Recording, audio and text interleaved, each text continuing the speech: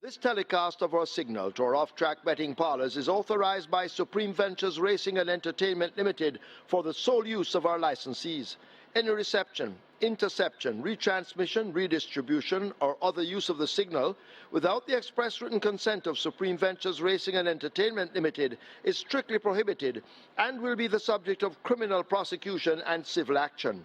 Any equipment or apparatus involved in such a use is subject to seizure and forfeiture under the law.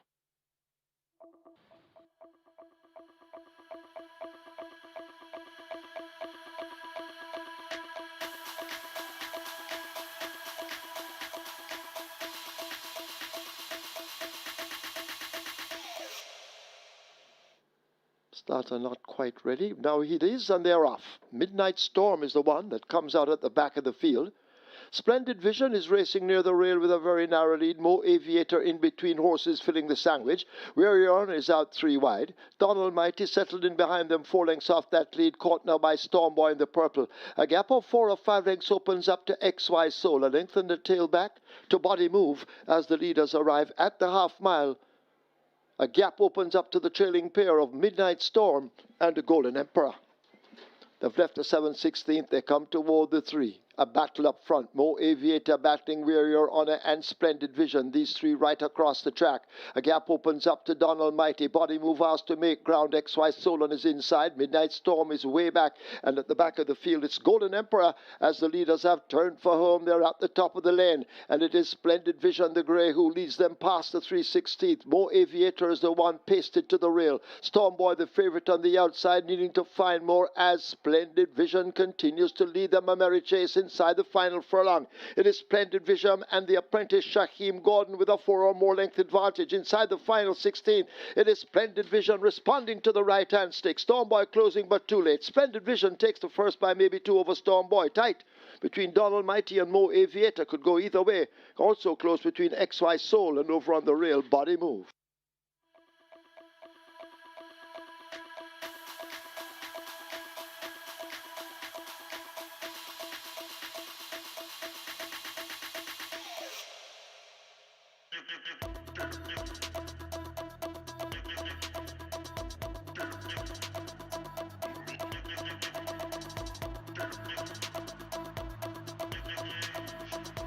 And we're ready for a start. Often Racing, not a bad line. Left at the back though, that's Run Will Run, as Delta Gamma wants to lead, but coming out wide, that's My Lady Gold. So My Lady Gold showing another quality, showing early, right against the rail, that's Astor, in between horses and now merging for the lead, that's Passion and Beyond. So Passion and Beyond in front and traveling well, just about a half a length in front of another quality. Then come Astor right there in the mix, that's Behaved. Coming on the outside, Blood Diamond, My Lady Gold going down in the hunt. Then comes Delta Gamma. Behind Delta Gamma, that's in Imaginarium, and racing at the back of the field, Run Will Run. They head toward the 3, and it's a war up front on the outside and coming on nicely. But right against the rail, it is Passion and Beyond with that lead. My Lady Gold hunting up on the outside right there too and trying to come into it. That's Blood Diamond, but it's Passion and Beyond. My Lady Gold is traveling encouragingly on the outside, also trying to come into it. That's Delta Gamma coming forward to us. So it is Passion and Beyond turning back all and sundry. Behave trying to get there too, but it's Passion and Beyond driven out. Behave is coming on us. So we're coming on encouragingly, coming out wide. That's Imaginarium, but it is Passion and Beyond in front. Imaginarium is gets let loose, but it's Passion and Beyond keeping on nicely. Imaginarium running into second. Passion and Beyond goes on to score from Imaginarium. Then comes Behave. Ostua comes next, back in 5th, Delta Gamma.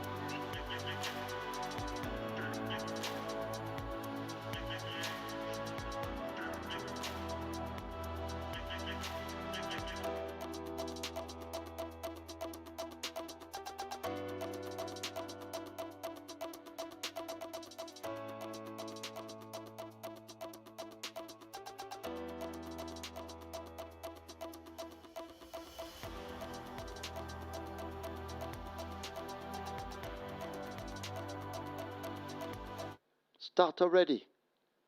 They're off. Fair start. The Storm Native Flyer occupy the rail. Sparkling Fire out wide. Dark Swan now moving up to challenge for that lead, and it is Dark Swan and Sparkling Fire matching strides on the run to the half mile. Simply Enchanting is 3.5 lengths in behind them, followed closely by a Native Flyer in the orange silks. Also beginning to make some ground, that's Total Velocity racing in behind them as they charge toward the 7/16th. True Blue has made good ground. Total Velocity fading back a place. You're My Sweetie is next. The Storm Race is next, and at the back of the field, it's Newspaper of Record as they've left the 5/16th and come into the lane. Sparkling Fire on the outside. Dark Swan cuts the corner near the rail, and it is Dark Swan and Sparkling Fire matching strides up front. Beginning to make some ground, that is True Blue now splitting rivals, and True Blue dashes to the front. It is True Blue who takes charge on that lead as they approach the final furlong. Here is You're My Sweetie now asked to close. Native Flyer back in third, but it is out in front. It is True Blue and Tajay Suku with a 3-length advantage. It's held over You're My Sweetie. Can't catch the leader. True Blue wins it by maybe 4 in the end over You're My Sweetie. Then Native Flyer Simply Enchanting. The Storm is back in fifth.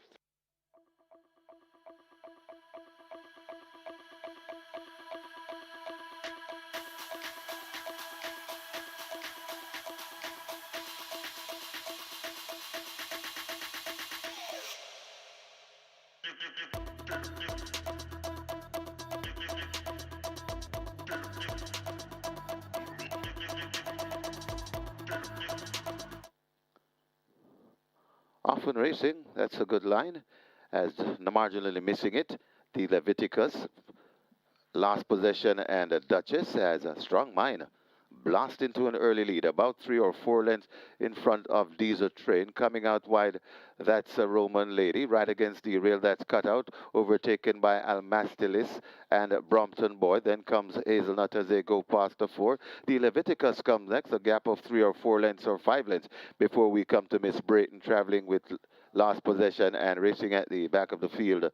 That's Duchess. They head towards the 2.5 furlong point, and Roman Lady now joins a Strong Mind. These two fighting for it, and now Roman Lady goes on from Strong Mind. Almastilis and winding up on the outside, but coming out wide, that's Diesel Train. Roman Lady in front. Diesel Train attacking Roman Lady. Roman Lady still in front. Diesel Train. Watch Brompton Boy winding up and coming forward as Diesel Train and Roman Lady still fighting it out. Roman Lady on the rail. Diesel Train out wide. It's Diesel Train, Roman Lady. They're not giving each other an inch. It's now Diesel Train hits the front. Diesel Train begins to go away from Roman Lady. Brompton Boy left back in third. Diesel Train beats Roman Lady. Then comes Brompton Boy, Hazelnut, and the Leviticus back in fifth.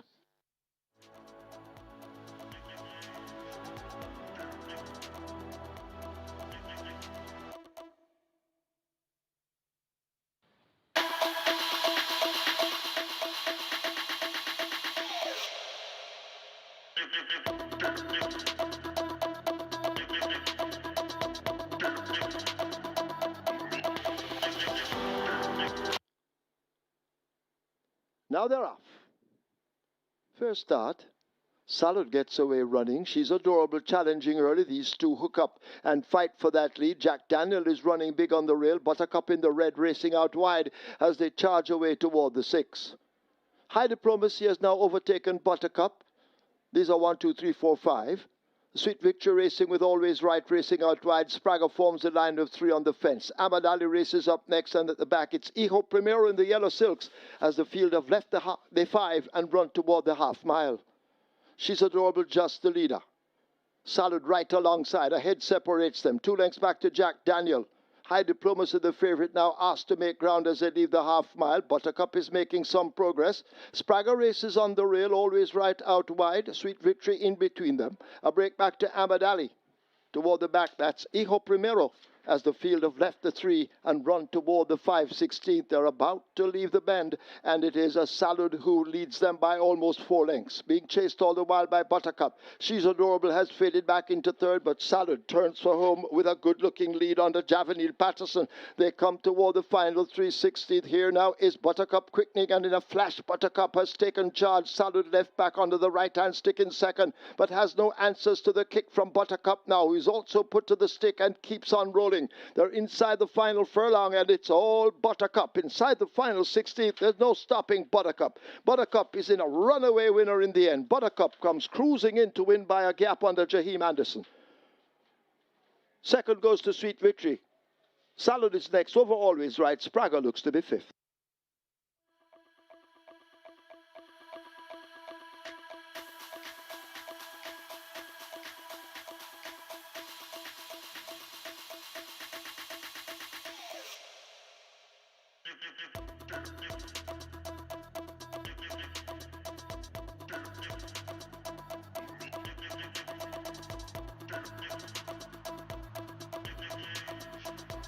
Often Racing, not a bad line as they make their way down the backstretch, and Midnight Galaxy wants that lead. Right there too on the outside, that's Awesome Anthony coming up between horses. That's Life is Life. Then comes Ability right there too.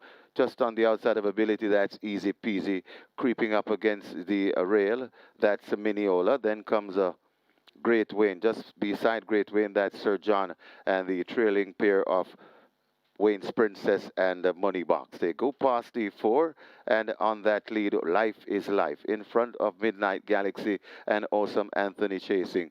Ability comes next, right against the rail. That's Mineola. Then comes Great Wayne just behind Great Wayne on the outside. That's fading a bit. That's Easy Peasy. They're gonna come into the top of the lane shortly, and it is Life just the leader. Awesome Anthony also coming back for more. That's Midnight Galaxy spread out wide. Ability is also coming on, but Life still in front. Great Wayne scraping paint against the rail, and Awesome Anthony now grabs a hold of the lead. It's Awesome Anthony. It's a stampede out there coming to the furlong pole. Awesome Anthony, Great Wayne right against the rail, also coming out wide and coming fast. That is Wayne's Princess. Awesome Anthony keeping them at bay. It's Awesome Anthony, Wayne's Princess coming forward. Awesome Anthony, Wayne's Princess. Awesome Anthony beats Wayne's Princess. Then a bang up for the minors, including Midnight Galaxy, Life is Life, and Great Wayne.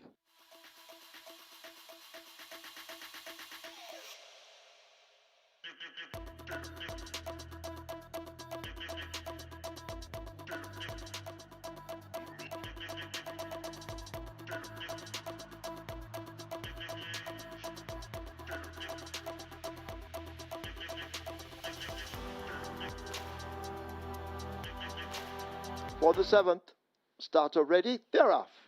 Army Tank misses it, left at the back. I'm Just a Girl shoots straight to that lead as they make their way down the back stretch. I'm Just a Girl opens up a 2-length lead. Army Tank recovering now and going in chase and almost joining the leader as they go flashing past the 5. Unbelievable Force is 5 lengths down, attached to the outside, Uncle Nally. Pura Sangue races second from the back, and last of all, it's a Brody's Unity as the small field make their way, leaving the half mile and arrive at the 7/16th. I'm Just a Girl striding out powerfully, looking good on that lead. 5 or 6 lengths clear. Army Tank trying to get on terms as they leave the 3. A break back to Pura Sangue now beginning to make some ground at this stage, but they come thundering into the lane. I'm Just a Girl out in front. Army Tank is the one chasing from second. In behind those, Uncle Dally swerving a bit. Pura Sangue racing on the outside. Unbelievable Power left back against the rail. But I'm Just a Girl is striding out under a hand ride. Inside the final furlong, she's making it look easy, this I'm Just a Girl. Striding out under the hand ride. The rider having a look behind all the time. She's doing absolutely nothing. The rest toiling in behind. I'm Just a Girl will win it. Army Tank running on after a slow start is second. Pura Sangue is third. Uncle Nally is fourth.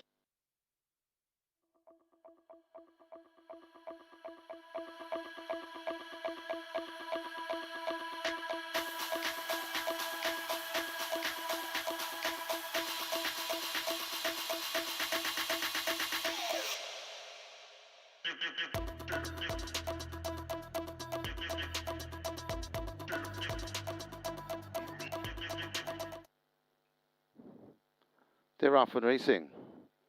Woodburn Hills misses it, and he's left at the back of the field as Maybell wants that lead, along with rushing down on the outside. There goes Sky's the Limit. So Sky's the Limit in front of Maybell racing in second. Right there on the rail in third, that's My Friend Mickey. School Bus Links comes next, then comes Barbecue. Another 5 before we come to Sensational Destiny, and tailing off badly at the moment. That's Woodburn Hills. They go past the 3, and it is sky's the limit, doing whatever he wants. Sky's the limit is about 3, 4, 5, maybe 6 lengths in front of Maybell, chasing in second. My friend Mickey back there in third, coming on the rail. Barbecue out wide. That school bus link. Then comes Sensational Destiny, and left out of it totally. That's Woodburn Hills there at the top of the lane, and it is sky's the limit in front, and this one could be over. Coming to the half a furlong pole, sky's the limit in front. My friend Mickey is closing best of the rest, but it is sky's the limit in front. It's a second win on the card for the Sneaky Fox Radish Room, and also the second for Peter John Passad. Sky's the limit beats My Friend Mickey. Then comes Maybell. Barbecue back in fourth.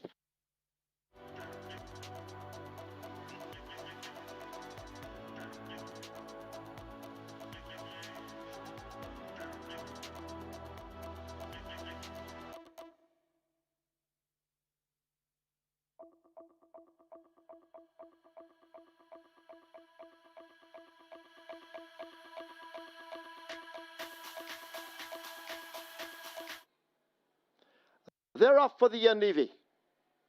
Fair start. Barnaby just toward the back of the field in the early exchanges. Ride All Day took off quickly, so too California Crown wanting that lead. Pack Plays is rushing up now to challenge for the lead, and Pack Plays goes on.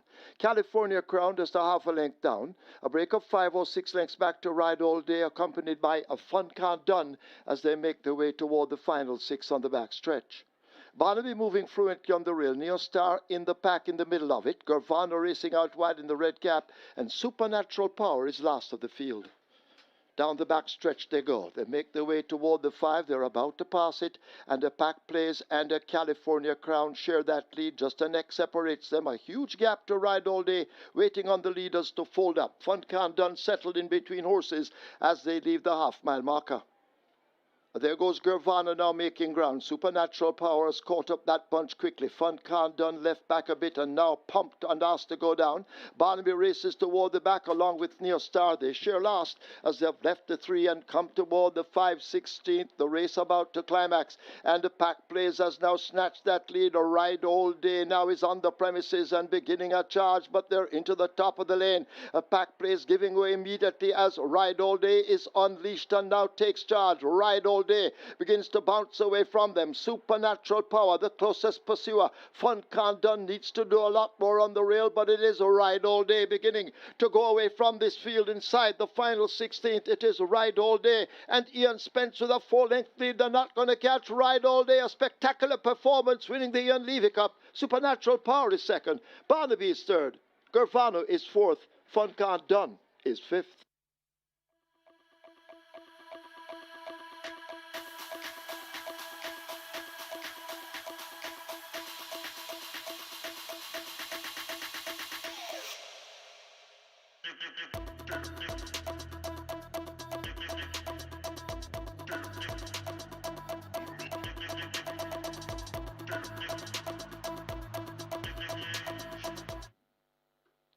Now they're off and racing.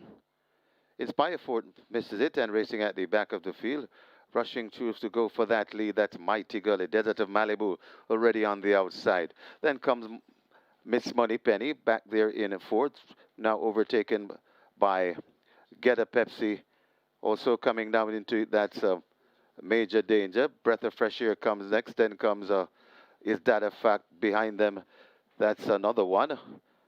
They're coming at the top of the lane. Desert of Malibu and Mighty Gully. Desert of Malibu in front. Mighty Gully switched toward the outside and renewing rivalry. Desert of Malibu still in front and it looks to be in control. Mighty Gully testing all the while as they come with just about a furlong to travel right against the rail. Major Danger coming on and a breath of fresh air, but it's Desert of Malibu keeps on churning. Mighty Gully still there fighting. A half a furlong to travel. Desert of Malibu and devastating Dane Dawkins bringing up his 500th win in the Easter Sprint Cup. Desert of Malibu beats Mighty Gully. Then comes another one back there in fourth. That's Major Danger and Inspire Force in fifth.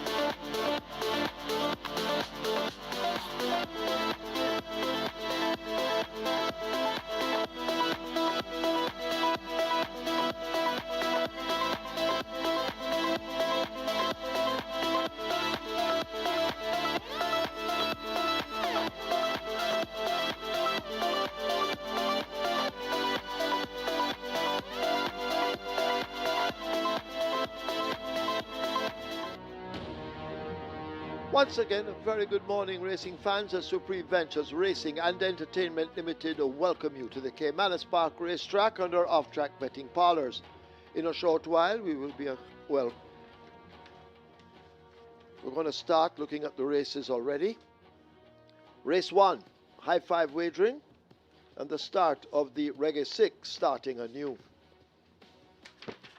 Race 2, catch 9 wagering, single winner bonus in excess of $126,000.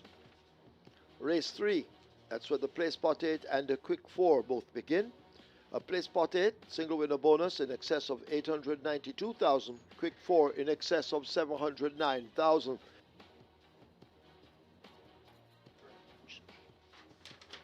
Race 4, that's where the early 5-star begins, single winner bonus in excess of $1.5 million. That's race 4. Race 5, Twilight 6, that's where it begins. Race 6 offers high five wagering at the start of the late 5-star. Scratch number 16, Lord of Ajalon. Lord of Ajalon is sick. In the 6th event, take out 16, Lord of Ajalon, sick. Race 7, that's where the strike 4 begins, with a single winner bonus in excess of $432,000. Race 8 offers high five wagering and the late triple begins there. Race 9, high five wagering.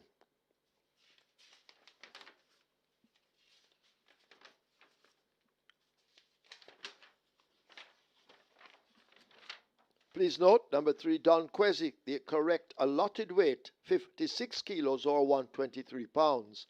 So in the 9th event, it's the Royal Dad Trophy. 3, Don Quezzy, 56 kilos or 123 pounds. Race 10, high five wagering offered. That's it. Until later on, when the horses are running, for myself and Kevin, it's time to go over to our racing analyst, Mr. Michael Kane. He will try to assist you as usual with your selections, hence allowing you to leave here with a bag of cash. Over to Michael when ready.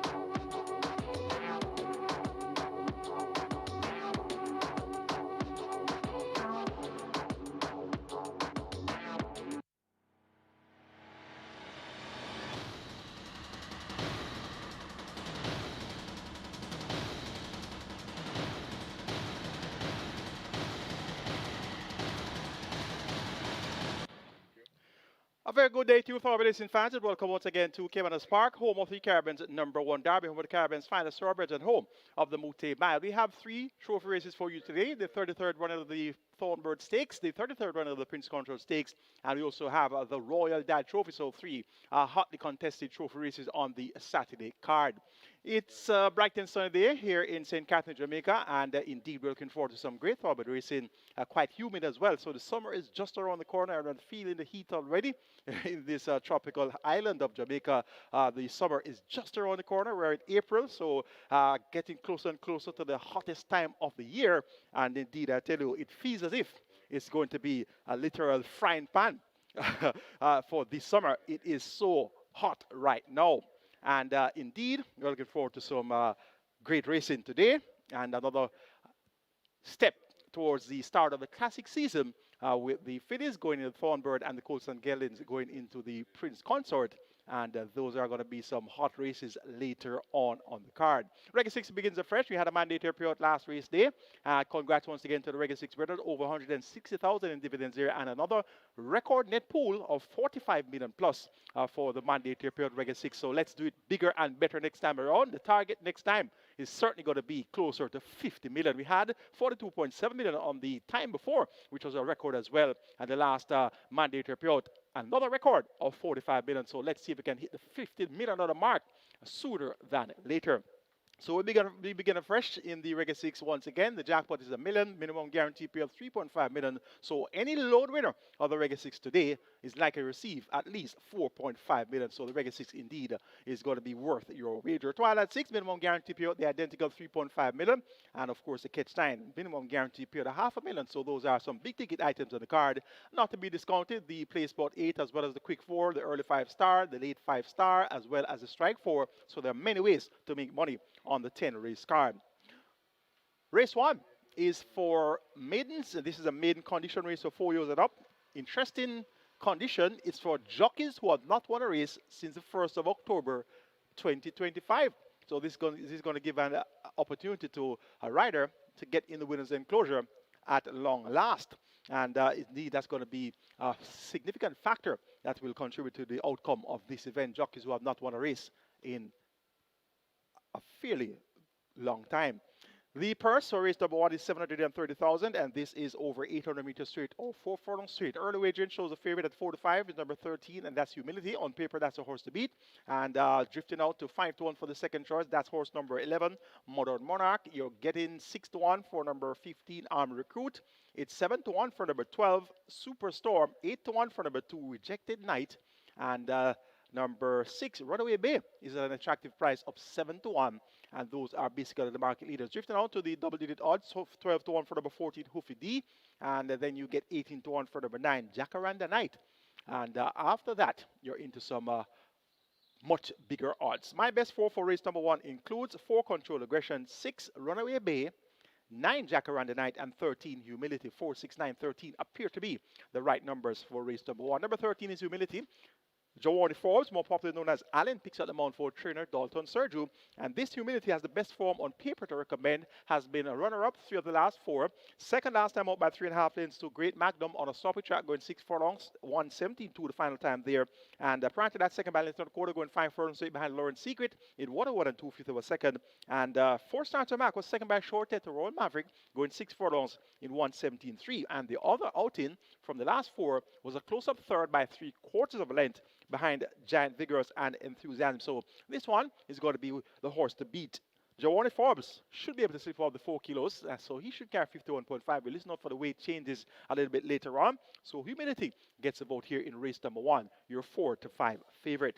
Number 6 is Runaway Bay. This one is up for good early speed and pace, but is not very resolute. Has been a runner-up 2 of the last 6 races, going over the straight as well. Second by 3/4 going 5 front straight behind Nebuchadnezzar in 1:2 and 2/5 of a second. That's 1:02 and 2/5 of a second. And then came back over 4 furlongs straight, second by 2 1/4 lengths. Feeling Free in 47.4 for 4 furlongs straight. Feeling Free has improved vastly since and has had multiple wins, 1 at non 2, 1 at non 3. So this Runaway Bay, if able to put together one of those efforts where he was runner-up, he can definitely show these the way home. Calvin Bailey picks up the mount for trainer David Leeson. Look for Runaway Bay to be the one to catch. Number 9 is Jacaranda Knight. Interesting bet in the last 2 appearances, 4 to 1 and 8 to 5, but hasn't gone as close. But that's significant stable confidence in the chances of Jacaranda Knight. Trained by Fitzsum Willis, more popular known as Featured Carlton Malcolm picks up the mount.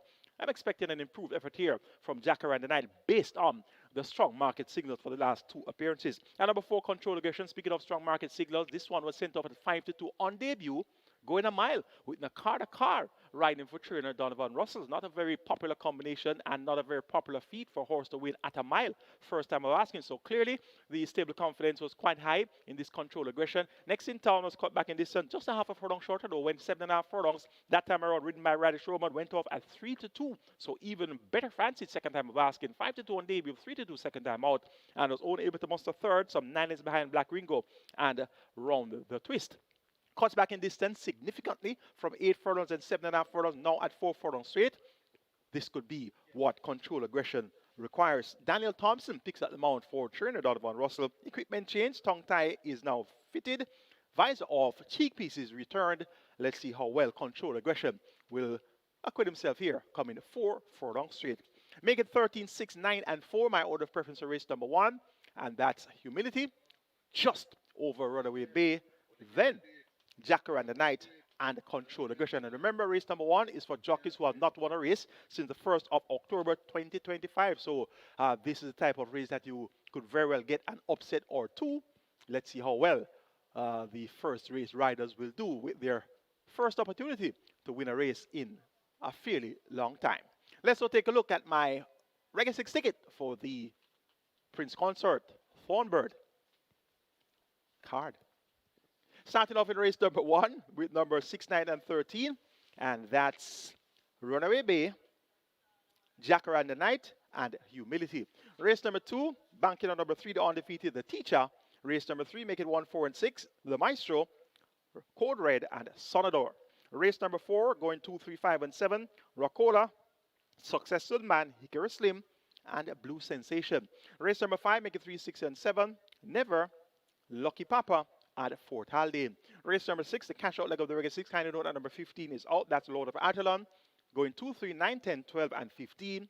Wilson, Turn on the Light, Dodges Link, Sheer de Jour, John P., and Newland Link. 6,480 will get you my Reggae 6 ticket for the Thornbird Prince Consort. That's the Thornbird Prince Consort Royal Dad card. Congrats to our most recent Reggae 6 winners on mandatory period. They over $160,000 in dividend there. We start afresh today, and the best of luck to all our Reggae 6 players. On to race number 2, which starts our Catch 9. Minimum guarantee period of $500,000, jackpot just 130,000, and we recently had a mandatory period in the Catch 9, and 8 of 9 received over 300,000 in dividends here. So the Catch 9 always going to be worth your wager. Quite economical a wager, $5 per line, and you can convert that Catch 9 to a pick 6 if you have 3 bankers. Race number 2 is a restricted stakes event for importees, 3 years and up, none of 3, and native bred 3 years and 4 years, none of 4 they can run as well. A field of 6 will go 1,500 meters or 7.5 furlongs. The purse here is 1.19 million. Undefeated in 2 starts is the Teacher. 1 over 5.5 furlongs on debut in 107.2, making all the running. Came back over 6 furlongs, second time of asking. Once again made all the running. 113.4, won by 2.5 lengths. On debut, beat Any Means and Olivier de Ora. Olivier de Ora came back to win next in town. Olivier de Ora is present here, drawn post 1. And on the second appearance, we saw the Teacher beating Honor Prince and Mulligan Man. So beat some useful horses there, and now has a furlong and a half longer to travel, and the manner of victory on both attempts suggests that the Teacher should be able to show the way home here. Olivier de Oro stepped up in distance, second time of asking, from 5.5 furlongs to 7 furlongs, and she was able to win by a length and a quarter. On debut was served by 9.5 lengths to the Teacher, so she'll have some running to do to turn the tables on the Teacher, but we're going to keep on the right side. She has scope to improve, has only raced twice. Dane Dawkins picks up the mount once again for trainer Peter Dumbassard. Number 5 is Mulligan Man. Tevin Foster rides for Sacklin Roman, has raced 3 times, third on debut, has raced 4 times actually, third on debut, 1 second time of asking, beating all the force, and dash all day. Then came back 2 third place attempts, third behind American Aviator and with Jamming, third behind the Teacher, and Honor Prince was making late game in that 6 furlong contest won by the Teacher, so appears to be likely to appreciate the additional furlong and a half. Tevin Foster, he'll be aboard once again, so Mulligan Man should benefit from a strong pace ahead of him when the likes of the Teacher goes in front. There possibly could be Miss Marbella to make things interesting as well. Olivia de Oro, she made all the running, made most of the running when winning second time of asking, so she should be before the place. So whichever way the pace scenario unfolds, we should have Mulligan Man benefiting from that strong pace. And number 2, I Dream Again, last year's Derby winner, last year's St. Ledger winner, has been finding things quite tough since stepping up to Overnight Company, but makes his seasonal debut, and he has Eric Danger and Horton riding for Jason Acosta. I Dream Again, one that should also benefit from a strong pace ahead of him, and having been the Derby winner last year, you know he's not short of stamina any way, shape, or form, so look for I Dream Again to make his impression well felt in deep stretch. A competitive look in, second event, I'm going to go 3, 1, 5, and 2 as my order of preference, and that's the Teacher to get the better of Olivier de Oro, Mulligan Man, and I Dream Again. Catch 9 kicks off in the second. Let's now take a look at my Catch 9 ticket for the Prince Consort THORNBIRD, roll that card. Started off in race number 2 with a bunker, and that's number 3, the teacher. Race number 3, banking again with number 1, the Maestro. So taking 2 big chances on the first 2 legs of the catch 9, so getting brave early. Race number 4, make it 2, 5, and 7. Rockola, Hickory Slim, and Blue Sensation. Race number 5, make it 3, 6, and 7. Never, Fort Haldane, and Lucky Papa. That's Never number 3, Lucky Papa number 6, and Fort Haldane number 7. Race number 6, going 2, 3, 9, and 10. Wilson, Turn on the Light, Dodge Sling, and Share du Jour. Please note once again that number 16, Lord of Ajalon, is a non-runner. Race number 7, the 33rd running of the Thornbird Stakes. Make it 2, 4, and 5, Giving Thanks, Victorious Links, and Tailor Made. Race number 8, we're going 3, 5, and 11, Emperor of the Cats, Press Conference, and I Am Fred. Race number 9, the Royal Dad Trophy. We're banking on number 3, Don Quasi. And race number 10, the 33rd running of the Prince Consort Stakes. Make it 1, 7, and 12. Salute the Don, Wijamin, and Fernando. 4,860 will get you my catch 9 ticket. 3 bankers converted to a $5 per play pick 6. 3 bankers are race 2, the teacher, race number 3, the Maestro. Nice double that. The teacher, the Maestro. Those 2 names remind me of someone. Race number 9, number 3, Don Quasi. So those are my 3 bankers, and let's see if we can get those bankers home and be on the receiving end of some good dividends for our catch 9 on the Saturday card. On to race number 3, which begins the play spot 8 and quick 4.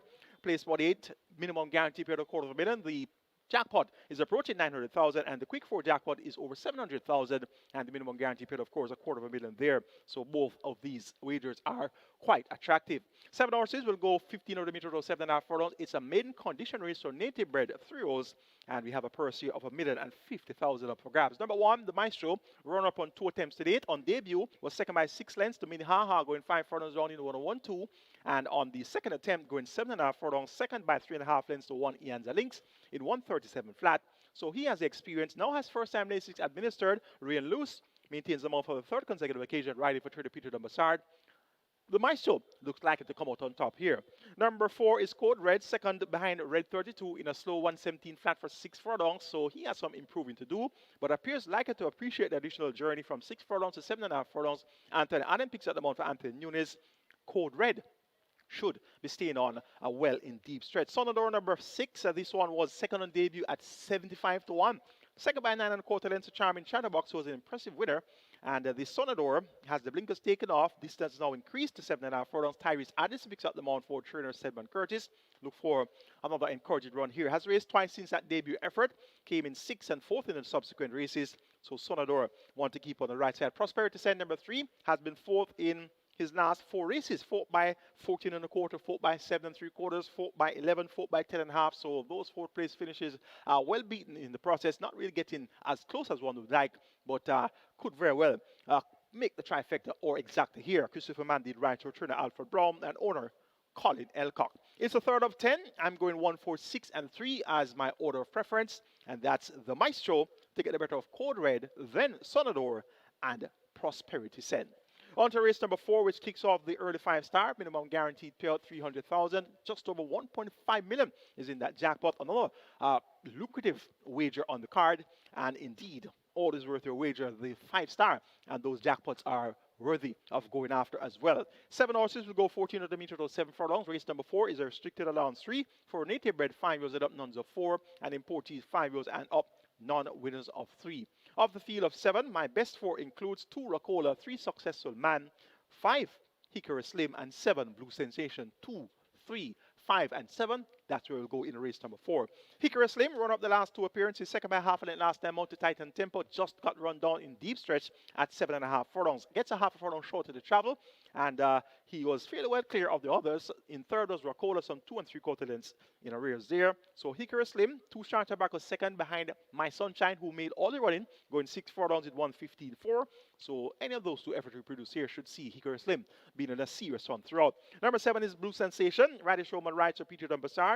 3rd by 3.5 lengths in that event, won by My Sunshine over Hickory Slim. Was just ahead behind Hickory Slim. And 2 Star Tobacco was second behind King Pie, and in third was 3 3/4 clear of Hickory Slim. So it's going to be an interesting rematch here between Blue Sensation and Hickory Slim. The distance now back to 7 furlongs, much more suitable distance for Blue Sensation, and she was bet to the tune of 4 to 5 last time out, and had some concerns about her cutting back from 7 furlongs to 6 furlongs. She's really not an out-and-out sprinter, much better suited to 7 furlongs, as seen by that sharp effort of the 21st of February, and we should see Blue Sensation being banked in contention throughout as well. Number 3 is Successful Man. Last time out, fought by 3.5 lengths in that same Titan Tempo Hickory Slim Rockola event, so he should be in the thick of things as well. Has been in close proximity to the likes of the Soul Warrior, Rockola, Hickory Slim, to name a few. So look for Successful Man to be thereabouts as well. And so too, of course, the Soul Warrior, as well as Rockola, and also Princess Catalea. So these horses are very well rated among each other. They should be in close proximity throughout, and it could very well turn out to be a blanket finish. Rockola number 2 has been at the level for 4 occasions, second on 3 of those 4 occasions, second by 2 1/4 lengths to Tiffany Blue at 6 furlongs 116.1, second by 3 1/4 lengths to Amazing Force going 7 furlongs 129 flat, second by 4 1/4 lengths to the Soul Warrior going 7.5 furlongs 137 flat, and was served by 3 1/4 lengths behind Titan Tempo, Hickory Slim, and Rockola. So Rockola has exchanged beatings with a couple of these horses, so look for them to be just about doing the same today. Richie Shakes picks up the amount about Rockola for trainer Michael Marler. Michael Marler had a big day recently, had 3 wins on the card, so he's looking to continue the good form. Going here for number 5, Hickory Slim, but only just over number 7, Blue Sensation, followed by number 2, Rockola, then 3, Successful Man. Race number 5 is next. It's the start of the Twilight 6, minimum guaranteed pay of 3.5 million. We have a field of 8 declared to go postwards. It's a restricted allowance 5 for native bred 5-year-olds and up, non-winners of 2, and imported 5-year-olds and up maidens. The purse is 720,000. They go 1,100 meters or 5.5 furlongs. My best 4 includes 3, Never, 4, Roman Princess, 6, Lucky Papa, and 7, Fort Haldane. 3, 4, 6, and 7. That's where we'll go in race number 5. Number 3 is Never. Cuts back in distance from 7.5 furlongs and 7 furlongs to 5.5 furlongs. Not the proven type of sprinter, but should get a good finish here. In the car rides return to Patrick Lynch and owner Elaine Home. Look for Never to be finishing well in deep stretch. Number 4 is Roman Princess. Finally got it right on her 13th attempt. Won by 4.5 lengths, didn't beat much Sweet Burn and Bossy Girl, but has good back form, raced against some useful horses earlier in her career, the likes of Captain Sparrow, Hit and Run, Rosetta, to name a few. She's Dallas Love. So look for Roman Princess to show some good form, though up in class. Number 6, Lucky Papa, has caught the pace of this level for some time now, but has been finding winning quite elusive. Emilio McLean picks at them out for Omar Williams and Oda Michael Stennett. Look for Lucky Papa to be thereabouts throughout as well. And number 7 is Fort Haldane. Showed no interest last Saturday, the 4th of April, 8 to 5, going 7.5 furlongs. I expected Fort Haldane to lead, but the lead was not forthcoming. 6 by 4 1/4 lengths at the half mile, 4 by 4.5 at the quarter pole, and that was it. 6 by 14.5 at the finish. Makes a quick turnaround. A week later, Tevin Foster picks at the mount. Distance reduced from 7.5 furlongs to 5.5 furlongs. I'm expecting Fort Haldane to go to the lead based on the previous 2 efforts on the 15th of March, led for 6 furlongs in a 7 furlong contest, which was won by Golden Lawyer, and Fort Haldane held on for second. Came back going 5 straight on the 29th of March, led for the first 4 furlongs before finishing second to Don't Tell Lulu. So any of those 2 efforts we produce here should see Fort Haldane in front, and in front for a long way, and I'm hoping that long way will be up to the winning post and in turn to the winner's enclosure. So it's taking number 7, Fort Haldane, to get the better of number 6, Lucky Papa, then 3, Never, and 4, Roman Princess. Twilight 6 kicks off in the 5th, minimum guaranteed payout 3.5 million. Let's now take a look at my Twilight 6 ticket for the Thornbird Prince Consort Royal Dad card. Kicking off in race number 5 with numbers 3, 6, and 7, namely Never, Lucky Papa, Fort Haldane. Race number 6, make it 2, 3, 9, 10, 12, and 15. Wilson, Turn on the Light, Dodge This Link, Share de Jour, John P., and Newland Links. Please note once again that number 16, Lord of Ajalon, stays home, a non-runner. Race number 7, the 33rd running of the Thornbird Stakes. Make it 2, 3, 4, 5, and 9. Giving Thanks, 1 Ianza Links, Victorious Links, Tailor Made, and Another Wow. Race number 8, make it 3, 5, and 11. Emperor of the Cats, Press Conference, and I Am Fred. Race number 9, the penultimate, the Royal Dad Trophy, banking on number 3, the vastly improved Don Crazy. And race number 10, the 33rd running of the Prince Consort Stakes, making the numbers 1, 7, and 12. And that's Salute the Don, Wijamin, Fernando. 8,100 will get you my Twilight 6 ticket. That's my idea of a live Twilight 6 ticket. And the minimum guarantee period of 3.5 million should make it worth your wager. One banker on the Twilight 6, that's Don Crazy. And once that banker comes through, and of course the others, we could be on the receiving end of some attractive dividends after the Twilight 6 sequence is complete. Best of luck wagering or Twilight 6. On to race number 6, which is the cash out leg of the Reggae 6 and start of the lead 5-star. Here's your own to get on your Reggae 6, looking at 5 from 5 and looking at the net pool, looking at the live ticket count and doing your calculations and say, well, if all these tickets remain alive, how much am I going to get? And at the same time, if you have a 99 to 1 ticket and you look and you say, if that 99 to 1 wins and every other ticket except my own goes a begging, how much I'm going to get? So the Reggae 6, indeed, always quite an exciting wager. Race number 6, a maximum field of 16. Will go 1,200 meters or 6 furlongs. It's for the 350 to the 250,000 claiming level. 6 years up nuns of 4 can run without a tag. And also importees, 5 years up maidens and native bred 5 years and up. Not winners of 2. Of the field of 16, my best 4 includes 2 Wilson, 3 Turn on the Light, 9 Dodges Link, and 10 Sheer the Door. 2, 3, 9, 10. That's where we'll go in race number 6. Number 3 is Turn on the Light. Steps down from 500,000. And this Turn on the Light was third by just 3/4 of a length on the 15th of March behind Skyreezy and Talona. That was at 5.5 furlongs. Prior to that was a 7 3/4 winner at 500,000. Beating Tap It Good and Roger the Warrior. So now down to 350. Radish Roman picks up the month for Peter Dunbassar. Turn on the Light. Look likely to get the job done here. Number 10 is Sheer de Jour. Shane Richards is right for Louis Richards. This one has been quietly, actually highly fancied for the last 5, 6, or 7 races, but has not delivered. Those races came at nuns of 2. Now takes on claimers at the 350 level. Races without a tag, being eligible to do so. And Sheer de Jour fits up well among most, if not all of these. So I'm expecting Sheer de Jour to be forward to place throughout, and in turn to have just as good a chance as any. Number 2 is Wilson, getting on in years at 11 years old, but he has retained much of his ability.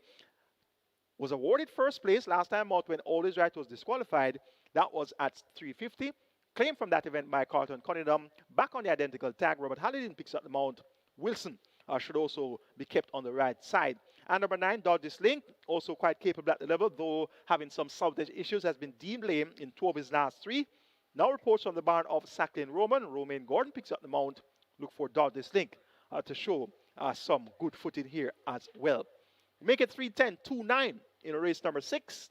Start of the day 5-star with that minimum guaranteed payout of 300,000. Turn on the Light to get the better of Sheer de Jour, Wilson, and Dodge This Link. On to race number 7, which starts or strike 4. Minimum guarantee payout on strike 4 is 500,000. The strike 4 jackpot is over 432,000. The 7th event is the 33rd running of the Thornbird Stakes. It's a grade 6 event, native bred 3-year-old fillies only. The purse is 1.75 million. They go a distance of 1,400 meters or 7 furlongs.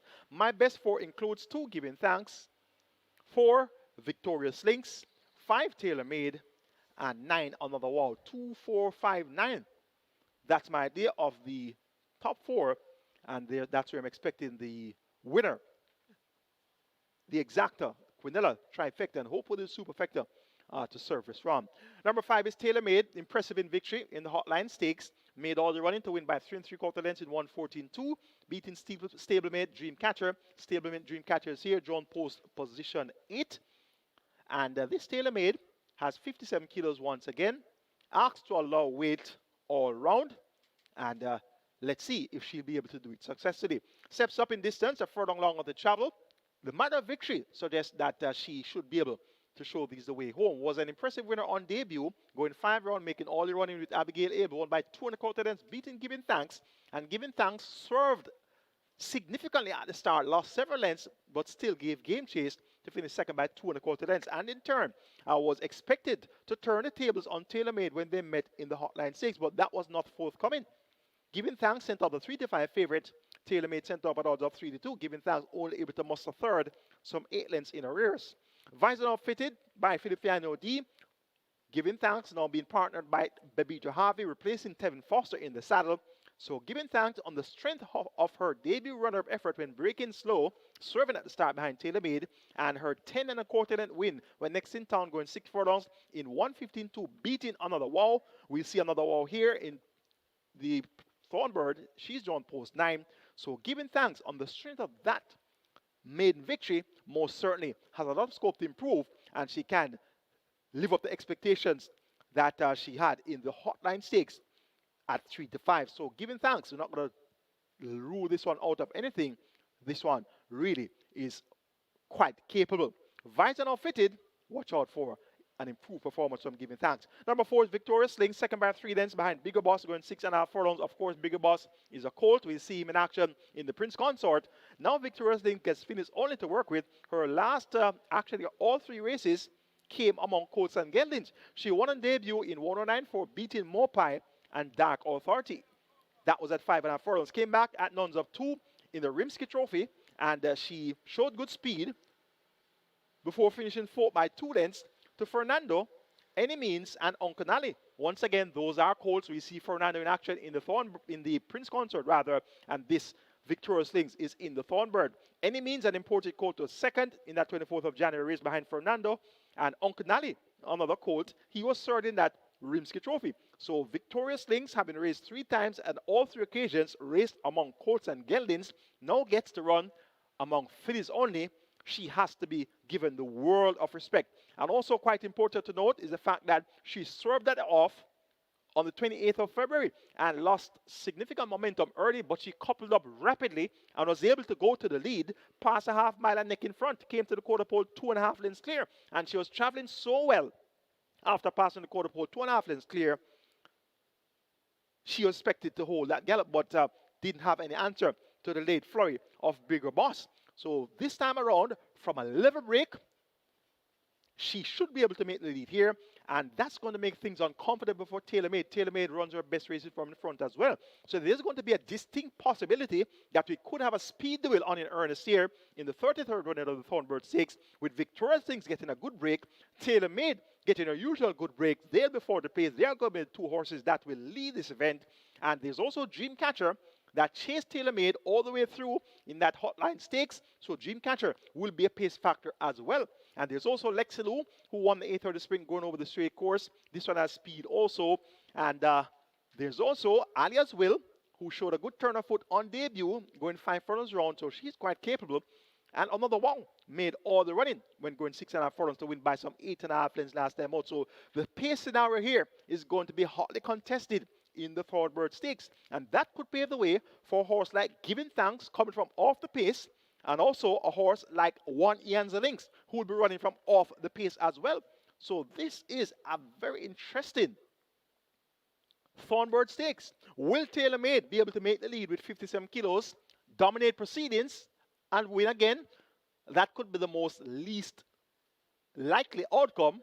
That could be the least likely outcome. So I'm still going to tip TaylorMade based on the impressive manner of victory in the Hotline Stakes. But if she is hung up in a speed duel with Victorious Links, and they both dissipate each other's chances and pave the way for Giving Thanks or One Ianza Links, or even another wow who can run on as well, I'll be the least surprised. So this Thornbird Stakes is a type of race that can go quite a few ways, and there's possible upset lurking somewhere around in this 7 furlong contest. Make it 5, 4, 2, and 9.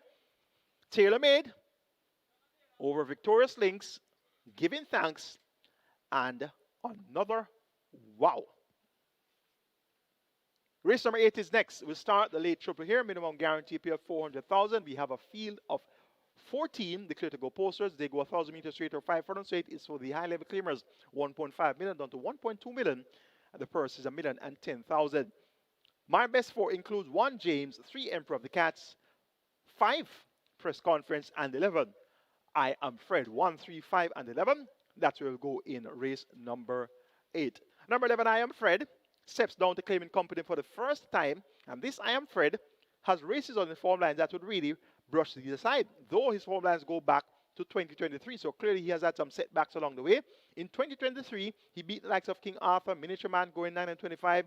in 155.4. He was runner-up behind Runaway Algo, going 7 furlongs in the Eros Trophy in 126.3.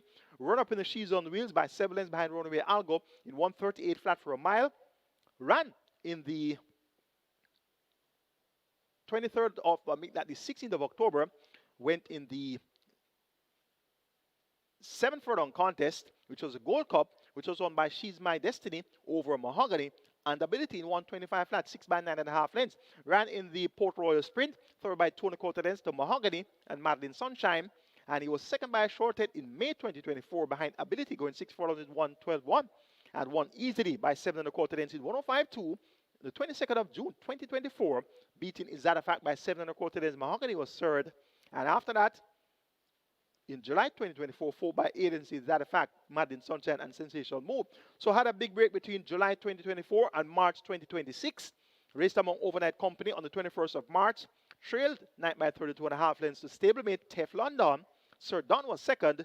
Alberta Fisher was third. So his stablemate, Teflon Don, clearly carried the flag there and stopped the clock in 57 1/5 of a second. Should report fitter, second time of asking from the lengthy absence, and now takes on claimers. Calvin Bailey picks up the mount for Jason Acosta. All I am afraid needs to do is turn up even 80% of himself, and it won't be a race. Number 5, Press Conference, his stablemate, run up last time out to Emperor of the Cats, going 5.5 furlongs on a sloppy track. That race was run during a torrential downpour, and Press Conference seemed to like the going, and so did the winner, Emperor of the Cats. It's going to be an interesting rematch here between these two horses. They both favor this race course. Press Conference gets a 5 draw. Emperor of the Cats will be drawn post 3. Robert Halliday picks up the mount once again aboard Press Conference, and this Press Conference really goes well over the straight, and so does Emperor of the Cats, who is a straight specialist of some sort as well. And Emperor of the Cats are quite prolific in terms of his performance. He has started 41 times in his career. He's a former Prince Consort Stakes winner as well. So today is Prince Consort Stakes Day, and Emperor of the Cats beat Blue Vinyl in that Prince Consort, so he could very well rise to the occasion on Prince Consort Stakes Day again and get the job done in this $1.5 million claiming event. He has won 19 times from 41 starts, so he's almost clocking at 50%. 5 seconds and 5/3, so that's 29 out of 41 in the top 3, and that's the makings of an amazing thoroughbred. Emperor of the Cats most definitely should make his presence well felt in this contest. Dean Dawkins picks up the mount once again. Now, number 1 is James, not the best drawn in the field of 14 at post 1, but Philip Parchment rides for Michael Spencer, should be able to attack across and make his presence felt in deep stretch. James, not expecting to catch up with the leaders, but he's going to be one of those key horses for your lower legs of your superfectas and high fives. Going for the down in class, I Am Fred, number 11, to get the better of his stablemate. Number 5, Press Conference. Then 3, Emperor of the Cats, and 1, James. The 9th and penultimate is the Royal Dad Trophy, and we have an over the allowance field, 3 years and up. The purse is 1.25 million. 12 horses will go 1,820 meters or 9 furlongs and 25 yards. My best 4 includes 3 Don Quasi, 8 Rainsville, 9 Mark My Identity, and 11 Made Mistress. 3, 8, 9, and 11. That will go in the Royal Dad Trophy. Number 3 is Don Quasi. Impressive in victory last week, Saturday. 118 flat for 6.5 furlongs, won by 6 lengths, beating Linguist and Sensational Soul. Steps up to 9 furlongs and 25 yards. Ran a brave race going 9 and 25 on his previous attempt on the 7th of March. Second by 2.25 lengths after leading for a long way, and that second place effort became behind Neo Star. Demar Williams picks up the mount for trainer Barton Bernard, and Demar Williams has been aboard to victory on multiple occasions with this Don Quasi, has won 4 races aboard Don Quasi, so he has been aboard to victory on 4 of Don Quasi's 5 career starts, rather 5 career wins. So Don Quasi certainly can get the job done here. His other win was with Clive Lynch aboard. That was the maiden victory in September 2025. So Don Quasi is the one that I'm expecting to lead these, and he should be able to show them the way home. Number 9, Mark My Identity. On the other hand, he doesn't have the pace to go with the likes of Don Quasi, but he has a good late turn of foot. Has run well since stepping up to overnight. Has been at overnight for 5 outings. 3rd on 4 of those 5 races, 4th on the other occasion. So 3rd by 2.5 interesting times ahead on Brenda Boy at 8 furlongs in 1 minute 40 and a 5th. 3rd by 13.5 lengths to Nautical Star, who won by 9 lengths in 111.2 for 6 furlongs. 3rd by 2 lengths behind All Machine and Mac on Rome over 7.5 furlongs in 134 flat. Fourth by 7 behind Barnaby, New Star, and Rainsville in a 1 mile contest in 1:39.2, and third by 5.5 lengths last time out to Sir Don, and Rainsville going 7.5 furlongs in 1:31 and 2/5 on a sloppy track. So Mark My Identity is going to be getting the circle line distance. He'll have all afternoon to get rolling, and once he gets rolling in time, he could make things close between himself and Don Crazy in deep stretch. Rainsville number 8 bounced back to good form and run up last time out behind Sir Don on a sloppy track. So let's see if the great Gelding will appreciate a dry track today. Prior to that, he had a dismal effort, 8 by 35 lengths in that same Near Star Don Crazy event. Went off at 5-2, was well fancied that day. So Rainsville, not the most consistent of runners. He runs awfully, and then he comes back and runs well. He ran third by 4.5 lengths, 3 starter back in that same Barnaby Near Star event, and 4 starter back night by 20 and 3/4 lengths. The interesting times ahead, Brenda Boy and Mark My Identity. So there's an XOXO pattern for at least his last 5 to 6 races. 7 by 19, 4 by 2.25, 9 by 20, third by 4.5, 8 by 35, then second by 5.5. So that XOXO pattern suggests that he's going to throw a clinker today. But I'm hoping for the sake of the backers of Rainsville that that trend can be broken. But it's always good to identify this XOXO pattern on the past performances of these horses. And sometimes you can take a chance and say, well, you're working on a budget and you have to leave out a horse. Based on this pattern, I would leave out Rainsville because the pattern suggests that he's going to run poorly today. And there are enough good horses in the race, even if he doesn't run poorly, that can get the better of him. So this could be that type of horse that you may want to maybe leave alone for today's exotics. But the trend can be broken, and he can definitely step up his game and make it a close thing. He hardly wins though. So this is one of those type of horses that you'll key underneath on your trifectas, exactas, superfectas, and hi-fis. And once he runs one of his better races, he should make those exotics. Main Mistress number 11, last year's St. Elizabeth Distaff winner on Jamaica Cup Day. And she was a 3.25 winner, making all the running in 1:39.2, beating Fearless Horse and Sister and Treasure. Since then, racing the Mute Mile, where she was well beaten 14 by 30 lengths. And then she came back on the 21st of March for her seasonal debut, going 5 furlongs straight, 4 by 6.5 lengths to Goodbye Firefly, another one, and Unbelievable Force. Now gets more real estate to work with. 6-time champion jockey Omar Walker rides a Peter Nobassart and PJK team. Main Mistress should be prominent with the extended journey. The pace is a lot milder, a lot gentler pace, so she'll certainly show some improvement from that 4 by 6.5 lengths on her seasonal debut. It's a Royal Dad Trophy for the 10 race card. I'm going 3, 9, 8, 11. Don Crazy to get the better of Mark My Identity, Rainsville, and Main Mistress. The 10th and final is our other feature on the card, the 33rd running of the Prince Consort Stakes. It's a grade 6 event for native bred 3-year-old coats and geldings. The purse is 1.75 million. They go 1,400 meters or 7 furlongs. And this looks to be a star-studded field of coats and geldings. My best 4 includes 1, Salute the Dawn, 7 with Jamming, 8, Bigger Boss, and 12, Fernando. 1, 7, 8, and 12. That's where we go in the 33rd running of the Prince Consort Stakes. Salute the Dawn number 1, ultra impressive on his seasonal debut victory that came in the Sir Howard Stakes, romped home by 8 lengths in 1:13.4 for 6 furlongs, beating So Lucky Am I and Mohanlal. Prior to that was second in the Wayne DeCosta OD Jamaica 2-year Stakes, second by 5 lengths behind Wijamin. So it's going to be an interesting rematch here between Salute the Dawn and Wijamin. They were at level weight in the 2-year Stakes at 57 kilos. Today, we'll see Salute the Dawn at 54 kilos. That sees him getting 3 kilos from Wijamin. And Salute the Dawn, his victory in the Sir Howard was with 57 kilos. And the way he carried himself through that 6 furlong sprint suggests that he is vastly improved. He was second to Sir Don, going 7 furlongs on the 29th of November, second by 13 3/4 in 1:26.1. Sir Don really was performing out of country at that point in time. So Salute the Dawn, working well on the 5th of April when 5.5 furlongs in 109.2 alongside stablemate Stardom. Paced 7 furlongs on the 8th of April in 1:43.2. John Post position 1 has the pace to make the lead. He actually led passing a half mile in the Jamaica 2-year Stakes, came to the quarter post second by half a length and followed through on that gallop right through to the wire. So Salute It On looks very good with 54 kilos. With Jamin, champion 2 of last season, 5-length winner of the Wayne DeCosto D Jamaica.II Stakes, beating Salute It On and Fernando. That was only his second attempt. So he's really classy and has a lot of scope to improve. His seasonal debut came among older horses at Nuns of 4 level. He was a runner-up behind a 4-year-old imported colt by the name of American Aviator.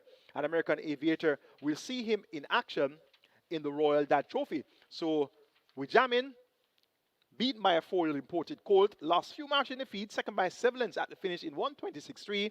So maybe was asking too much of the 3-year-old colt to run among older horses and importees as well. So he's now back among native bred age group company, and that's going to make his assignment that much easier.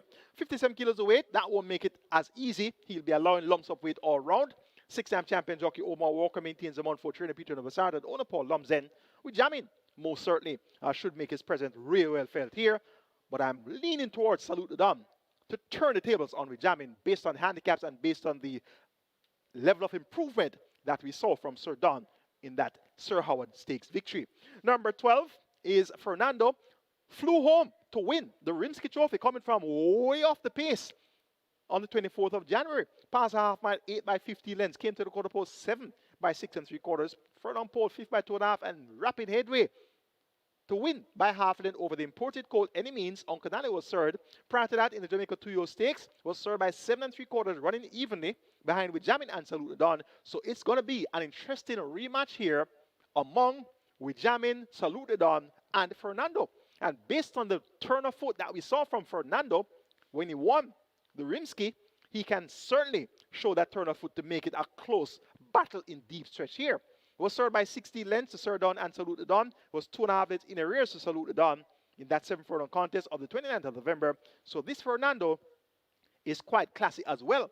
Doesn't have the requisite speed to go with Salute It On and with Jamin, but based on that pace scenario, if they go too fast too early and run themselves into the ground, Fernando could very well be picking them up in deep stretch. Randy Sneaky Fox Roman rides for Anthony Baba Nunes and owner Preferred to Racing. Fernando, one of the top contenders for the 33rd running of the Prince Consort Stakes. And number 8 is Bigger Boss. He appears to be on the upgrade. 1 over 7 furlong, releasing the main target 127.3, beating London Spirit and Mopai. Not much to write about in comparison to this competition today. Was a 3-length winner last time out, going 6.5 furlong, beating Victorious Links, a filly. We'll see her in action in the Thornbird Stakes. So Bigger Boss has more to do here, but he appears to be on the upgrade at the right time. Working well on the 3rd of April, 6 furlongs is 115.4 alongside London Spirit. And London Spirit will be drawn post position 2 in this Prince Consort Stakes as well. So Lucky Am I, runner-up behind Salute It On in the Sir Howard, second by 8 lengths. He has scope to improve as well. He was a winner of the Mercury Sprint on debut, going 5 straight in a minute and 4/5. So look for So Lucky Am I to continue to show that he has some class as well. Has second time lane 6, baby to have him maintains the Monvo owner, trainer, breeder Ian Roberts. Will keep So Lucky Am I on the right side as well. And Dash All Day, my selection for the Sir Howard. He apparently had a mishap at the starting gate, and that was quite evident. Had to be dismounted. He didn't really appear to be himself coming out of the gate. He trailed 9 by 14.5 mile, came to the quarter pole 8 by 13, 7 by 13 at the furlong pole, and then finished up 4 by 9 3/4. So showed some late energy behind Salute It On, who was an 8-length winner. So the runner-up So Lucky Am I, the second runner-up Mohanlal, were not too far ahead of Dash All Day. Now we ought to excuse Dash All Day that time around. He clearly was discombobulated at the start, and that was that. Look at his previous 2 efforts among importees. Was a winner on debut, beating, exceeding beyond that highly thought of importee. Mulligan Man was third. Came back next in town, third, behind the importees, Mulligan Man and Unbelievable Power.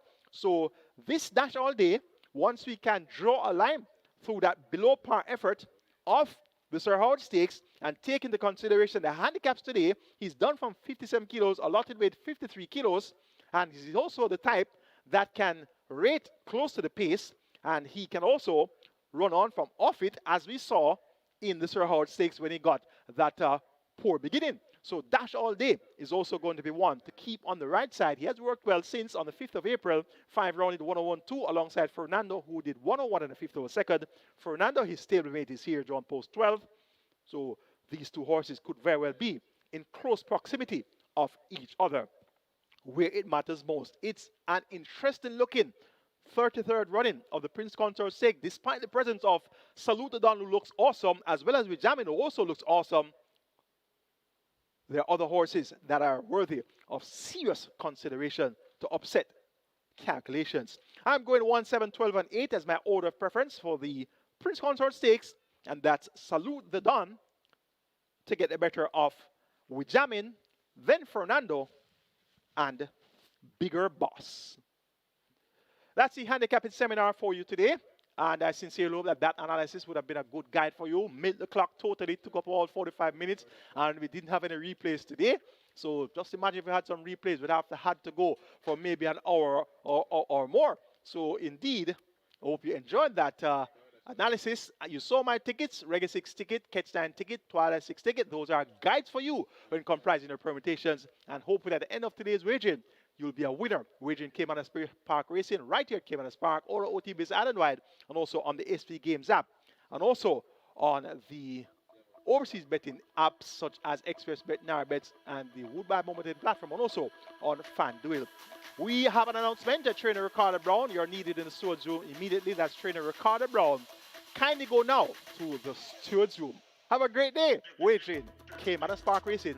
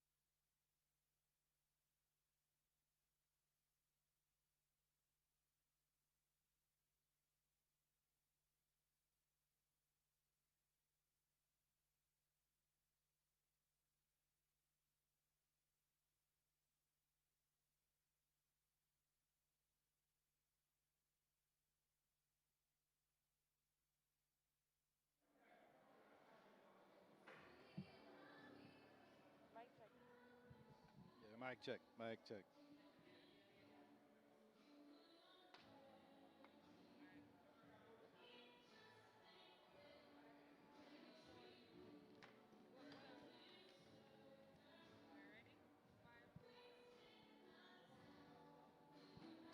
Okay, welcome back to Caymanas Park. We're here for race number one, and a lot of early betting taking place on today's card, but let's just run through race one quickly. Some interesting movers here. Number 3, Deep Cut, open at $31. Very, getting some good money there, down to $8.50. This one showing some support in the tote as well. Another one that's getting some early support at a good price at the fixed odds winners here is number 10, Delightful One. This one at $20. Now it was at $31 and it was being taken down to 20, and money still coming in on that one. Then there's support for Rodaway Bay currently at $7.50. 15 Army Recruit at $10, and the favorite in total at 4 to 5. That's number 13, Humility at $1.95 at the fixed house windows. Good support for that. So a nice big field here to get us kicked off, and a lot of early betting spread out, as I mentioned, with those ones as well. Looking a little later down the program, in race 3, Maestro. Well supported, $1.40 into $1.24, so a lot of early money for that prohibitively priced favorite there. In race 5, Roman Princess, good support from early, $3 into $2.70. In race 6, Password is actually the best back runner at the fixed odds winners for the day. Open at $21 down to $4.20, so great early support for Password in race 6. Race 7, Victorious Links, $4 into $2.25. That's the one getting the support there. In race 8, Emperor of the Cats, $4 into $2.40. And Uncaptured Empress, $6 into $4.40. Those are the two getting the early support in race 8. Race 9, the Big Bad, Don Quessy, $2.50 into $2. No surprises there. And in race 10, we jam in $3 into $2.25. So those are the early ones taking the money here at the fixed odds winners. And back to race number 1. Good early support in a big move, a deep cut, $21 into $31 into $8.50. Delightful one support there, and of course the favorite, number 3, 13 Humility at $1.95. Good luck for race number 1.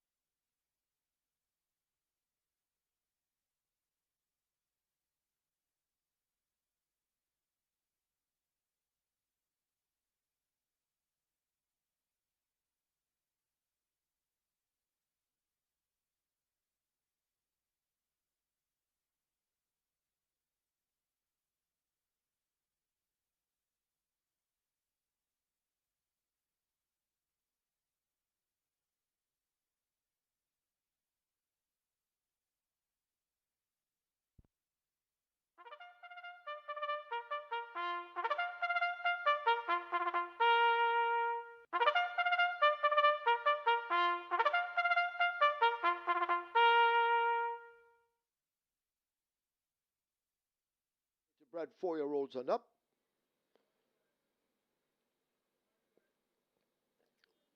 The distance 800 meters or 4 furlongs straight. Number 2, Rejected Night. Make the weight 57 kilos or 126 pounds.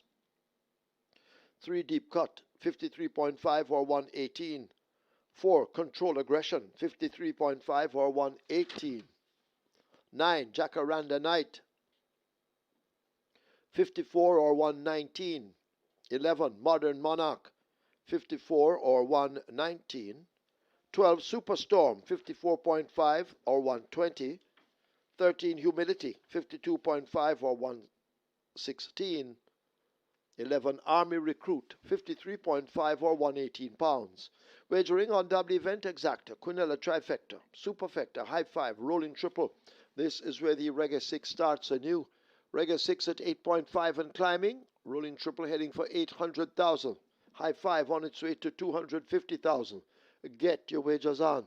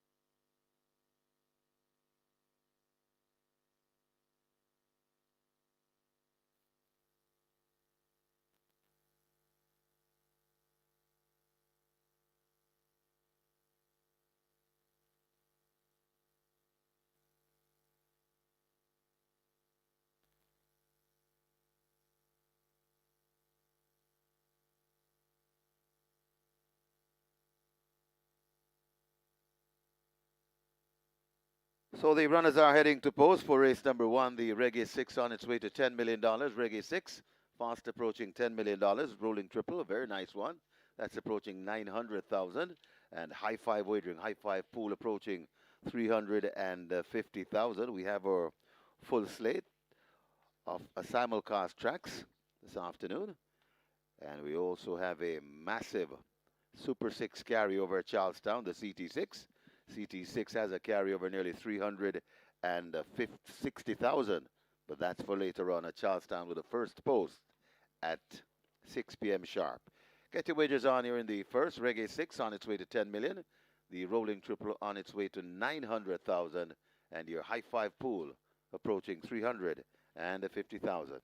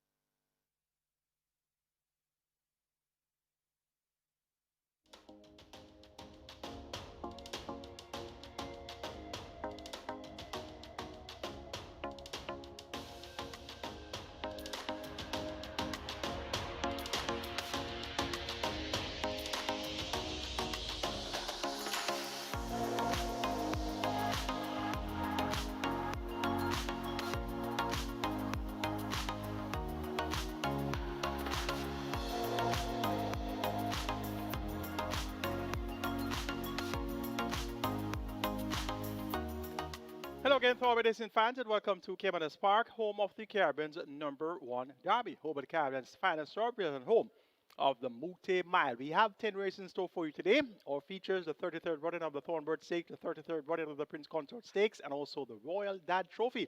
And they look to be some very intriguing events on paper, and they should turn out to be just the same when the starting gates are open. Horse on the way to the gate for race number 1, Reggae 6. 9.5 million on climbing. It's approaching 10 million. Minimum guarantee pay of 3.5 million. And we start afresh today with that jackpot. Big field of 15 all the way to the gate. And this is for maidens as well as jockeys who have not won a race since the 1st of October 2025. 800 meters straight distance. Top selection is number 13, Humility. Giovanni Forbes, more popularly known as Allen, picks up the mount for trader Dalton Sergio. Run up 3 of the last 4. And appears to be in a spot where he should go one better here. Second to Great Magnum, second to Lawrence Secret, and second behind Royal Maverick. So your 3 to 5 favorite, Humility, gets the vote. Number 6, Runaway Bay, has pace and speed, and that should count for something here. Calvin Baylor out to David Leeson. Blinkers returned. Tongue tie, take it off. Look good. And 6 to 1 is great value. Remember, these are jockeys that have not won a race since the 1st of October, so anything goes. Number 9, Jacaranda Night, 18 to 1, big price. Last time out, 4 to 1. 2 starts back, 8 to 5, 18 to 1 now. I would take that. Number 4, Control Aggression, 21 to 1, 3 to 2 last time out, 5 to 2 on debut, going a mile. Daniel Thompson picks up the mount for Donovan Russell, 21 to 1, looks good as well. So despite the presence of a 3 to 5 favorite on the board, there are some horses here that can shake things up. I'm going 13-6-9-4 to kick off the 10 race card. Humility over Runaway Bay, Jacaranda Night, and Control Aggression. Reggae 6 pool approaches 10 million. Rudder Trip is at 800,000. You have limited waiting time remaining. Best of fortune.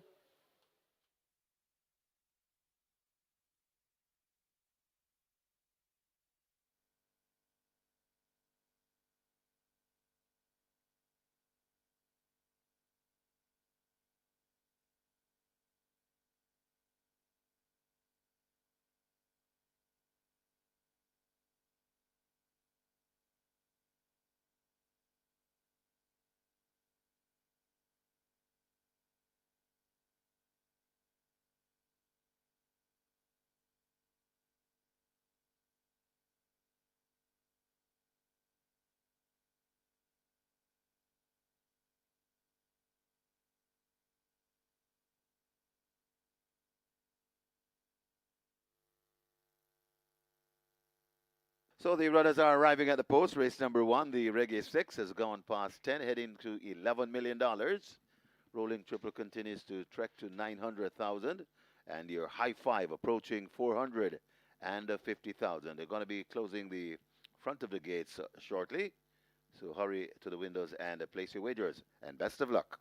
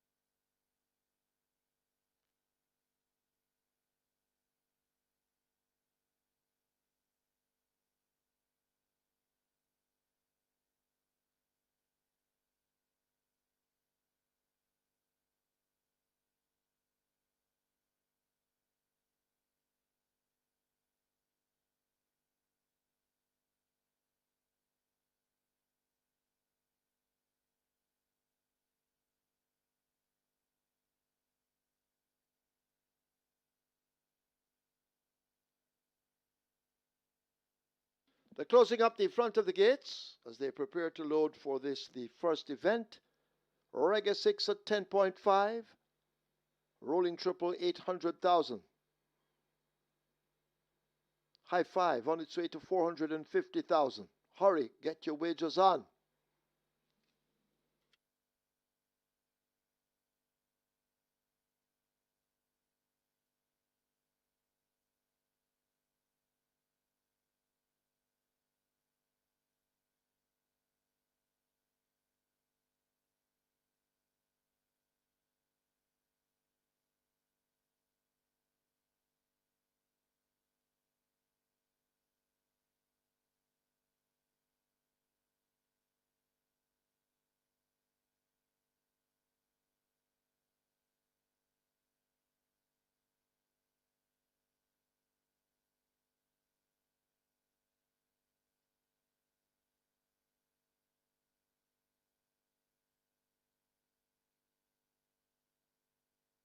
Horse is now loading. Horse is loading. Control aggression. Goes in at 4. Deep cut is in at 3. Friends connection coming into 5. One of the outsiders at 99 to 1. So loading up on the way. Hurry, get your wagers on.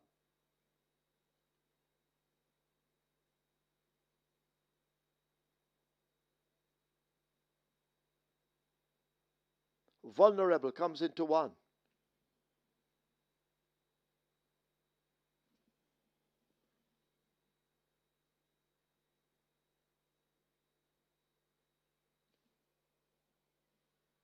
They pull Eddie towards 7.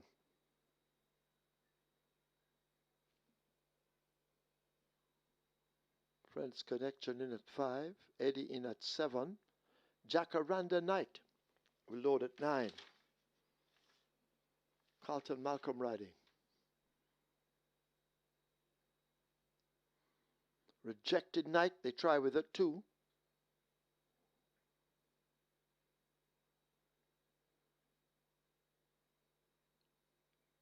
So enough out to give you a chance to wager if you haven't done it.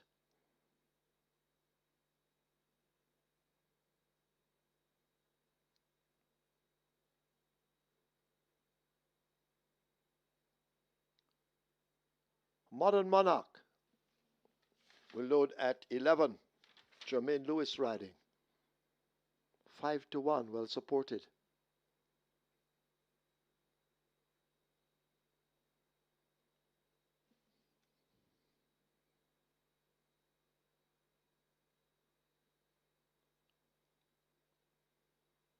Reggae 6 at 10.5.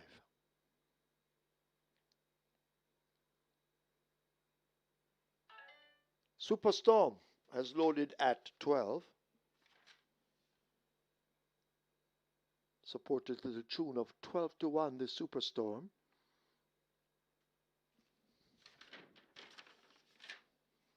Large field of 15 runners in the first event, 4 furlongs straight.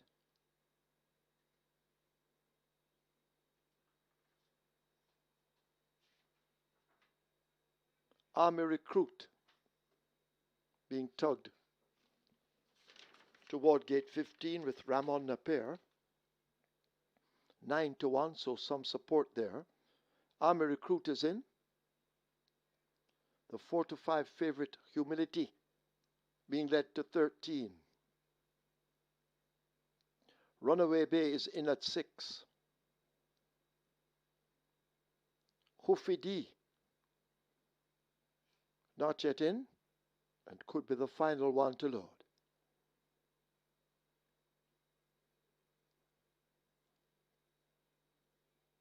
Hoofy D giving problems.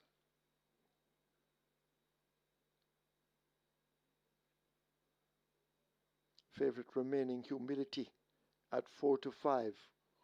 Hoofy D now in. Field in line. 4 furlongs straight.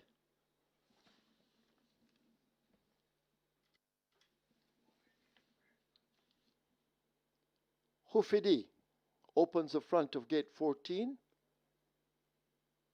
and comes running out, but slowing down quickly, so this should not take long to get Hoofy D back into gate 14. The rest at the moment all quiet.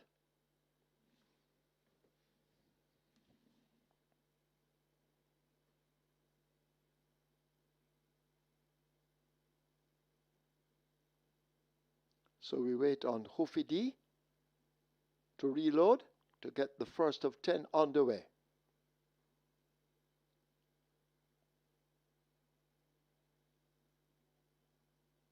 Hufidi now being led back toward the gates.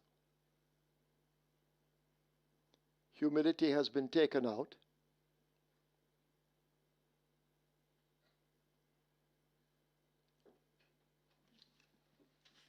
Also taken out, Army Recruit,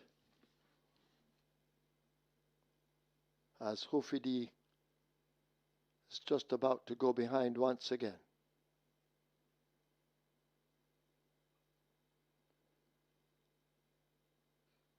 Army Recruit looks to have been reloaded. Hufidi moving quietly through gate 14, spun around.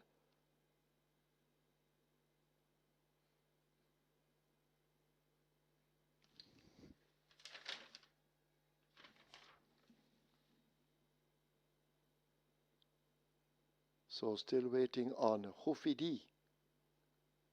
The rest are all in.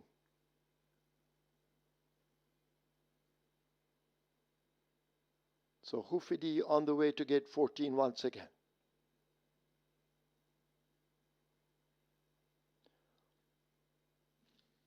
Hufidi is in and they're off immediately.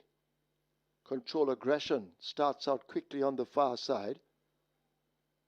Also showing some good dash, that's Brilliant Mind in the Oral Hayden colours in the center of the track. Humility racing near to us with Hufidi. Army Recruit is the one right against the stand fence as they sort themselves out and spread across the course. Humility has the overall advantage on the run inside the final quarter. They've got to catch this Humility. The rider having a peep in his mirrors already. Hufidi in the green with a red cap under the stick. Also beginning to show some progress in the end. That is a Brilliant Mind, but it is out in front. Humility pulling away from this field. They're not going to catch Humility. Humility, the rider, eases down. Brake lights coming on, and Humility and Giovanni Forbes romp the first, maybe by double digits. Brilliant Mind second. Modern Monarch on the far side. Delightful One is fourth. Runaway Bay looks to be fifth.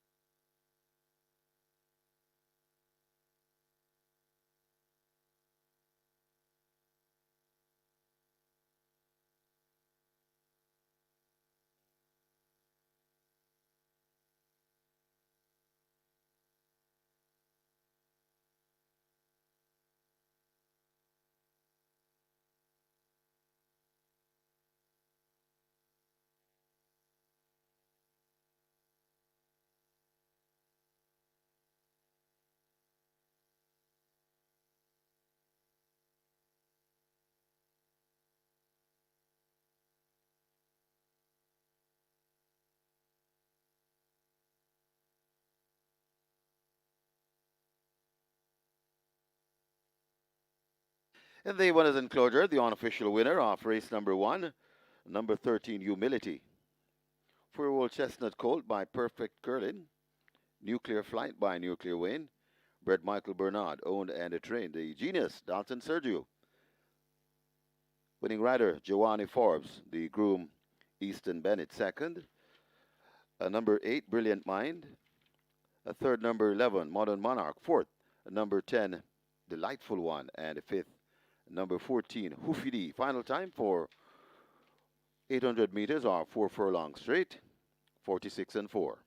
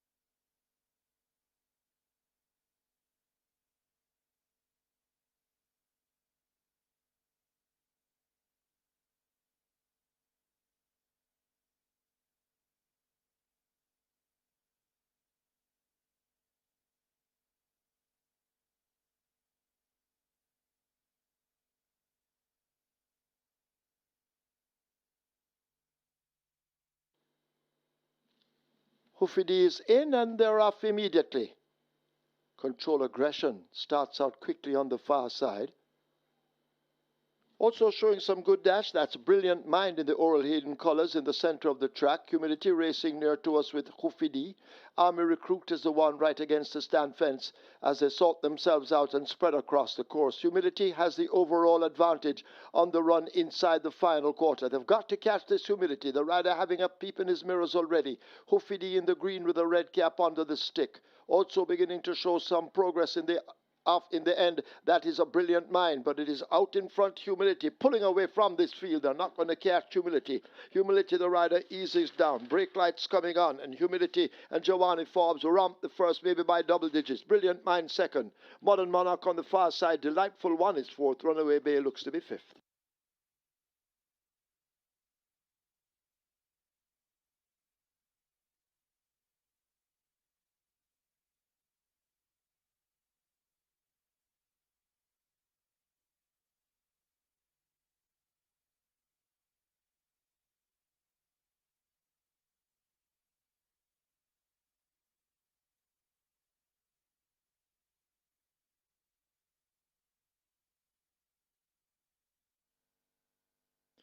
Result of the first now official horses to the testing barn. 10 Delightful One, 13 Humility. 10 and 13 both go to be tested. The split was 23-4. Final time 4 furlongs straight, an impressive 46-4. The margins are 9 3/4 by 1.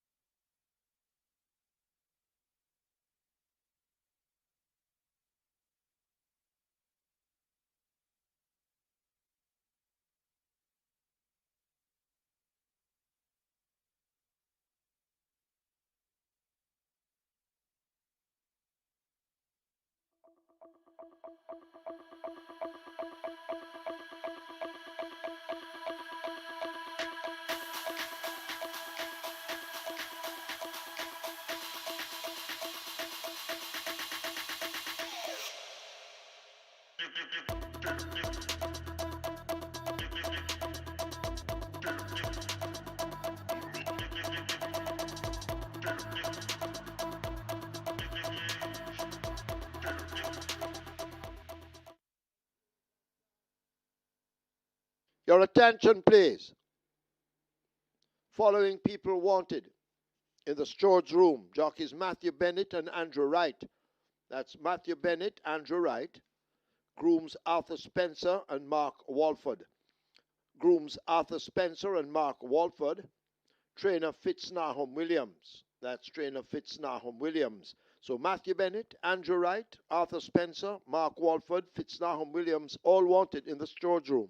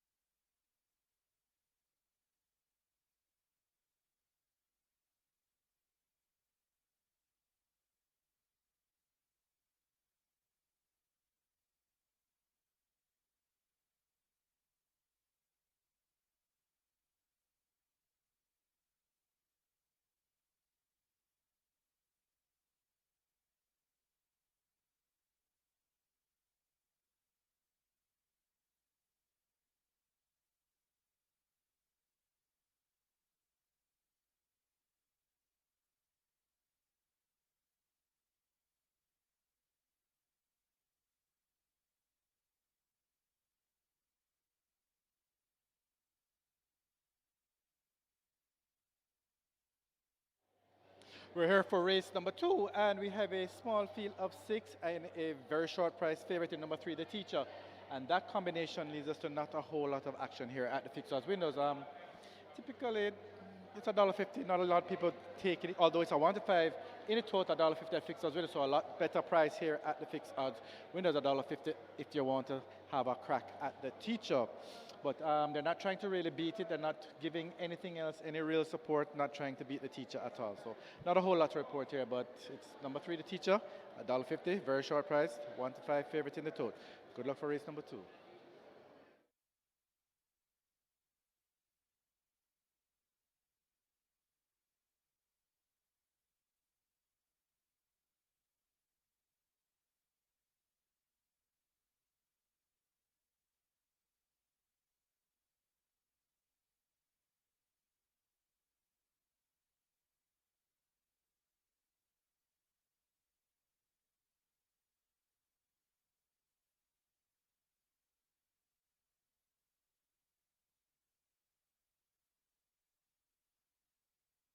Your attention, Josh Edwards also wanted in the storage room. Josh Edwards, please go now to the storage room.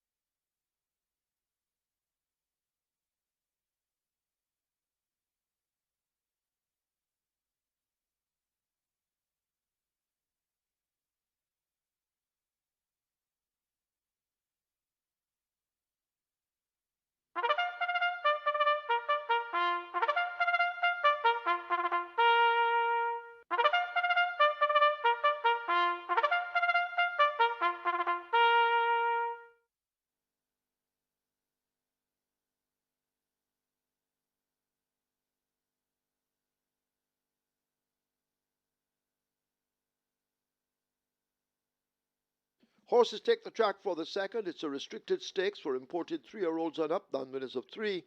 The distance 1,500 meters or 7.5 furlongs. Number 1, Olivia de Oro, 53.5 or 118. 2, I Dream Again, 54.5 or 120. 6, StarQuest, 49 or 108. Wagering on a double event, exacta trifecta, rolling triple, catch 9 begins here. The single winner bonus in excess of $126,000. Rolling triple on its way to 400,000, catch 9, 700,000. Hurry, get those wagers on.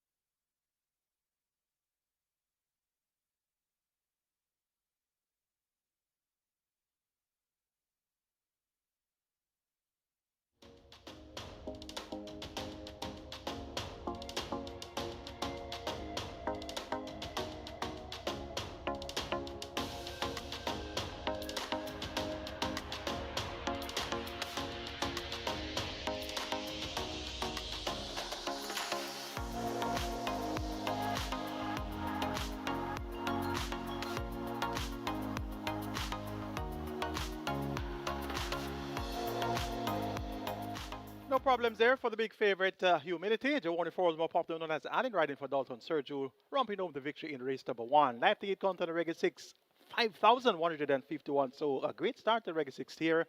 And that's a lot of live tickets. 7.1 million plus, made that 7.7 million plus in the net pool. On to race 2, kicking off the catch 9. Minimum guarantee paid a half a million. Jackpot just under 150,000. We have a field of 6, and there's a 1-9 favorite in the undefeated, the Teacher, horse number 3. Robert Hall, lead rider, Jason Acosta, and Melida CD. This one gets a vote to make all the running once again. Made all to win, going 5.5 and 6 furlongs in her first 2 assignments. So the Teacher to show them the way home once again. For second, making number 1, Oliver de Oro. Third by 9.5 into the Teacher on debut. Came back to win when going 7 furlongs. The Dawkins picks up the mount for Peter Numbasard. Oliver de Oro to chase home the Teacher. For third, making number 5, Mulligan Man. Tevin Foster for Sacklin Roman for fourth. Number 2, I Dream Again, last year's Derby and St. Ledger winner. 3-1-5-2 in race 2 to kick off the catch 9. The Teacher over Olivier de Oro, Mulligan Man, and I Dream Again. Catch 9 put it at 750,000. Triple approaches 500,000. Best of luck.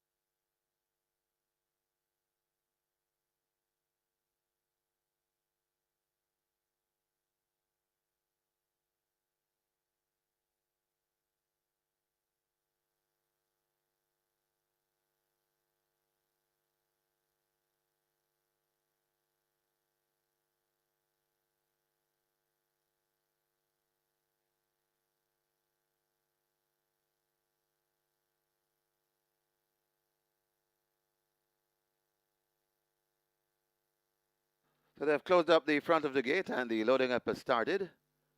I Dream Again is in at 2. Miss Marbella in at 4.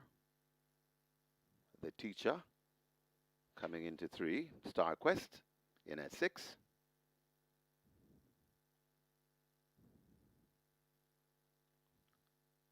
The Teacher finally in.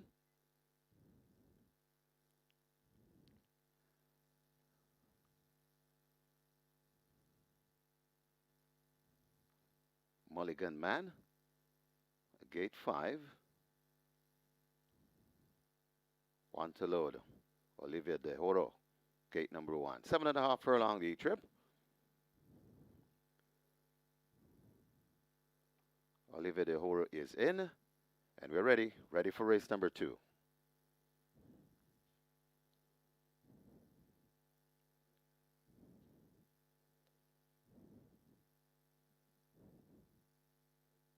Start to hold the field. And now they're off and racing. I Dream Again marginally misses it and is racing at the back of the field. The Teacher is in control already. Rushing down on the outside, that's Miss Marbella. The Teacher and Miss Marbella shares it. Watching them from third, that's Olivia de Oro. Then comes Mulligan Man as they go past the 6th. Then comes I Dream Again and racing at the back of the field at Star Quest. They make their way down the backstretch and head toward the 5. And it is Miss Marbella marginally in front of the Teacher, watching on the inside. These two glued together. They're about 1.5 lengths in front of racing in third. That's Olivia de Oro. Another 2 or 3 lengths before we come to Mulligan Man. I Dream Again. And they go past D4 and still racing at the back of the field at Star Quest. They go past the 3, and the Teacher now assumes the lead. About 1/2 length, now going on by 3/4. From racing back in second, Miss Marbella. Watching them and from third, and now ask for more. That's Olivia de Oro. Then comes I Dream Again and Mulligan Man, and still racing at the back of the field. It's Star Quest. They're at the top of the lane, and it is the Teacher in front. But on the outside, here comes still there That's Miss Marbella coming on to Olivia De Hora. It is still the teacher. Also, StarQuest begins to find late footing. They're coming to the furlong pole, and it's the teacher StarQuest attacking on the inside out wide. Olivia De Hora, it's a good looking finish. And now coming on the inside, StarQuest still there. Olivia De Hora and the teacher. It's StarQuest and the teacher, StarQuest, the teacher. That's too tight to call. Then comes Miss Mulligan Man and Olivia De Horo back and forth.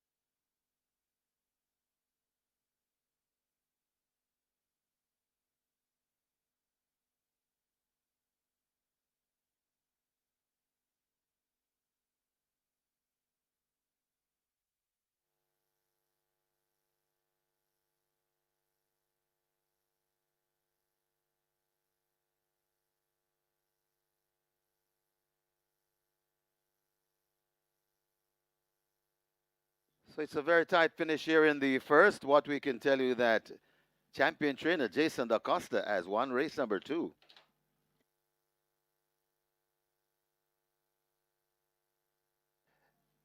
And after the smoke has cleared, we have a dead heat for first. 2 winners in the second here at Caymanas Park. Very exciting finish. The placing judge unable to split them. A dead heat for the win.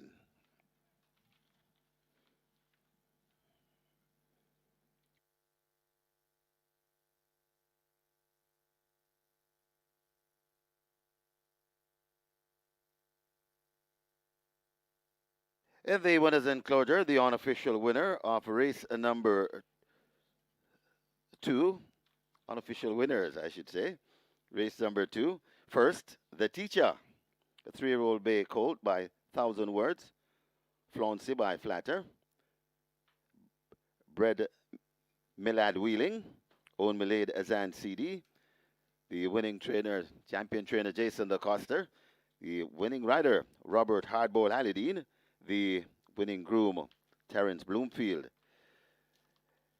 And also in the winners enclosure, the Dead Eaters, the second horse, that's the 6, Star Quest, 4-year-old bay colt by Northern Giant, the Girl Next Door by Natural Selection, bred YS 1955 Limited, owned Carlton Watson, also conditioned by champion trainer Jason Da Costa, the winning rider Jaheim Anderson, the groom Leon Walker.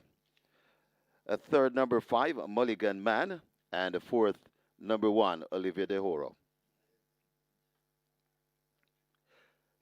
Stand by for your final time for 7.5 furlongs.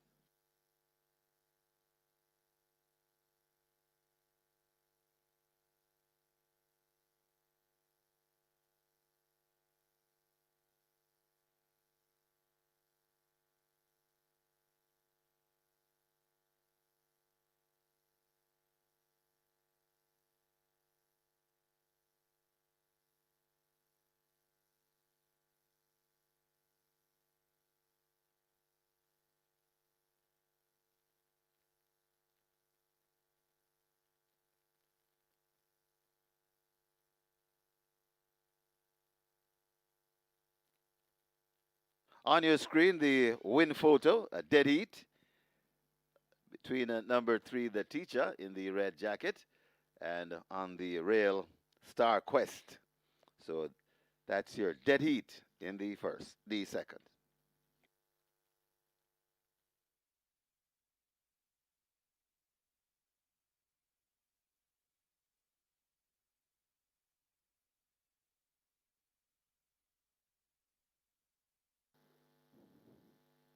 And now they're off and racing. I Dream Again marginally misses it and is racing at the back of the field. The teacher is in control already. Rushing down on the outside, that's Miss Marbella. The teacher and Miss Marbella shares it. Watching them from third, that's Olivia De Horo. Then comes Mulligan Man as they go past the sixth. Then comes I Dream Again and racing at the back of the field at Star Quest. They make their way down the backstretch and head toward the 5, and it is Miss Marbella marginally in front of the teacher, watching on the inside. These two glued together. They're about a length and a half in front of racing in third. That's Olivia De Horo. Another 2 or 3 lengths before we come to Mulligan Man. I Dream Again, and they go past D4 and still racing at the back of the field. That's Star Quest. They go past the 3, and the teacher now assumes the lead. About a half a length, now going on by 3/4. From racing back in second, Miss Marbella. Watching them and from third, and now ask for more. That's Olivia De Horo. Then comes I Dream Again and Mulligan Man, and still racing at the back of the field. It's Star Quest. They're at the top of the lane, and it is the teacher in front. But on the outside, here comes still there. That's Miss Marbella coming on to Olivia De Horo. It is still the teacher. Also, Star Quest begins to find late footing. They're coming to the furlong pole, and it's the teacher, Star Quest, attacking on the inside, out wide. Olivia De Horo, it's a good-looking finish. And now coming on the inside, Star Quest still there. Olivia De Horo and the teacher. It's Star Quest and the teacher, Star Quest, the teacher. That's too tight to call. Then comes Miss Mulligan Man and Olivia De Horo back and forth.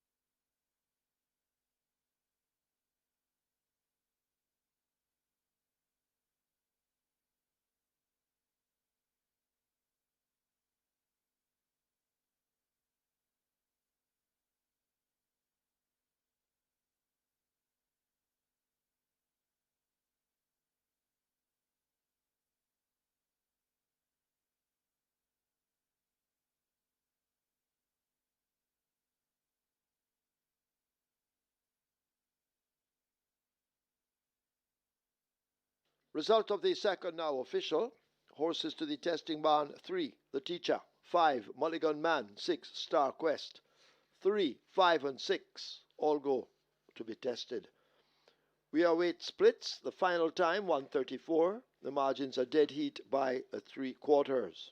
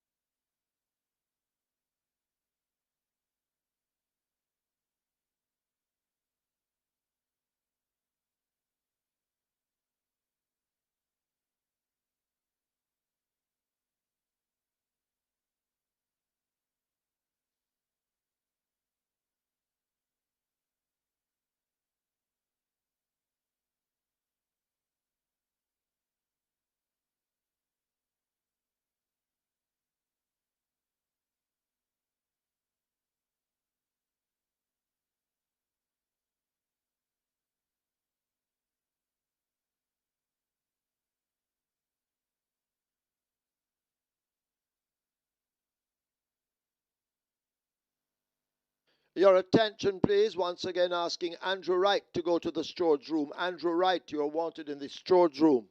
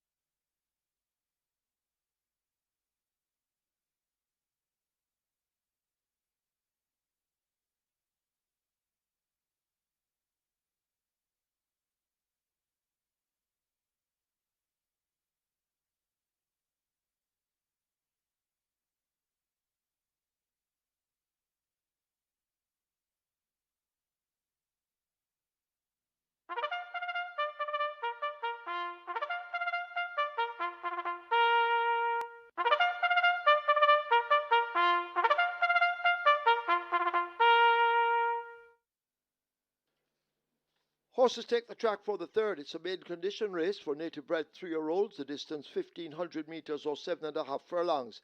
Number 2, Medal of Gold. Make the weight 55 kilos or 121 pounds. 4 Code Red, 55 or 121. Wagering on double event exacta, trifecta, rolling triple. Both Play Spot 8 and Quick 4 begin here. Play Spot 8 with a single winner bonus in excess of 892,000. Quick 4 with a single winner bonus in excess of $709,000. Quick 4 on its way to 500,000. Play Spot 8, 800,000. Hurry, get your wagers on.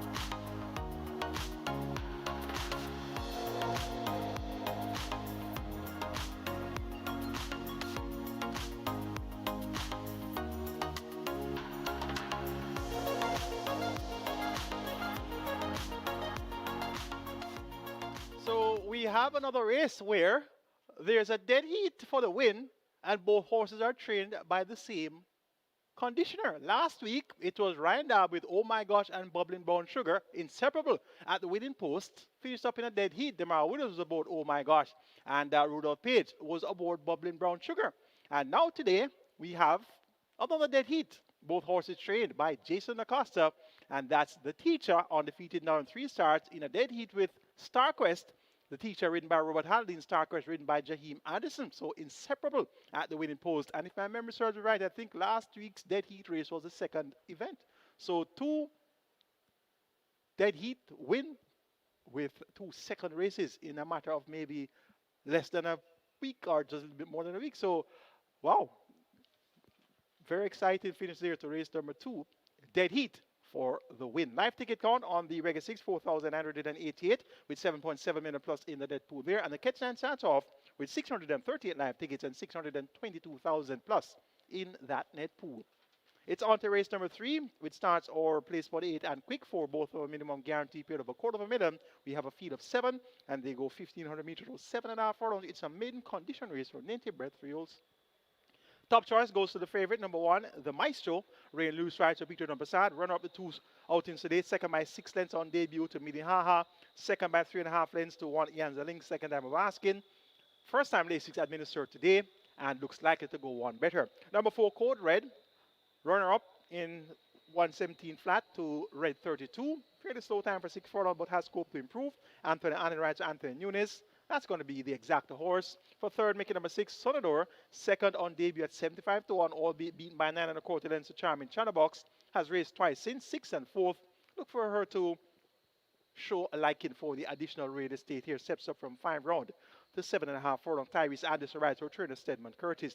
And for fourth, making number 3, Prosperity Sen has been 4th in his last 4 races. Well beaten on all 4 occasions, but 1 for the lower legs of the exotics. So there's your trifectas and exactas. Going 1-4-6-3 in race number 3, the Maestro over Code Red, Sonador, and Prosperity Sen. Quick for a pool, 400,000 and climbing. Place for the pool, 750,000 and climbing. Horses on the way to the gate. You have limited wagering time remaining. Get those bets on now, and best of luck.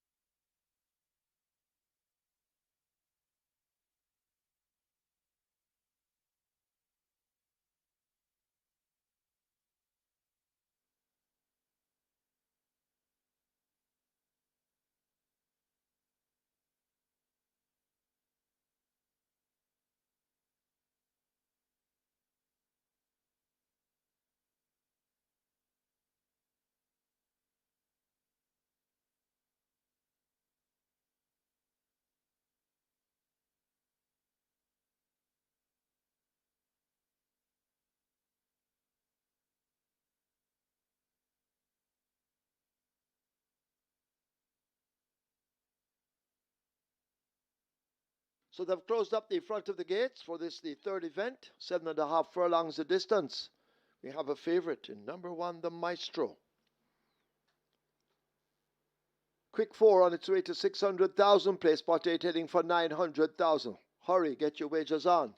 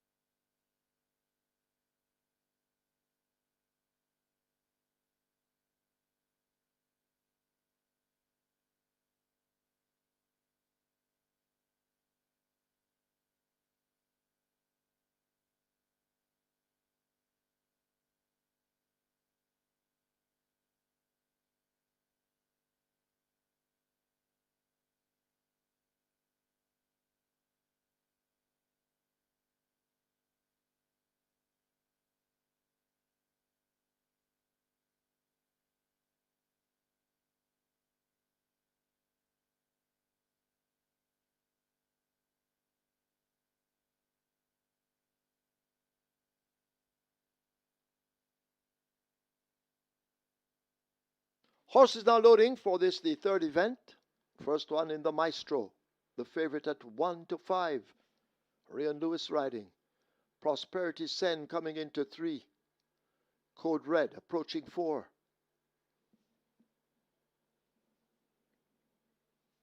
Robert Halladine looking for a double. He rides El Capitan. 17-1 though, the odds against him. They're taking Medal of Gold across with Philip Parchment to load at 2.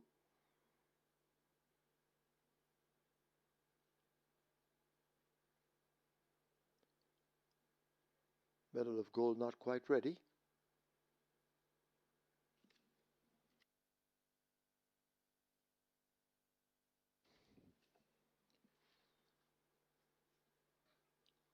Prosperity Sen already settled in gate 3.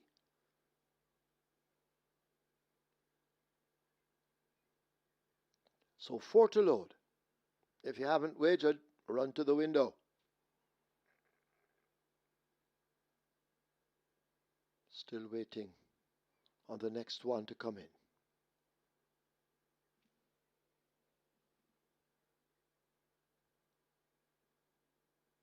School Bus Links turning around. Proving a handful at the moment.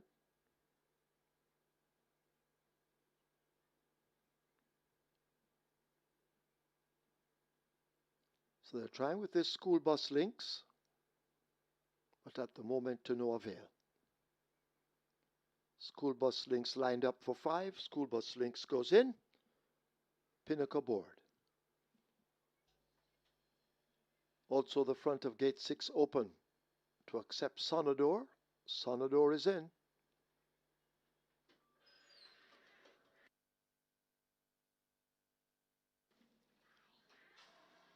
So Sonador loads, waiting on Medal of Gold and El Capitan.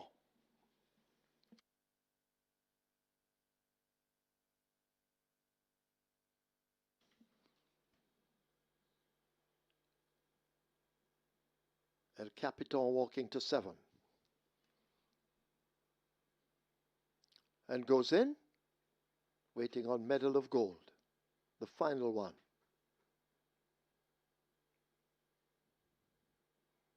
So Medal of Gold coming forward to gate 2. Goes in, field in line, 7.5 furlongs. They're off immediately. Almost perfect line. Code Red, though, dropping back to last early. El Capitan has been sent to that lead, leaving the 7. Medal of Gold, 3 or 4 lengths back and racing in second as they run toward the 6. Prosperity Sen in between horses. Sonador racing out 3 wide. The Maestro is the one in the purple on the rail as they leave the 6. A break back to School Bus Links on the outside, overtaken narrowly by Code Red. The 7 runners make their way toward the 5. They're almost there, and El Capitan has made his intentions known, trying to go gate to wire with a 2-length advantage. Medal of Gold racing up, accompanied by Sonador, his constant shadow, as they're about to arrive at the half mile. The Maestro races down against the rail, overtaken now by Prosperity Sen, who is sent in chase. Code Red is toward the back, and in the red, that's School Bus Links. They share last. They've left the 7/16. They run toward the 3. El Capitan attempting to steal the show with a 5-length lead. Sonador and the Maestro now coming in pursuit. The Maestro moving into second. Sonador right there in third. The rider having a look over his shoulder. He sees Prosperity Sen and Code Red in behind him, along with Medal of Gold. And last of all, School Bus Links. But the Maestro is into the lane with that lead. Sonador down against the rail in the green and white. El Capitan has cried enough, unfolded like a dead bird as the Maestro grabs the lead and begins to open the gap inside the final furlong. It is the Maestro in what is a runaway at this time. Inside the final 16th, the Maestro, an action-packed Ryan Lewis running away from this field. They're all been humbled by a powerful kick. The Maestro wins by double digits. Prosperity Sen is second. Sonador is third. Code Red is fourth.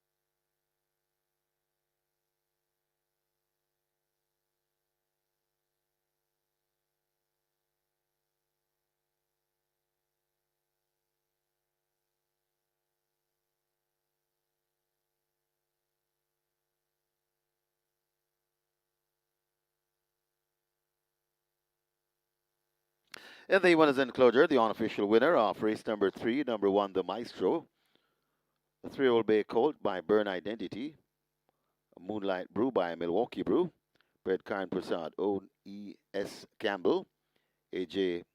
Kuzlartig, K.A. Prasad, conditioned by the chosen one, Peter John Prasad, the winning rider, Action Pack Ren Lewis, and of course, Action Pack is powered by True Shake Nutrition Shake. The groom, the champion groom, Kobe Anthony. Second, number 3, Prosperity Sen. The third, number 6, Sonador, and the fourth, number 4, Code Red. Final time for 7.5 furlongs, 1:35 and 4.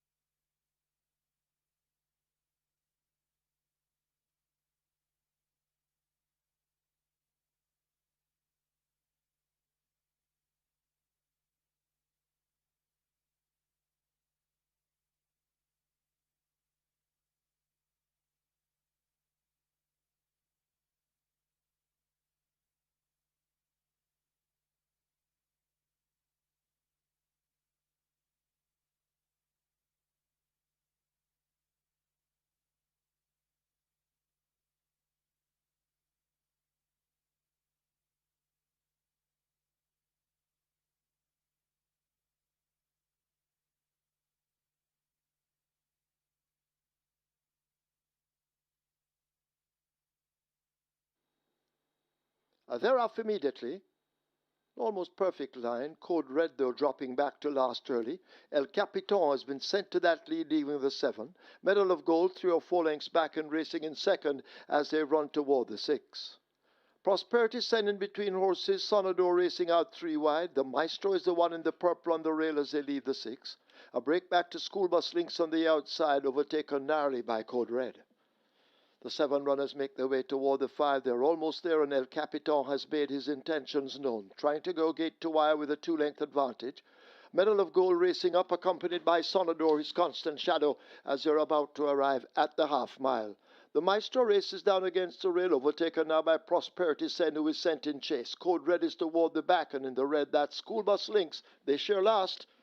They've left the 7/16. They run toward the 3, El Capitan, attempting to steal the show with a 5-length lead. Sonador and the Maestro now coming in pursuit. The Maestro moving into second. Sonador right there in third. The rider having a look over his shoulder. He sees Prosperity Sen and Code Red in behind him, along with Medal of Gold, and last of all, School Bus Links, but the Maestro is into the lane. With that lead, Sonador down against the rail in the green and white. El Capitan has cried enough and folded like a dead bird as the Maestro grabs the lead and begins to open the gap inside the final furlong. It is the Maestro in what is a runaway at this time. Inside the final 16th, the Maestro and Action Pack, Ray and Lewis, running away from this field. They're all been humbled by a powerful kick. The Maestro wins by double digits. Prosperity Sen is second. Sonador is third. Code Red is fourth.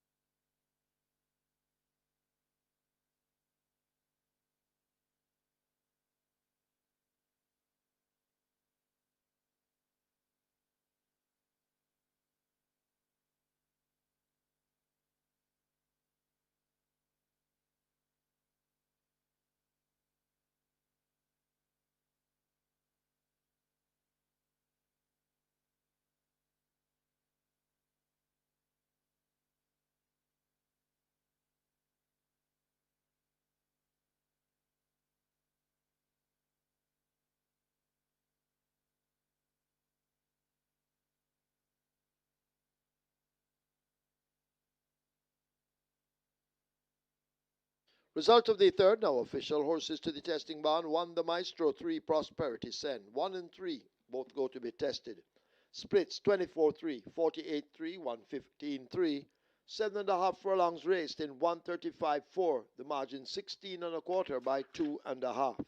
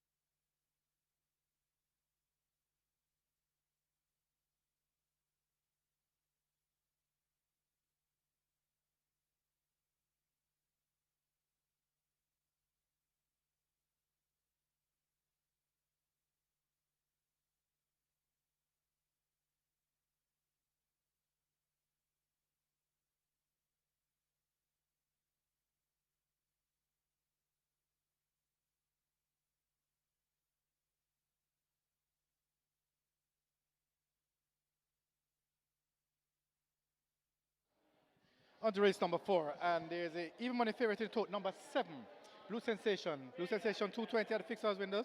Good support for that one. However, it is number 1, Design Diva. $6 into $3, and that's the best back runner here at the fixed house window. It's a 7-5 second favorite, but Design Diva very well backed at the fixed house window. Late for that money was at $6 probably up to about 15 or 20 minutes ago.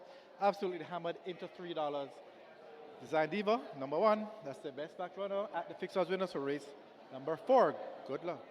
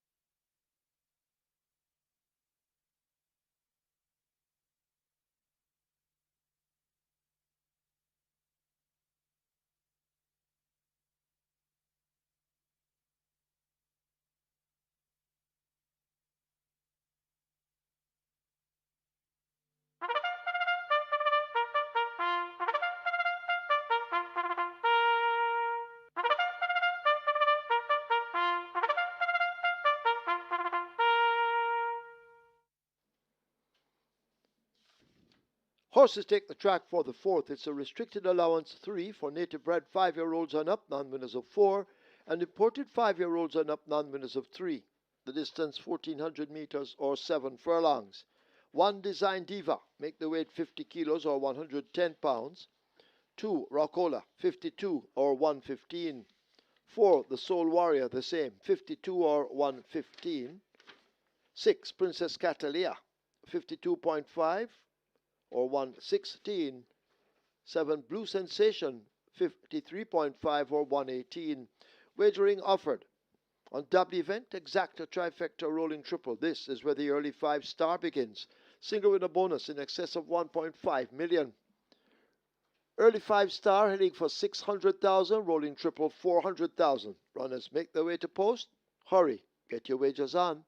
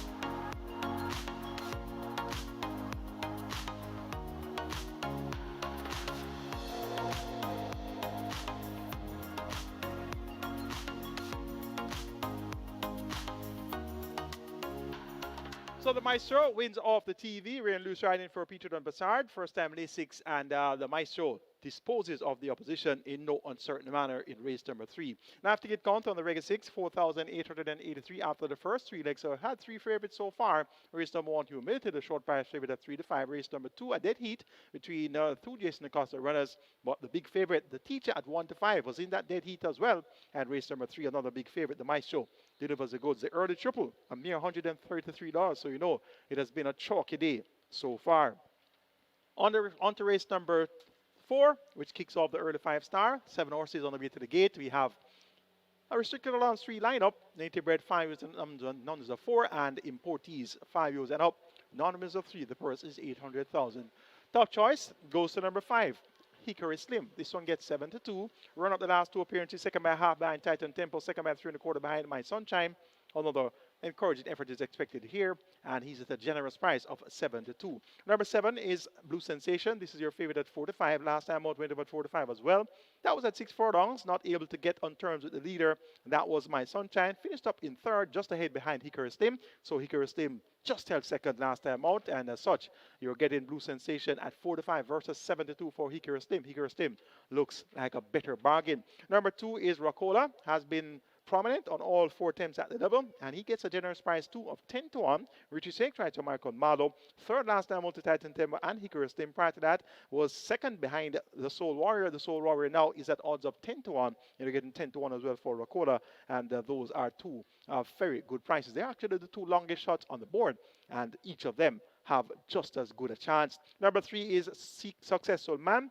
Demar Williams right to Errol Burke. Good attempt. First outing at nuns of 4 by 3.5 lengths in that same Titan Temple Hickory Slim Racola event. You're getting 8-1 here for Successful Man. So the betting is spread right across the board. It's actually 2-1 for number 1 Design Diva. Interesting betting there. And you're getting 8-1 for number 6 Princess Catalea. Princess Catalea has been racing quite frequently this season. So far for 2026 has had 8 starts. So she's quite fit as well. 8-1 the price there. So there are many ways to go here in race number 4. That 4-5 favorite Blue Sensation usually finds 1 or 2 too good. So this is the type of race that you can get some value on each and every play. Go for the exactas. Go for the start of the early 5-star, as well as a good race to start a triple as well. So race number 4, prices around all around this 4-5 favorite who looks quite vulnerable. Make it 5-7-2-3. Hickory Slim over Blue Sensation, Racola, and Successful Man. Early 5-star pool is at 650,000 and climbing. Your triple is at 550,000 and climbing. Get those wagers on now, and best of luck.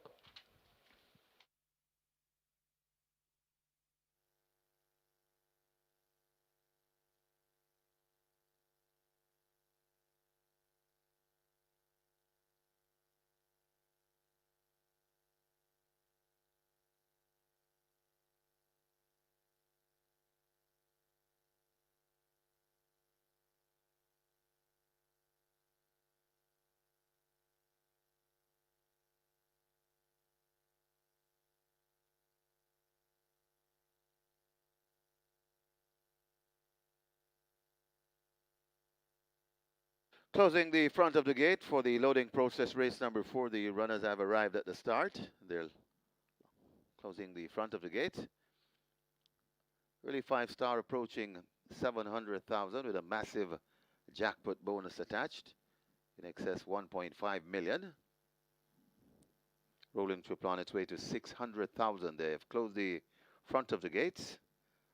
So the loading up about to begin.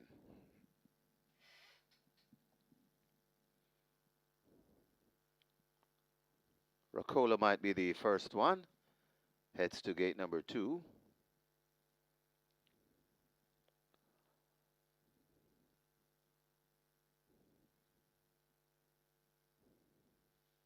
Well, Successful Man to gate 3. Successful Man is in. Horses loading. Loading for the 4th. The Soul Warrior in at 4. Successful Man misbehaving in gate 3.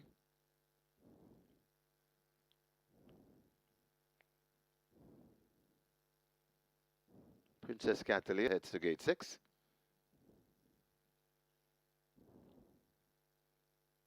Up and in. Design Diva. Gate 1 goes in. Blue Sensation, gate number 7 is filled.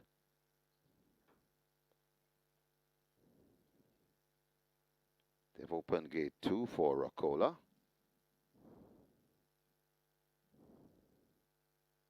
So 2 to load.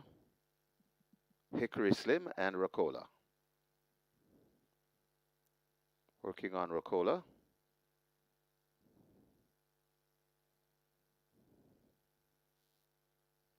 Seven furlong the trip.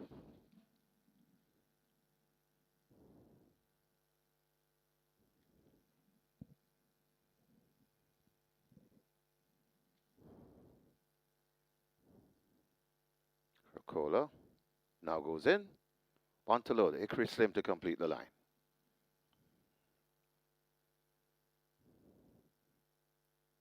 Hickory Slim is in. 7 furlong the trip. Starter Michael Sims is ready. Now they're off and racing.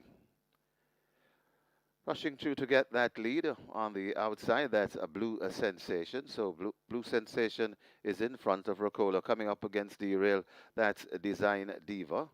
Hickory Slim is right there too. Rocola backing out of it in 4th. Just on the outside of Rocola, that's the Soul Warrior. Then comes Successful Man, and racing at the back of the field, that's Princess Catalina. They head toward the 4, and on the inside, Design Diva. Just on the outside, that's Blue Sensation. Hickory Slim watches them closed up in 3rd, about 3 lengths or 4 lengths before we come to the Soul Warrior recovering.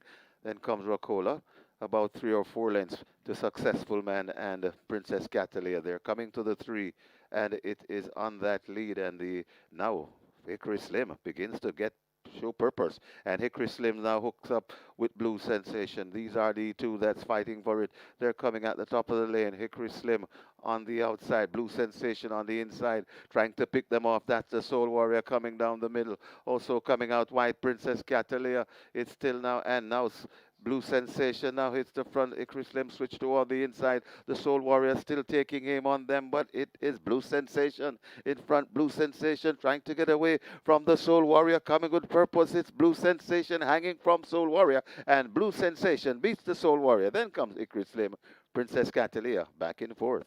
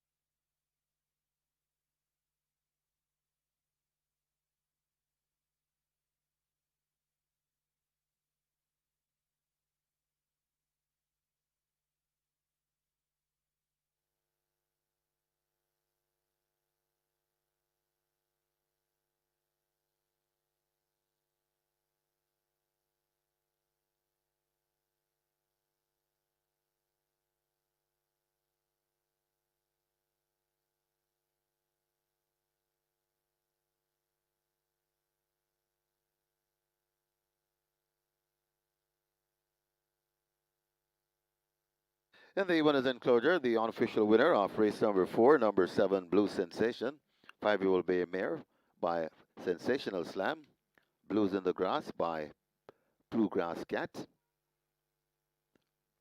bred Ian Passad, owned PJK team. 2 wins on the day for the chosen one, Peter John Passad, the winning rider, the Sneaky Fox, Radish Roman, the champion jock, and of course Radish is powered by True Shake, Nutrition Shake, the groom Dunstan Bromwell, second. Number 4, the Soul Warrior. Third, number 5, Hickory Slim, and fourth, number 6, Princess Catalia. Final time for 7 furlongs, 1:30 and 2.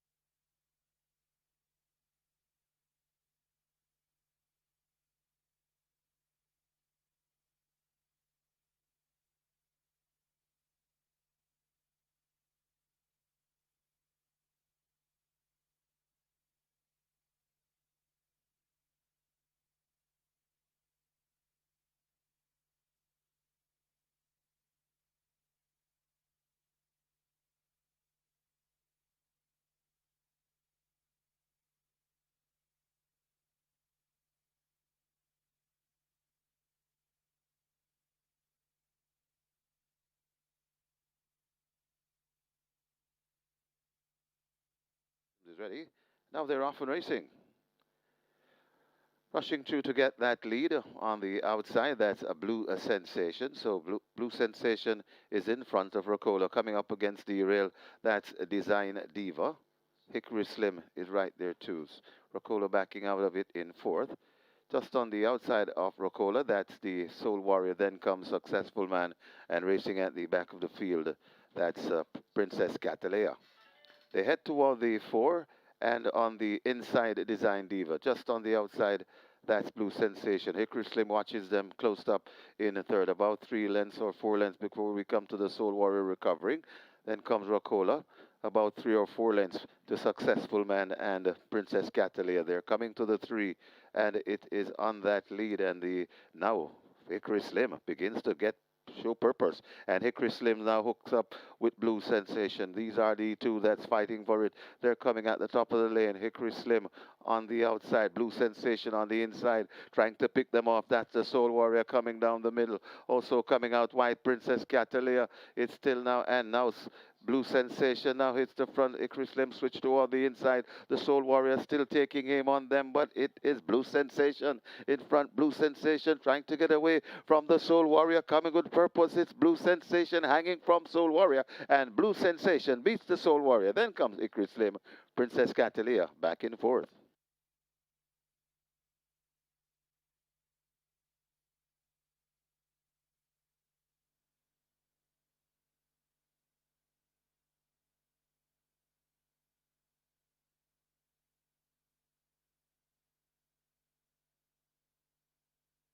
Result of the 4th official. Horses to the barn. 2, Rocola. 7, Blue Sensation. 2 and 7 go to be tested. The splits are 25-3, 49-4, 116-2. They raced 7 furlongs in 1:30 and 2. The margins 1 1/4 by 1 1/2.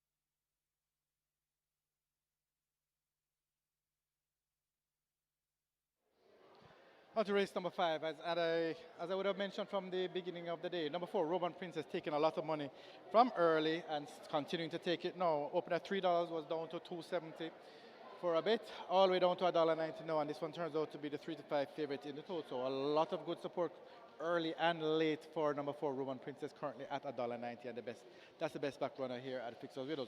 A couple other are getting a little bit of support. Number 3, Never, getting some support along with number 7, Fort Haldane, currently at $3.50, but when you look at it all, it's number 4, Roman Princess. That's your best back runner at the Fixers Widows for race number 5. Good luck.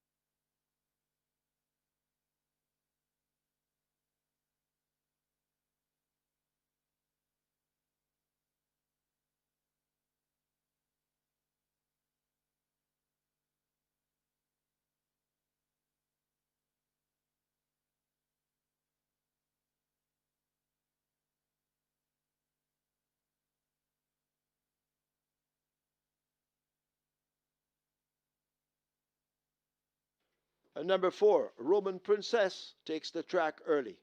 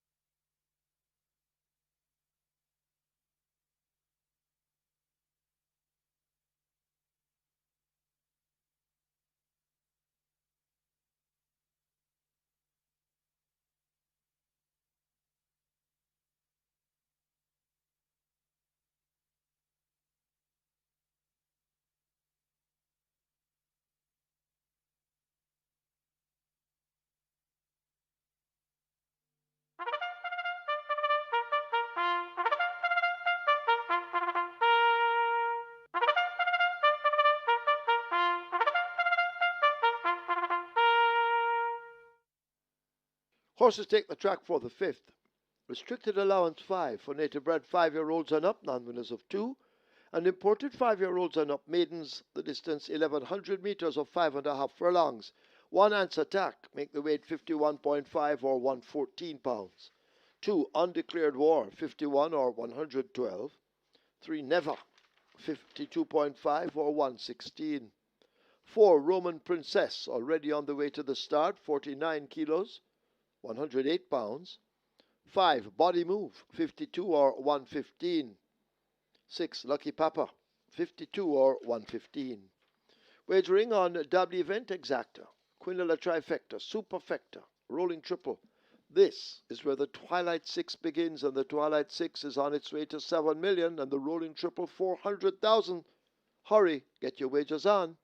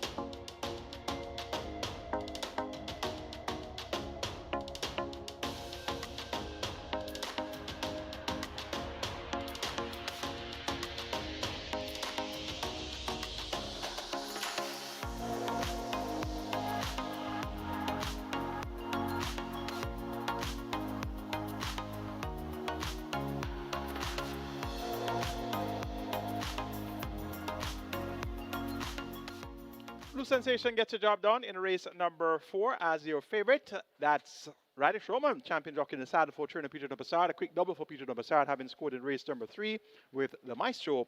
Live ticket count on the Rega 6, 4,244 with 7.7 million plus in that net pool. And the Ketchian live ticket of 467 with 622,000 plus in that net pool. So 4 races in, 4 favorites have won.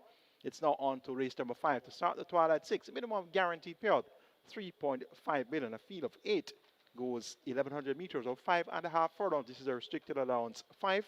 For native bred, 5 years and up, nuns of 2. And importees, 5 years and up. Maidens. The purse is 720,000. Top selection goes to number 7, Fort Haldane.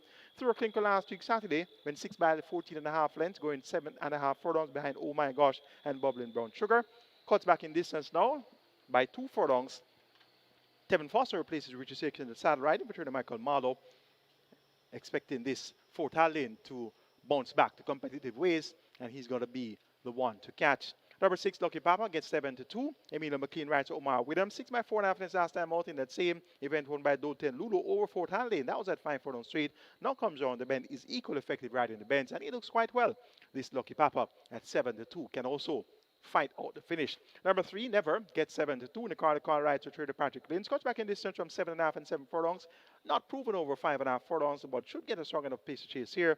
And once able to conjure up that late rally, look for Never to be one of the strongest at the finish. And number 4 is Roman Princess. This one is your favorite at 6-5. Came off the length break on the 14th of March under the care trainer Lenny Shim and won easily, making all the running, going 4 furlongs straight, stopped the clock in 49.2, beat Sweetburn and Bossy Girl. Not much right home about at all, but has some good back class and looks quite well. Roman Princess, your 6-5 favorite with Jaheim Addison, picking up the mount for trainer Lenny Shim and owner Britt Mack. Make it 7-6-3-4 in race number 5. Fort Haldane over Lucky Papa, Never, and Roman Princess. Twilight 6 put is at 7.5 million and climbing. You have a limited wagering time remaining. Get those bets on now, and best of fortune.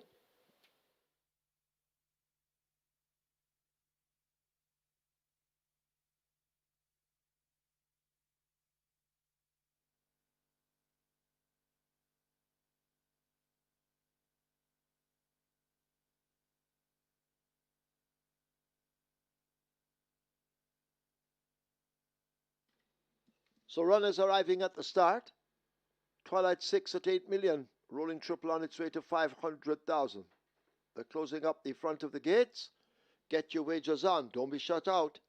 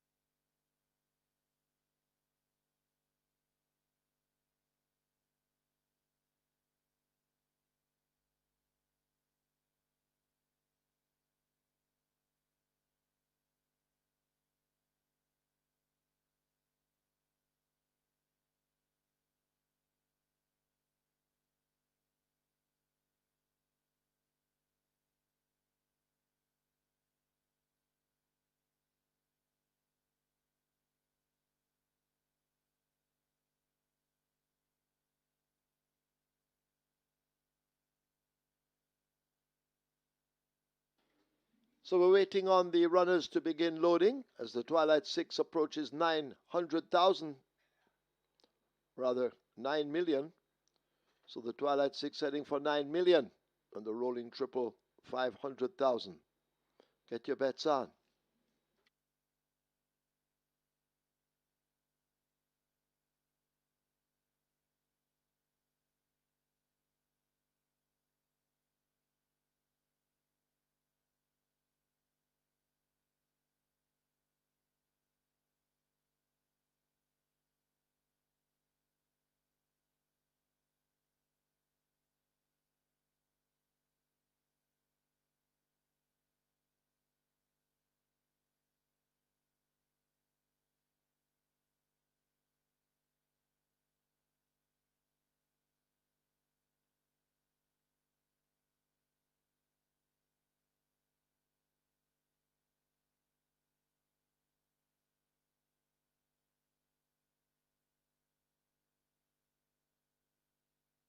Horses loading. First one in Ants Attack. Undeclared War coming into 2.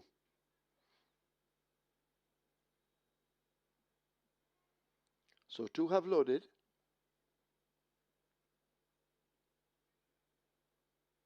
Rider coming off Roman Princess. That's Jaheim Henderson. He already has one.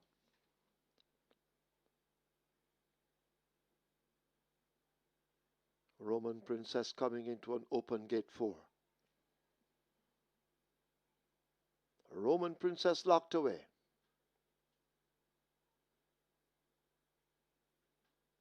Up goes Anderson. A body move.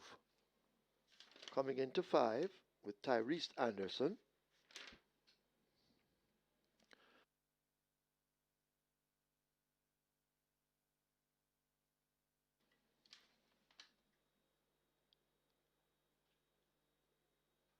Lucky Papa goes in along with Fort Haldane. We wait on Never and Rapida. So 2 to load. Get your wagers on quickly if you haven't. Rapida up to 8 and in. Waiting on Never.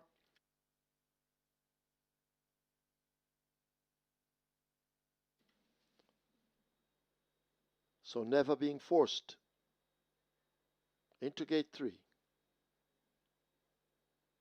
Never up and in. Field in line. 5.5 furlongs. Starter ready. They're off.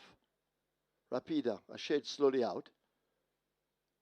Roman Princess wants that lead as they flash past the 5. Undeclared War left a length and a piece back. Lucky Papa now beginning to make gains on them. Fort Haldane racing out wide. Never the Greys next, possibly 4.5 lengths separates that group. Rapida beginning to improve after the slow start. Body move left second to last and Ants Attack at the back of the field. They've left the 7/16th. They run away now toward the final 3, and it is Roman Princess up on that lead. Lucky Papa and Undeclared War now moving as a team. 2 lengths behind them, Fort Haldane. Never on the outside, that's the grey. Rapida races up next, then Body Move and Ants Attack at the back. Roman Princess brings them into the lane. Undeclared War is a 1 on the rail. Lucky Papa now set a light on the outside of horses as they race inside the final 3/16th. And now a Lucky Papa looks to have the nose in front. Roman Princess trying to fight on. Undeclared War in between horses, but they race toward the final 16th. And out in front, Roman Princess now kicks once again. It is Roman Princess in control at this stage. Roman Princess goes on to win it. A double for Anderson. Lucky Papa may just be second over Never, then Rapida and Undeclared War.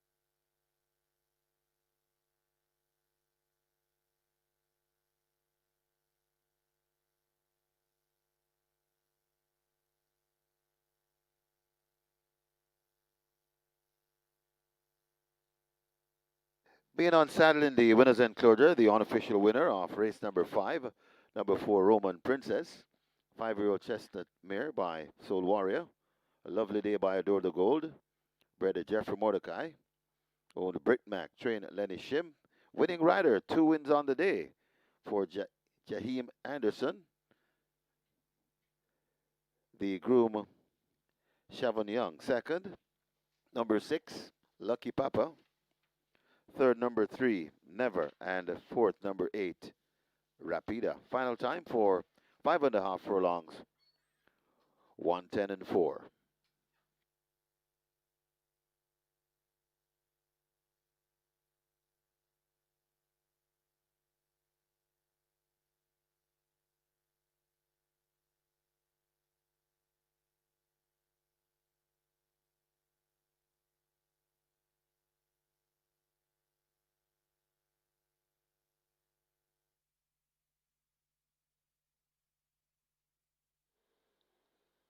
They're off. Rapida, a shade slowly out.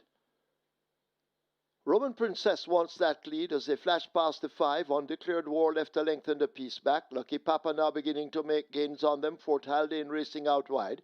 Never the Greys next, possibly 4.5 lengths separates that group. Rapida beginning to improve after the slow start. Body move left second to last and Ants Attack at the back of the field. They've left the 7/16th. They run away now toward the final 3, and it is Roman Princess up on that lead. Lucky Papa and Undeclared War now moving as a team. 2 lengths behind them, Fort Haldane. Never on the outside, that's the grey.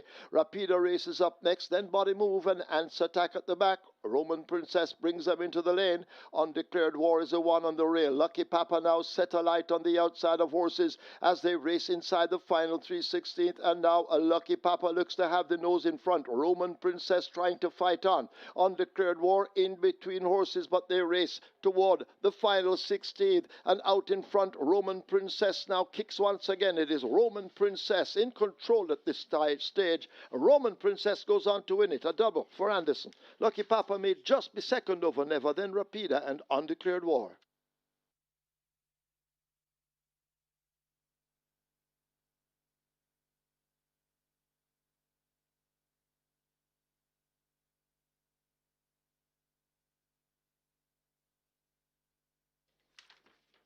Result of the 5th, now official. Horses to the barn. 4, Roman Princess. 7, Fort Haldane. 4 and 7, both go to be tested. Splits 24-1, 50 and 1. 5.5 furlongs raced in 1:10.4. The margin's 2.5 by 1/2 a length.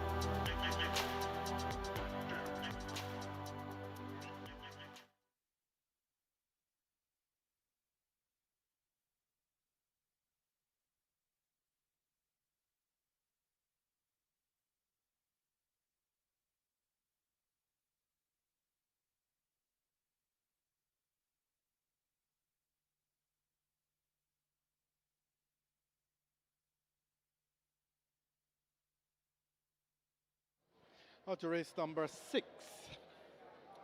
Number 3, turn on the light. This one at $2 at the fixers winner. This one 5-2 joint favorite in the total. A little bit of support for this one, but as I would have mentioned earlier, number 5, Password, is the best back runner of the day at the fixers winners. Open at $21, was down to $4.20 for a while.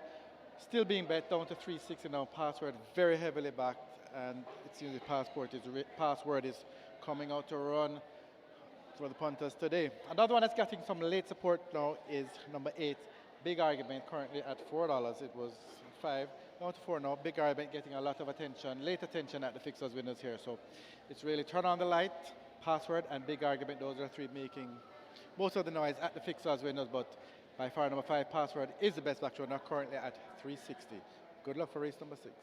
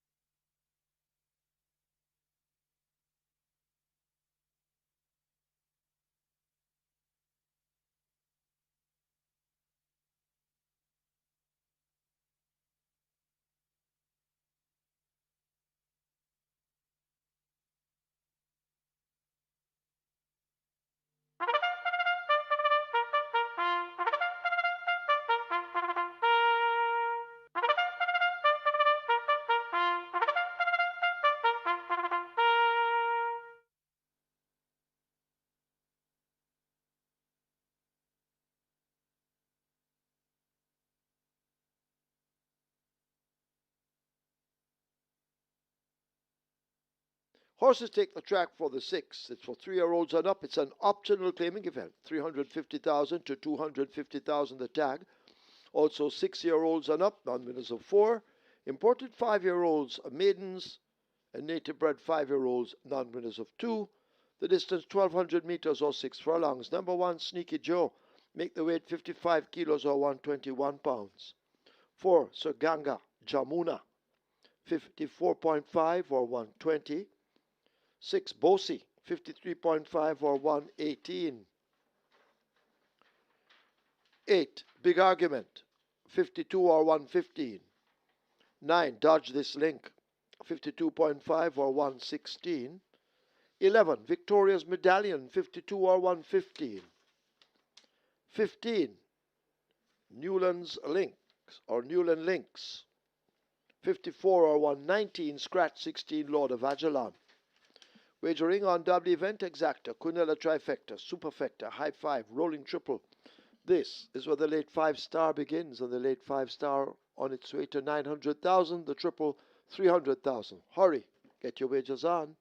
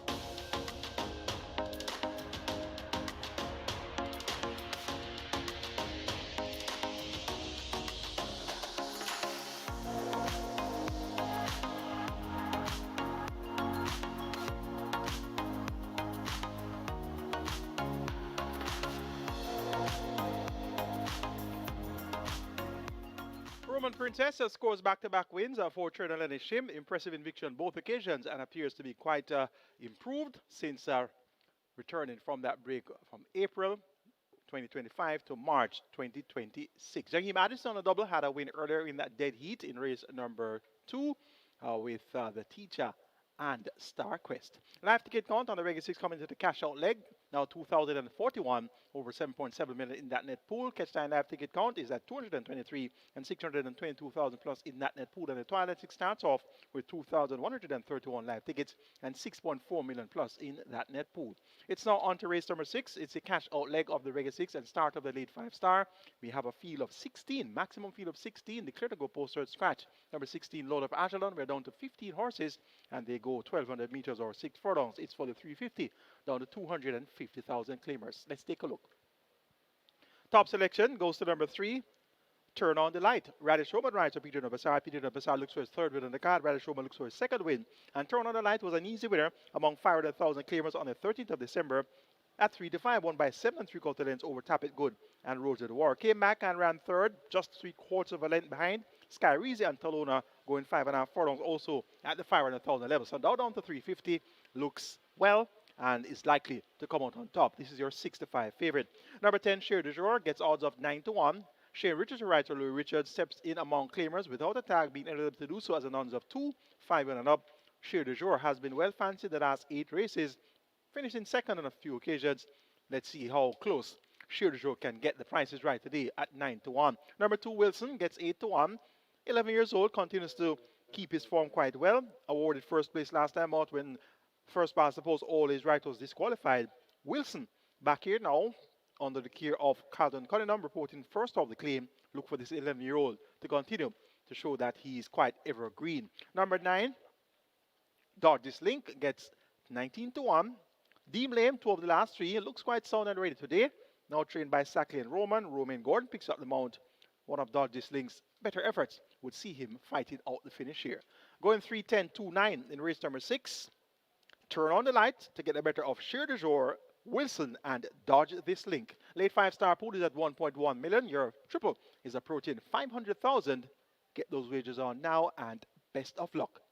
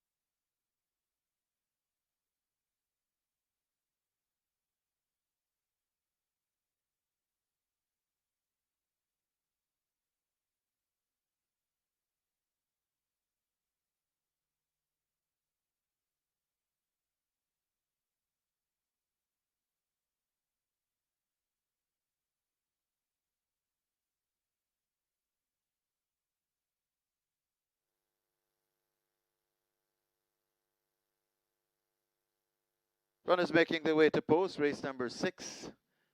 The late 5-star begins there. Late 5-star approaching 1.2 million.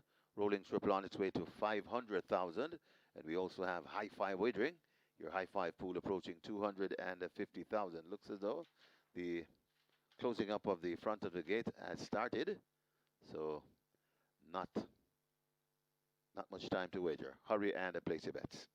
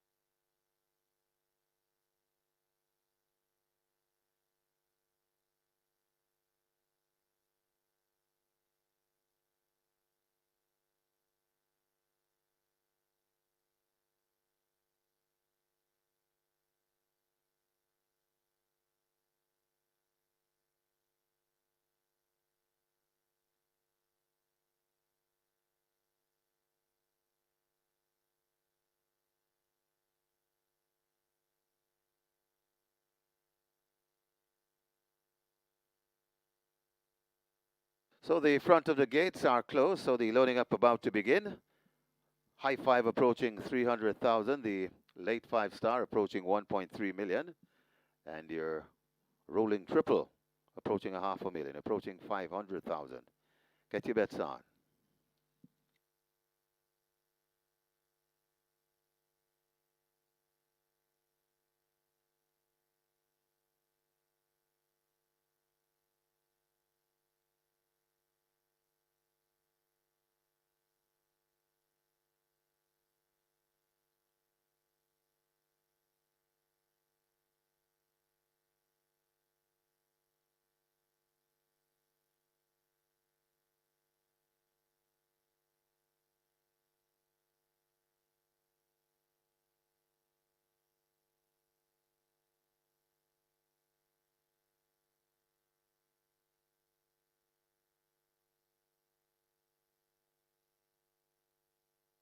Horses loading, loading for the 6th. Sir Ganga Jamuna, the first one to load. Minus the rider, Eric Horton.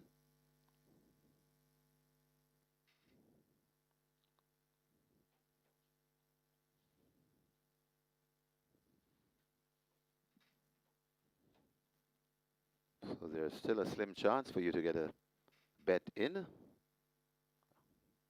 Big field, many runners to be loaded. Bosie goes in at 6. Bernard the Quick, gate 7.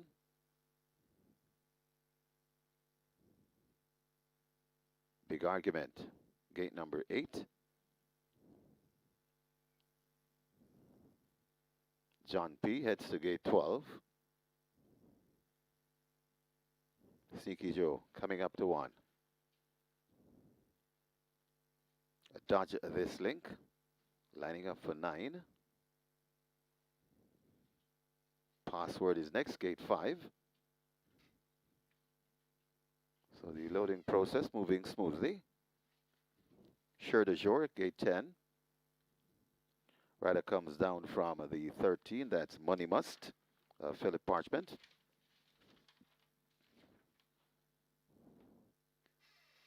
Money Must is in.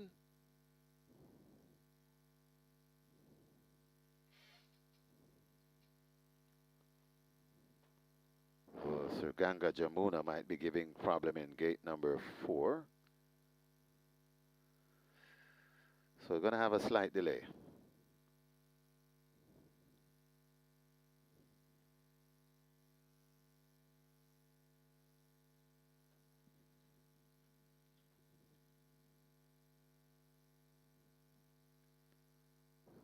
So Ganga Jamuna, that's where the concern is.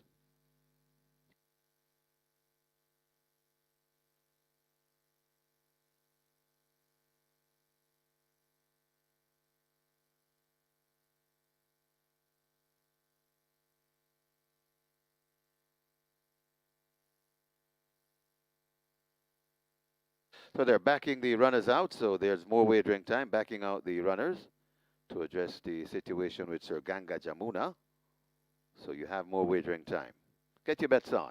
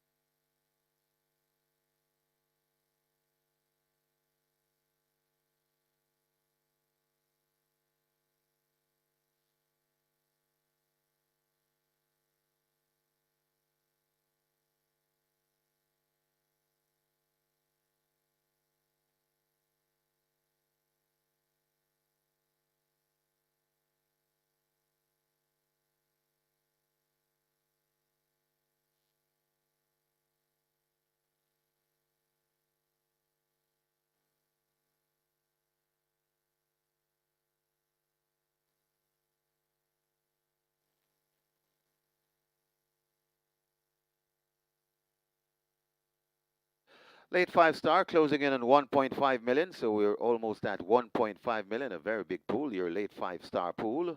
And the rolling triple on its way to 700,000. High 5, getting close to 350,000. And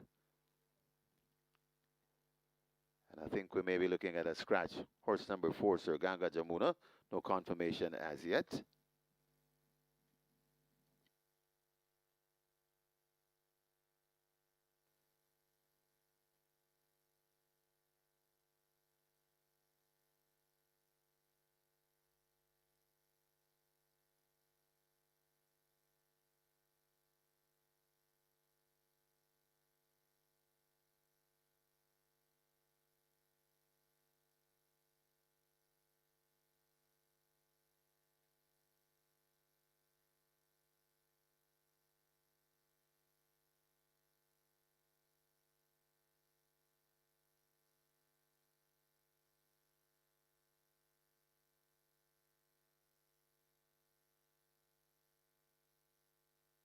So we have a late scratch, number 4, Sir Ganga Jamuna. That one is injured.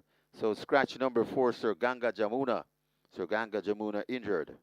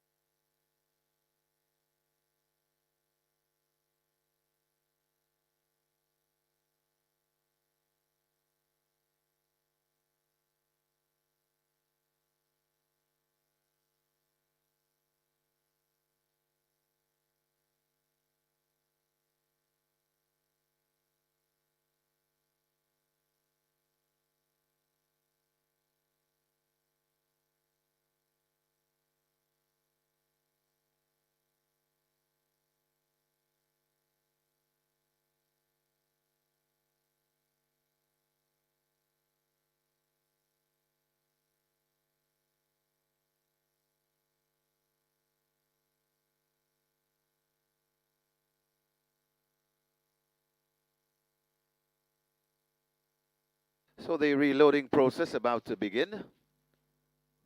Bernard the Quick lining up for gate number 7.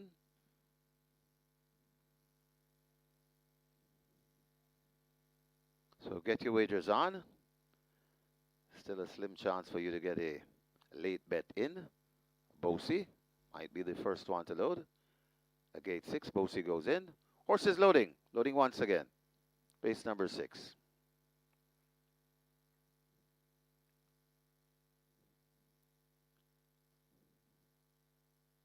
Bernard the Quick. Money Must.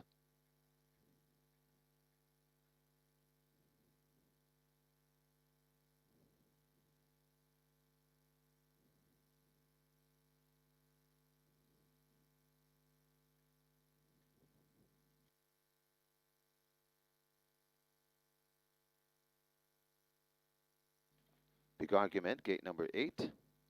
Goes in. Dodge This Link, gate 9.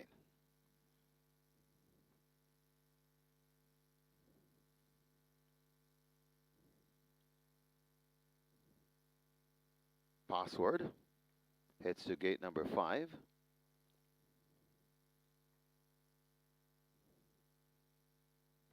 Assure de Jour, gate 10. John P, gate 12.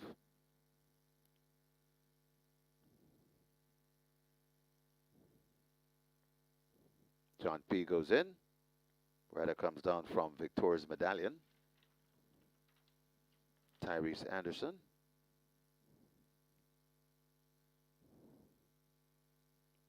Victor's Medallion goes in. Charming Sound follows at 14. Newland Links, gate 15. Then we wait on Wilson and Turn on the Light to complete the line.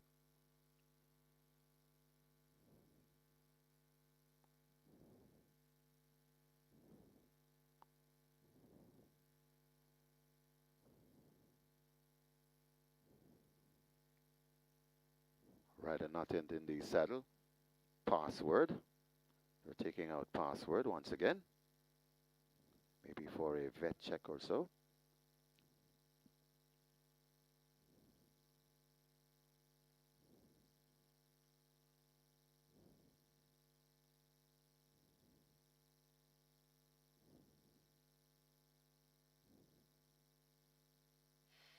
Two, 3 out. Password.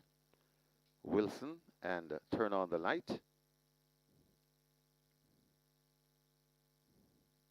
Looks as though we may have another scratch.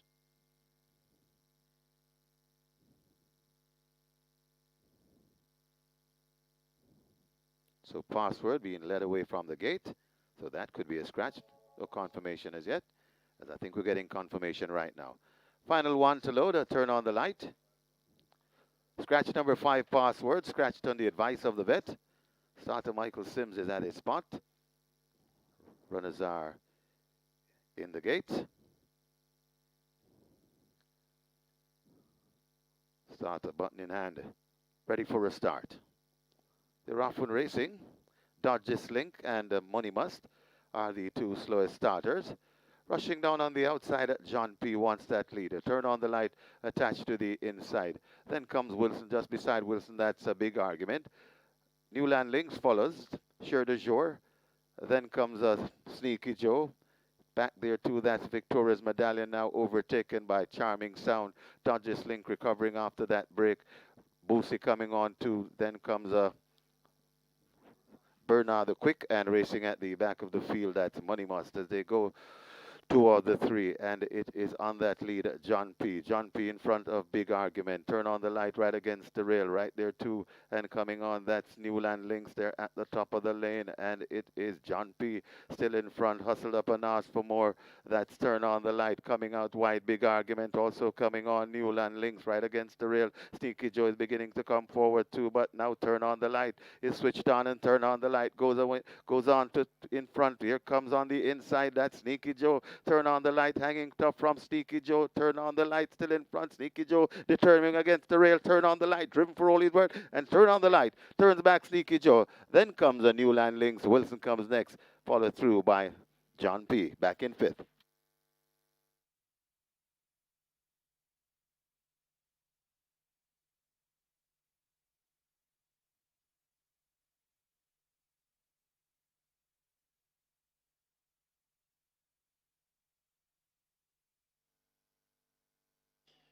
We have claims, we have claims. Number 2, Wilson, 1 submitted. Oral Hayden for Carol Campbell. Oral Hayden claims Wilson for Carol Campbell. 49 claims submitted for number 3, Turn on the Light, 1 void in a 48-way shake. Stedman Curtis for himself. As Stedman Curtis claims Turn on the Light for himself. 1 claim submitted for number 8, Big Argument. That claim was void.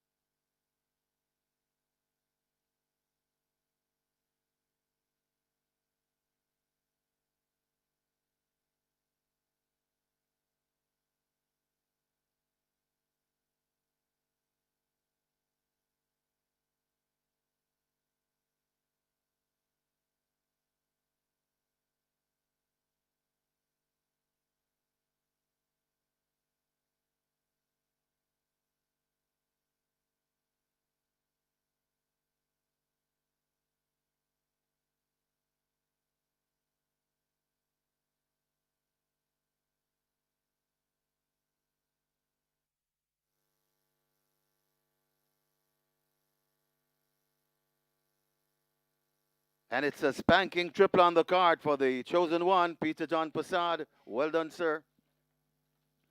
In the winner's enclosure, the unofficial winner of race number 6, number 3, Turn on the Light.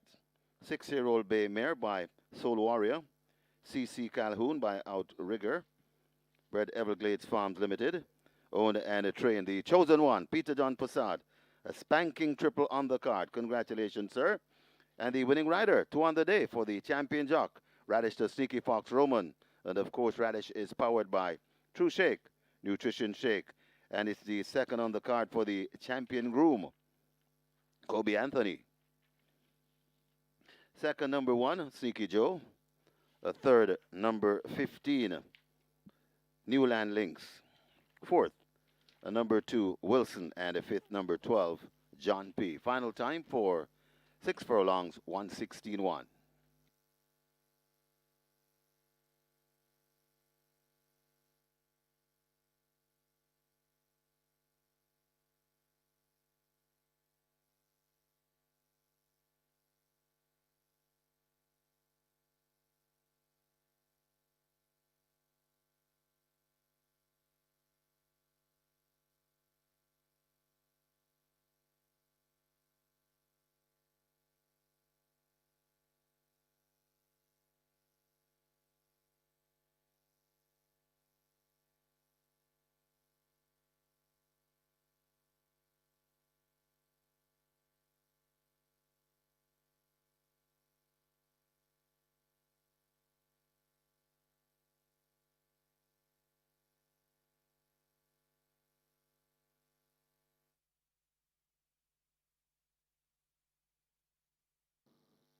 Starter button in hand, ready for a start.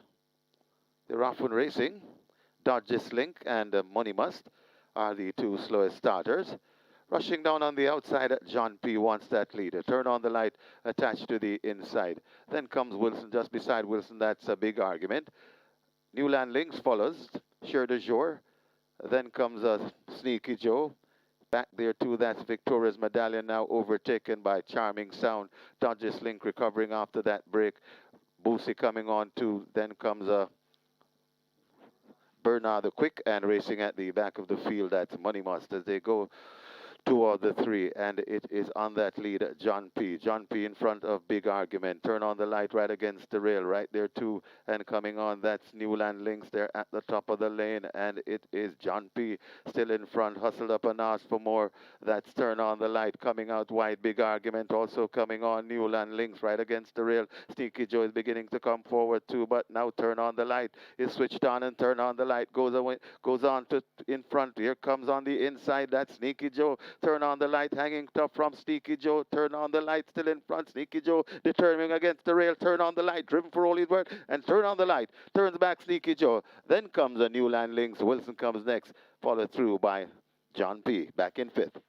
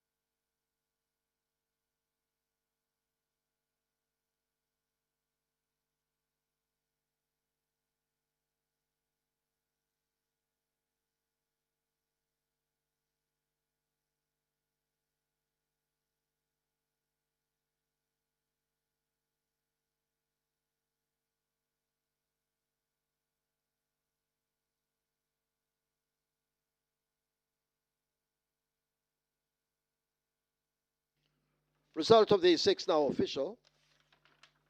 Horses to the testing barn, 3. Turn on the light, 15 Newland links. 3 and 15 go to be tested. Splits 24, 49, 3. They raced 6 furlongs in 1:16.1. The margin's 1 1/4 by 1 1/4. Up next, the third running of the Thornbird Stakes.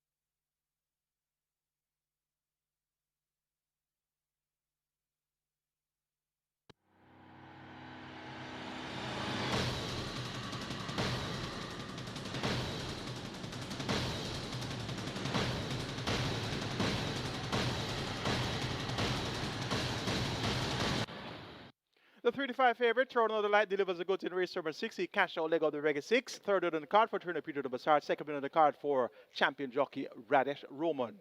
Very popular Reggae 6 today. The payout 1,271. Let's now take a look at the closing stages of our Reggae 6 events.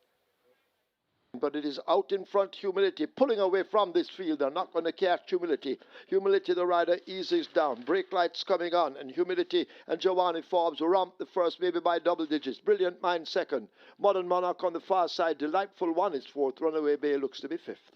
It is still the teacher. Also, Star Quest begins to find late footing. They're coming to the furlong pole, and it's the teacher Star Quest attacking on the inside, out wide. Olivia De Hora, it's a good-looking finish, and now coming on the inside, Star Quest still there. Olivia De Hora and the teacher. It's Star Quest and the teacher, Star Quest, the teacher. That's too tight to call. Then comes Miss Mulligan Man and Olivia De Hora back in fourth. As the Maestro grabs the lead and begins to open the gap inside the final furlong, it is the Maestro in what is a runaway at this time. Inside the final 16th, the Maestro, an action-packed Ray and Lewis running away from this field. They're all been humbled by a powerful kick. The Maestro wins by double digits. Prosperity Sen is second. Sonador is third. Code Red is fourth. Now Blue Sensation now hits the front. Chris Lem switch toward the inside. The Soul Warrior still taking aim on them, but it is Blue Sensation in front. Blue Sensation trying to get away from the Soul Warrior. Coming with purpose. It's Blue Sensation hanging from Soul Warrior, and Blue Sensation beats the Soul Warrior. Then comes Chris Lem. Princess Catalia back in fourth. as they race inside the final 3/16th, and now a Lucky Papa looks to have the nose in front. Roman Princess trying to fight on. Undeclared war in between horses, but they race toward the final 16th, and out in front Roman Princess now kicks once again. It is Roman Princess in control at this stage. Roman Princess goes on to win it, a double for Anderson. Lucky Papa may just be second over Never, then Rapida and Undeclared War. But now turn on the light is switched on, and turn on the light goes away, goes on to in front. Here comes on the inside that Sneaky Joe. Turn on the light, hanging tough from Sneaky Joe. Turn on the light, still in front. Sneaky Joe determining against the rail. Turn on the light, driven for Holy Word, and turn on the light. Turns back Sneaky Joe. Then comes a new landlings. Wilson comes next, followed through by John P. back in fifth.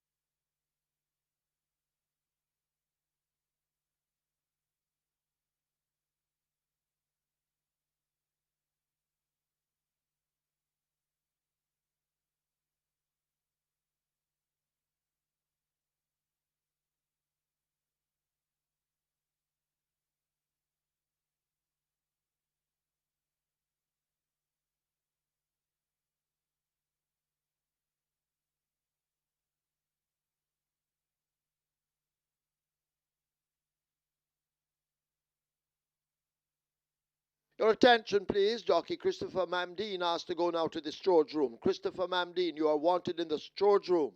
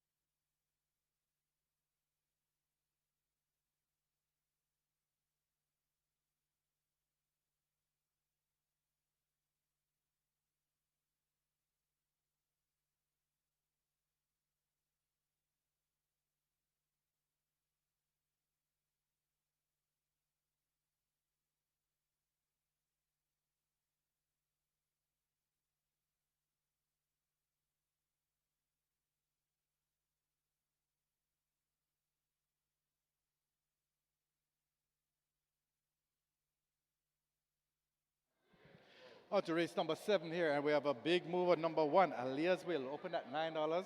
Late for the money, this one down to $3.40. It's also 2-1, second favorite in the tote, so a lot of support for number 1, Aaliyah's Will. Very well backed here at the fixers windows, currently at $3.40. A couple others getting support though. Number 2, Giving Thanks currently at $3.50. 4, Victorious Links at $4.05. Tailor Made at $2.50, but Aaliyah's Will really taking a lot of late money here, currently at $3.40, and that's your best back runner at the fixers winners for race number 7. Number 1, Aaliyah's Will. Good luck.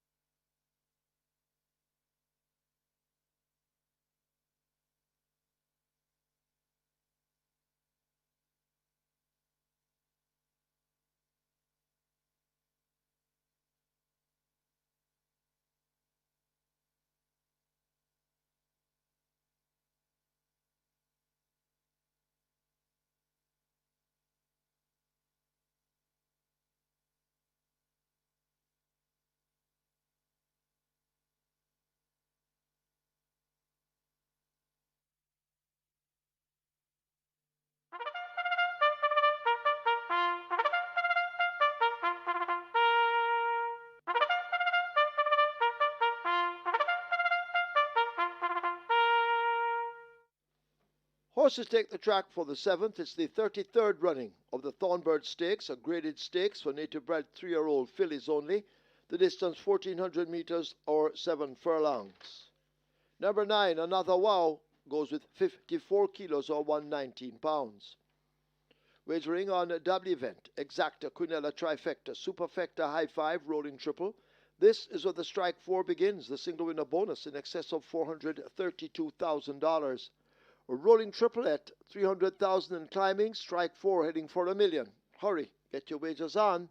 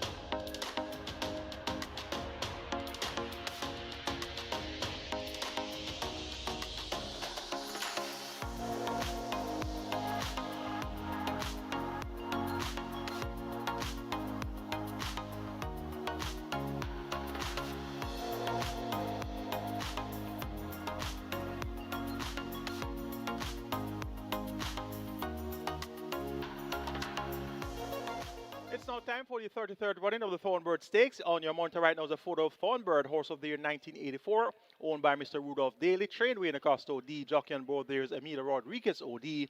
Thornbird won the Jamaica Derby, a Grade 1 event in 1984, won the Jamaica 1000 Guineas also in 1984, won Jamaica Oaks in 1984 as well, and also won the Shell Silver Plate, a Grade 1 event in 1984, and was fourth in the Caribbean Classic in Panama also in 1984. We honor the Flying Filly, Thornbird, with the 33rd running of the Thornbird Stakes. A field of 9 native-bred 3-year-old fillies.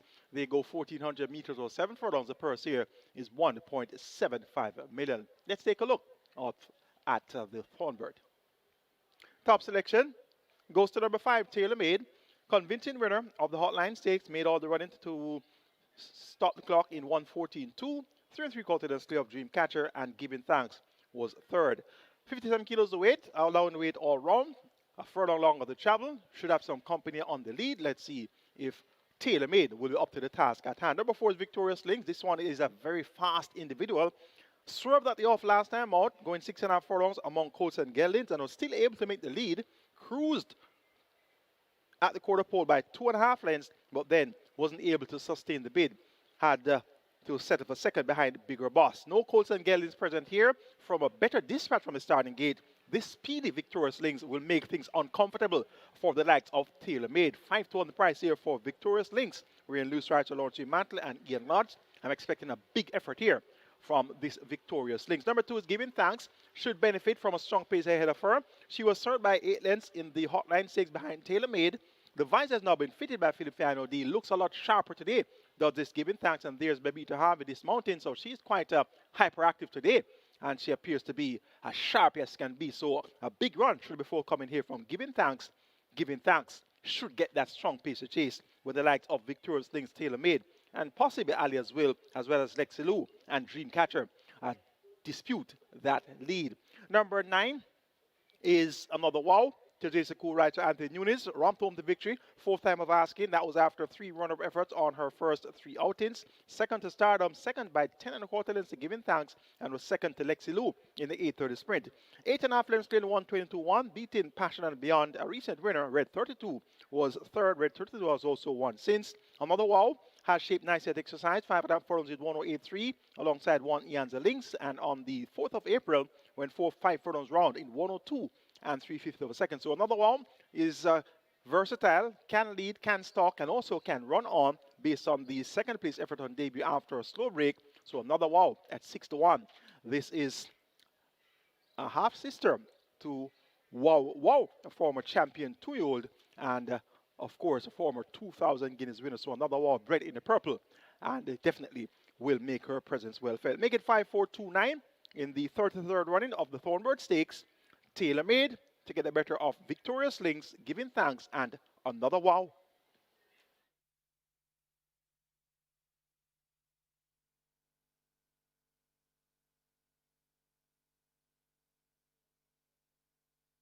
Your attention, please. Maurice Crooks asked to go now to the storage room. Maurice Crooks wanted in the storage room. Scratch number 1, Alias Will. Alias Will is injured. So in this, the 7th event, take out 1, Alias Will. Alias Will is injured.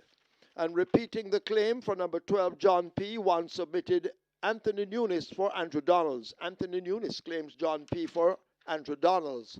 Runners at the post for the 33rd running of the Thornbird Stakes.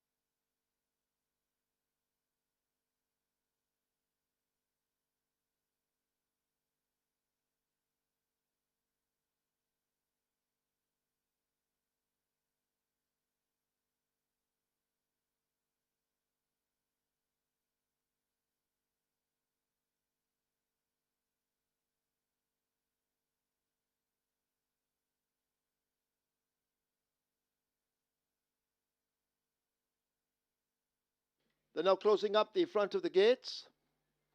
Rolling triple on its way to 500,000. Strike 4 heading for 1.5 million. Horses now loading.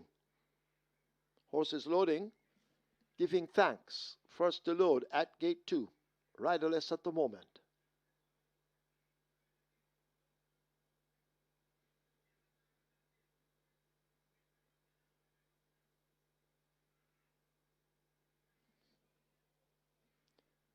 You need to hurry now. Get your wagers on.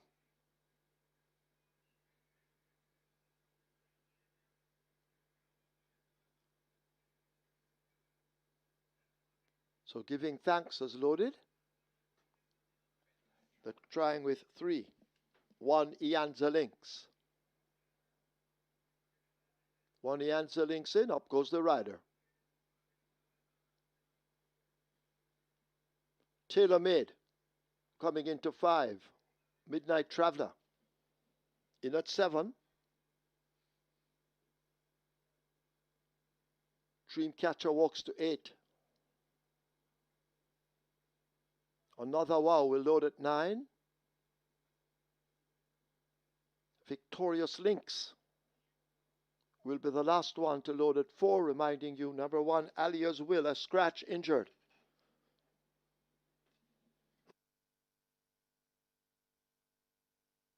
This is the 33rd running of the Thornbird Stakes, field in line. 7 furlongs. They're off. Giving Thanks a shade slowly out with one Ianza Lynx, as TaylorMade as expected goes for that lead. Dreamcatcher on the outside. Toward the outside, another Wow now getting closer all the while. Victorious Lynx joins the group, and they're in a tight clump as they head toward the 5. 2 lengths in behind that group, Alexi Lou races ahead of Giving Thanks. Midnight Traveller making mild progress on the outside, and one Ianza Lynx is last.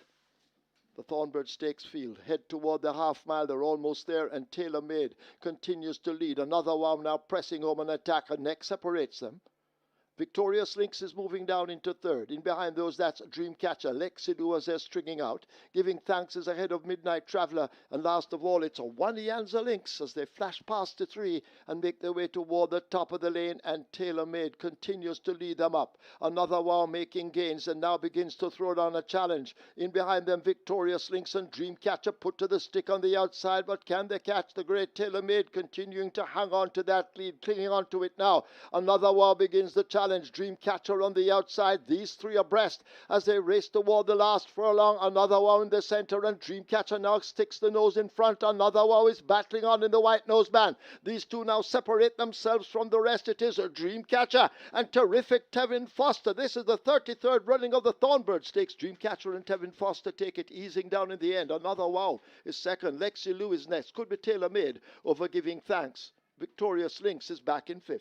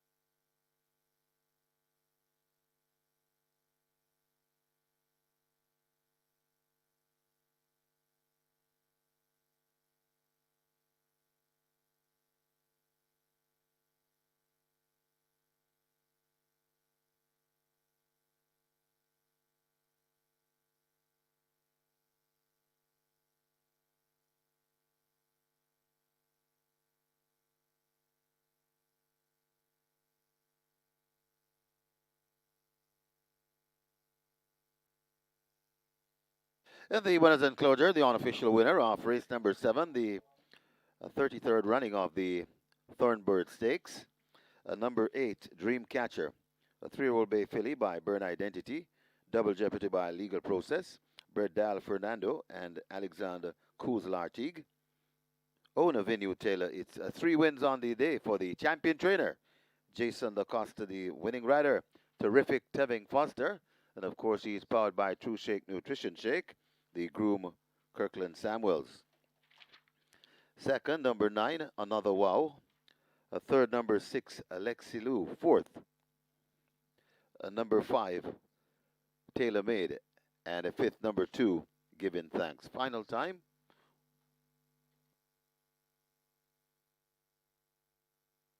Final time for 7 furlongs, 127 and a 2.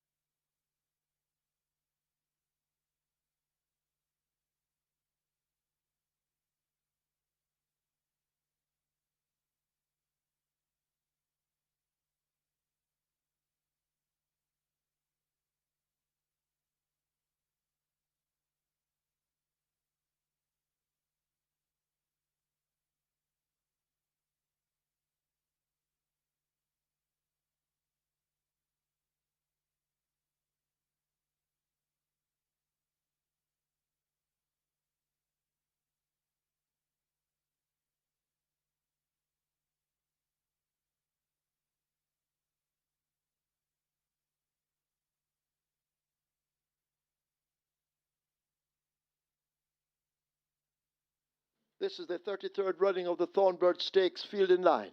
7 furlongs. They're off.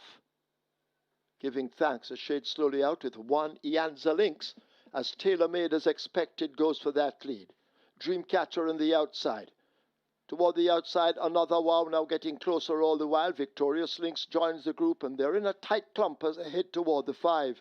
2 lengths in behind that group, Alexi Lou races ahead of Giving Thanks. Midnight Traveller making mild progress on the outside, and 1, Ianza Lynx is last. The Thornbird Stakes field head toward the half mile. They're almost there, and Tailor Made continues to lead. Another Wow now pressing home an attack, and next separates them.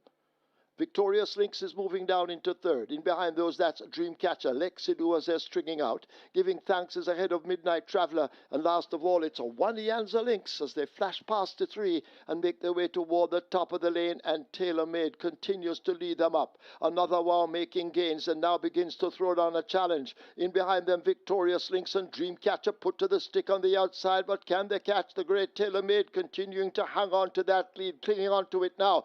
Another Wow begins the challenge. Dreamcatcher on the outside. These 3 abreast as they race toward the last furlong. Another Wow in the center, and Dreamcatcher now sticks the nose in front. Another Wow is battling on in the white nose band. These 2 now separate themselves from the rest. It is a Dreamcatcher and Terrific Tevin Foster. This is the 33rd running of the Thornbird Stakes. Dreamcatcher and Tevin Foster take it, easing down in the end. Another Wow is second. Lexi Lou is next. Could be Tailor Made over Giving Thanks. Victorious Lynx is back in 5th.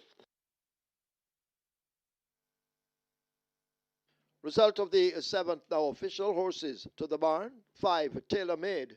8, Dreamcatcher. 5 and 8. Both go to be tested. The splits are 23-2, 47-1, 113-2. 7 furlongs raced in 127-2. The margin's 2.5 by 2.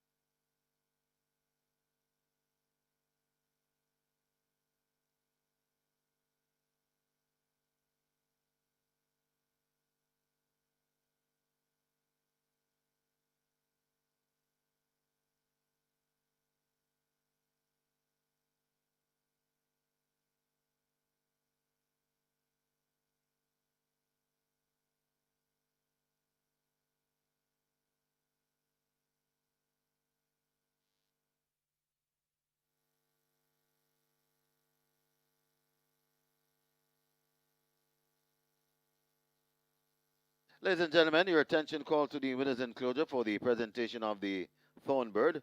It's the 33rd running of the Thornbird Stakes. Making the presentation, the winning trainer, champion trainer Jason DaCosta, to the winning owner, Vinu Taylor. Also in the presentation party, Mr. Henley Gonzel. Congratulations to the winning connections, race number 7, the 33rd running of the Thornbird Stakes.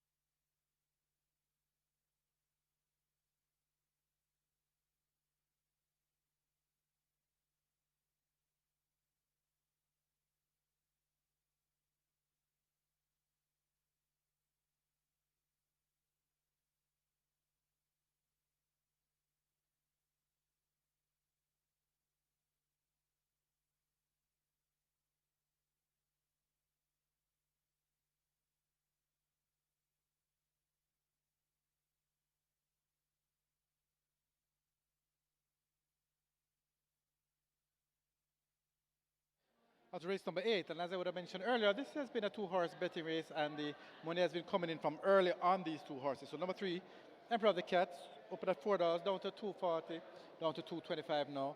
Well supported from morning, still being well supported now. And the other one has taken a lot of money. Number 12, Uncaptured Empress, currently at 290. This one opened at $6 from early.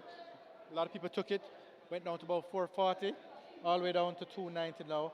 Good support for Uncaptured Empress. So those are the two that are really, it's a two-horse betting race at the Fixers winners. Nobody seems to be interested in anybody else here, but if you are looking for something to buy, and you don't want to definitely find a winner, on the play side of things, a lot of good prices, and it's a nice big field, so if you can find a horse to come second or third, if you can't find a winner, there's your place bet right there. So good luck for race number 8.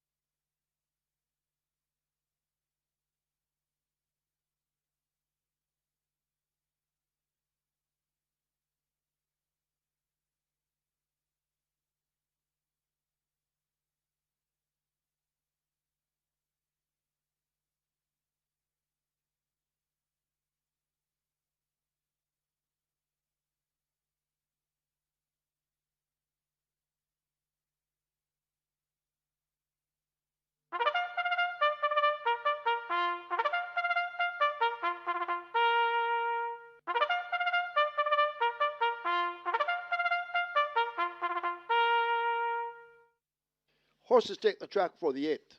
It's for 3-year-olds and up. It's a claiming event. 1.5 million to 1.2 million the tag. The distance 1,000 meters or 5 furlongs straight. Number 2, La Band, make the weight 55.5 or 122 pounds.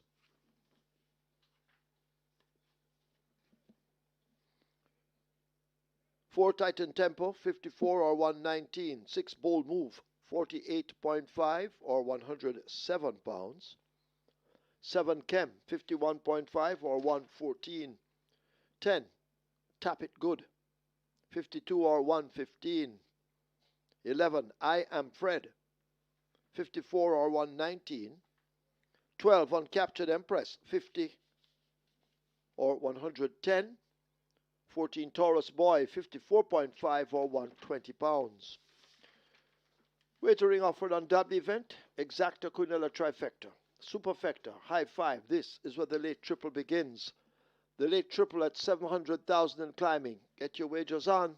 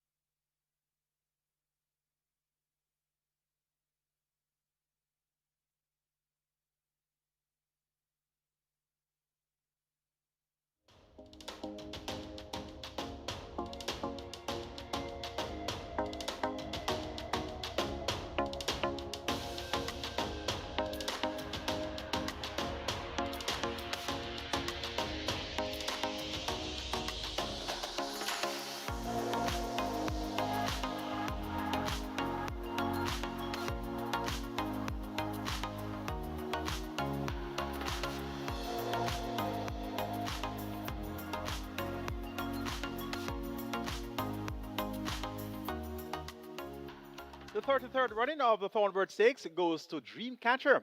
Tevin Foster riding for Jason Costa and owner Vinny Taylor. That one, a very sharp performance there. One going away in the end, and that was after being runner-up in the Outline 6 behind stablemate TaylorMade, who was the favorite today. TaylorMade led for a long way, but could not hold on from Dreamcatcher, who really showed vast improvement there.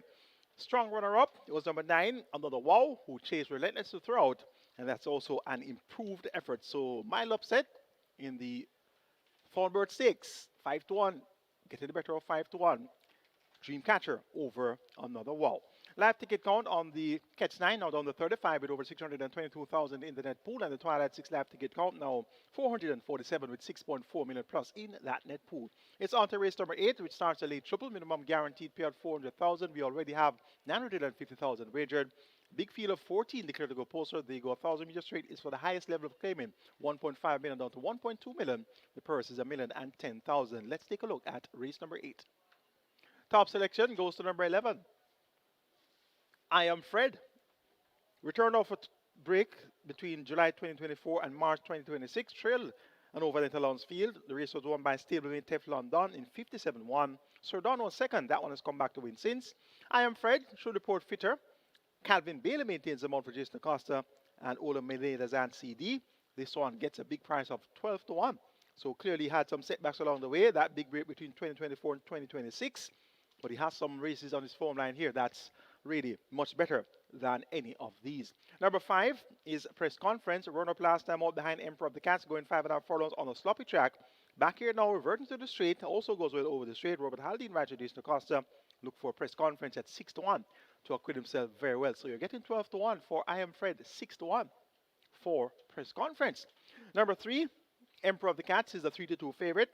This one really loves to win races. Has won 19 times from 41 starts, 5 seconds and 5/3, and he's a former Prince Consort Stakes winner. Won the Prince Consort, getting the better of Blue Vinyl. So it's Prince Consort Stakes race day to day, and we could see Emperor of the Cats being back in contention throughout.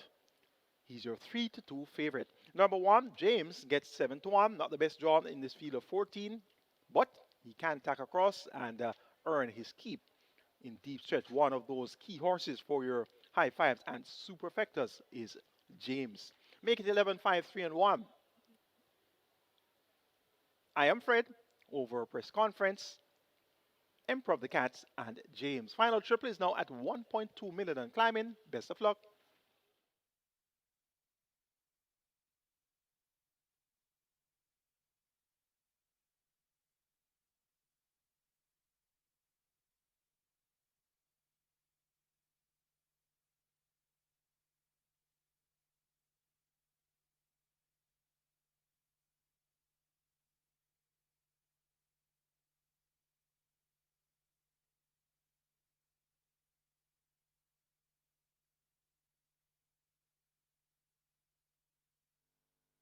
Your attention, please. Fitznaham Williams asked to go now to the storage room. Fitznaham Williams wanted in the storage room.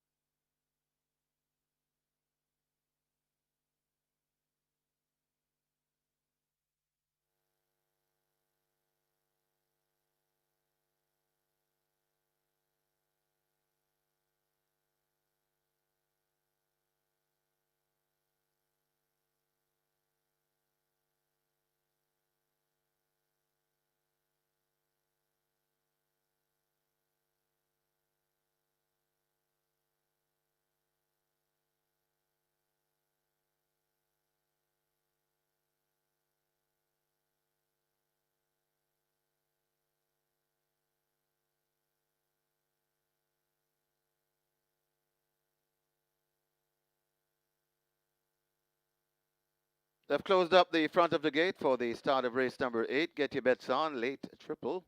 That late triple approaching 1.6 million. High five wagering offered. That's approaching 250,000. The front of the gates are closed.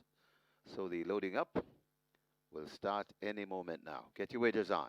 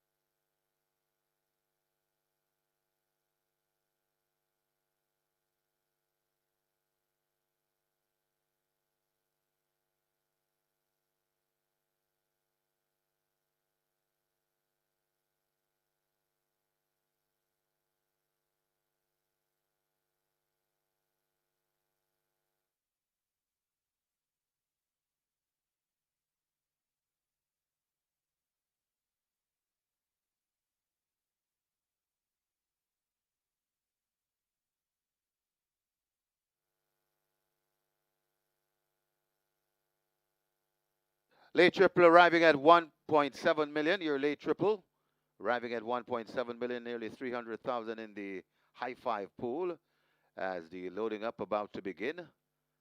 Laban, the first one, coming to gate 2. Laban goes in. Horses loading for the 8th.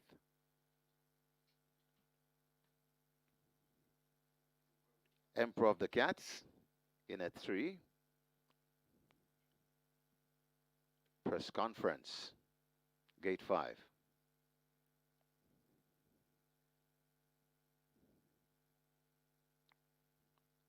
Titan Timber will be next, gate number 4.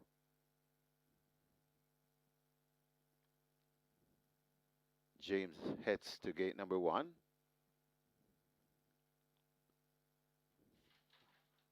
A bold move. Gate number 6. James is part of the way in. Gate 1. Kem loads at 7. James is in. First offense comes to gate number 8. Goes in.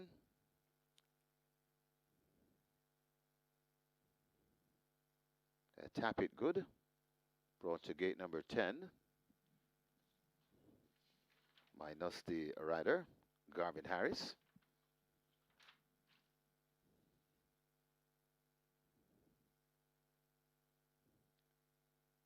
As he'll have a seat shortly.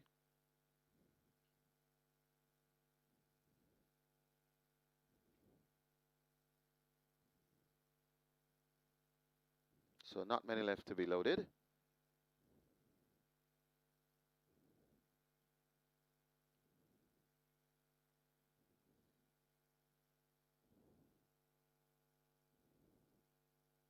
As Taurus Boy to gate 14.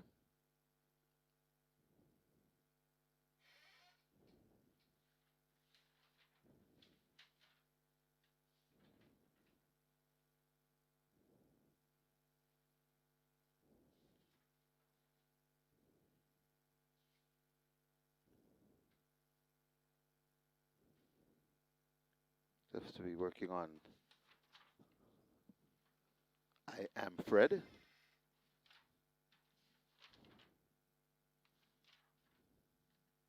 Gate 11. And that's the 7 to 5 choice at the moment. I Am Fred.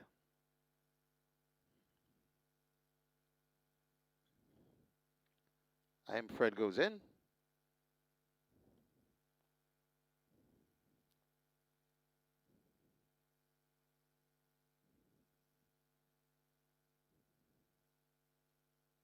Indestructible might be next at gate 9.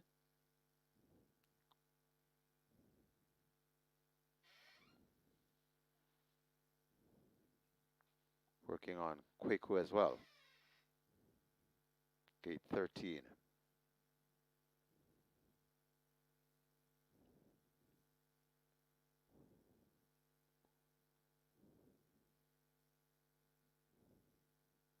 Quaku in at 13. 2 to load on Captured Empress and Indestructible.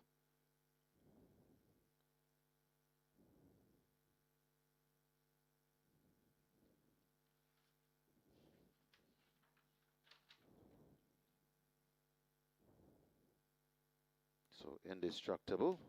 Rider comes down from Indestructible.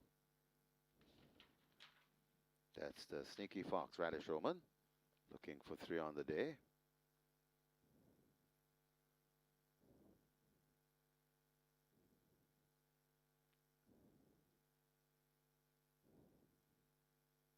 Still they work on Indestructible to fill gate 9.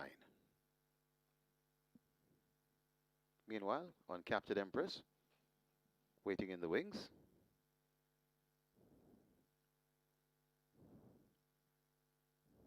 Indestructible looks to be in. 1 to load on Captured Empress. And we'll have a line. 5 furlong straight the trip. On Captured Empress. is in. And now we're ready for race number 8. Often racing, I am Fred breaking smartly in the middle. Also, Quaco. Quaco is early, indestructible right beside him. Then comes tacking across to the middle of the track. That is Emperor of the Cats. So Emperor of the Cats joining up with the First Offense over on the far side, a press conference, and furthest of them all, that's James and Laban. They're spread right across the track. Indestructible and Emperor of the Cats matching stride. Just behind them, and Ask for More, that's First Offense. Right there too, that's Kem. But this race continues up front as they come with just about a furlong and a half to travel. Indestructible and Emperor of the Cats, indestructible, looks to be gaining the better. It's indestructible. Emperor of the Cat still chasing. Uncaptured Empress comes running on. It's indestructible in front, but not by far. Indestructible now begins to go away from Emperor of the Cats, who have no answers. Indestructible. 3 for the Sneaky Fox Radish Roman. Emperor of the Cats is second. Then comes Uncaptured Empress. Kem is next, and maybe back in 5th. That's press conference.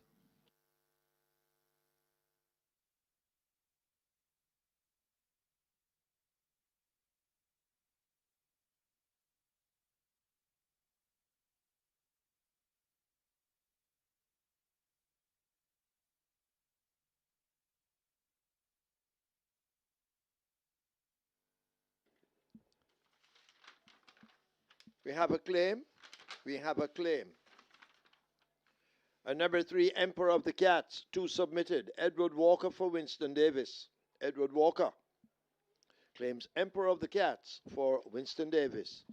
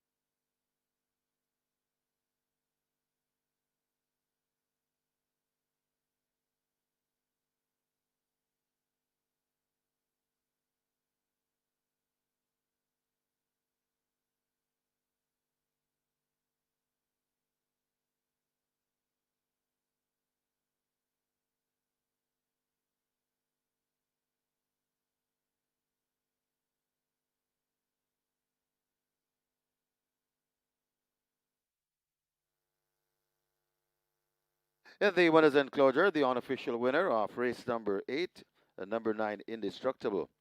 5-year-old bay horse by Successful Native. Rudy Girl by War Marshal. Bred Stedman Curtis, own son and father. Train Philip Elliott. The winning rider, 3 on the day for the champion jock, Radish the Sneaky Fox Roman. And he's one of our sponsored 2-Shake Nutrition Shake riders, the groom Robert Brown. Second, number 3, Emperor of the Cats. Third, number 12, Uncaptured Empress. Fourth, number 7, Kem. And a fifth, number 5, Press Conference. Final time for 5 furlongs straight, 58 and 1.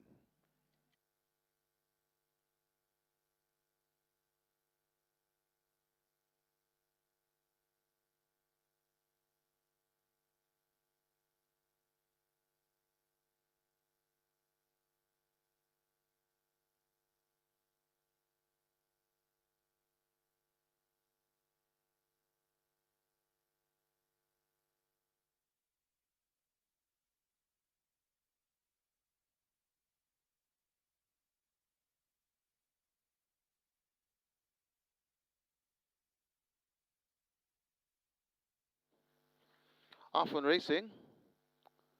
I am Fred breaking smartly in the middle. Also, Quaco. Quaco is early, indestructible right beside him.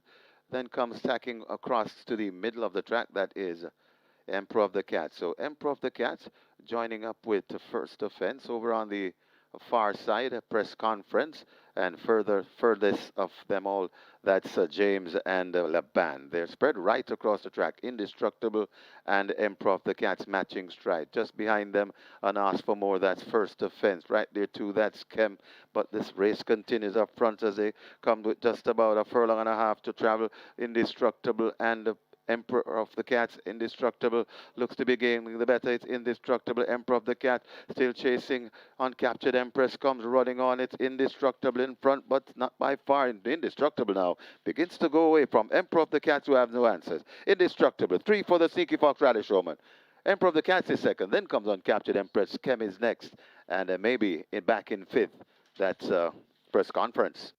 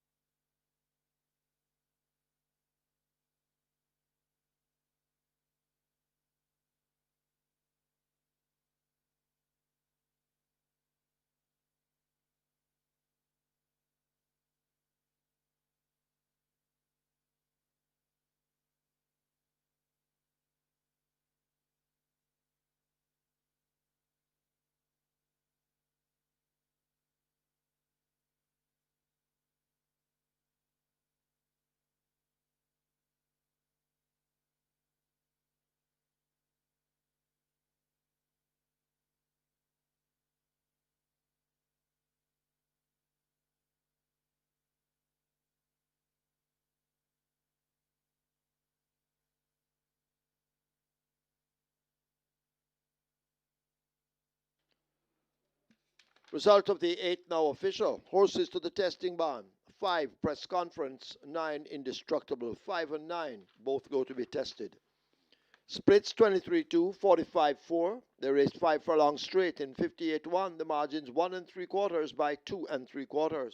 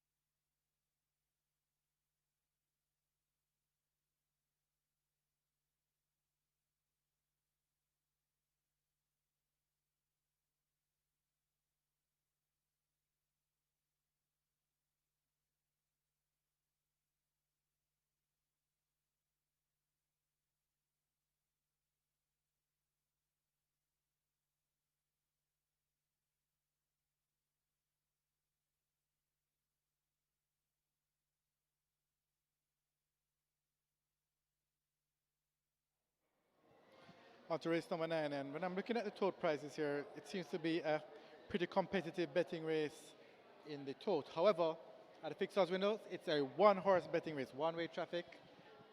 For number 3, Don Quessy opened at $2.50 down to $2, and then trading rock solid $1.90 right now. It's the only horse they are going for at the fixed odds winners here.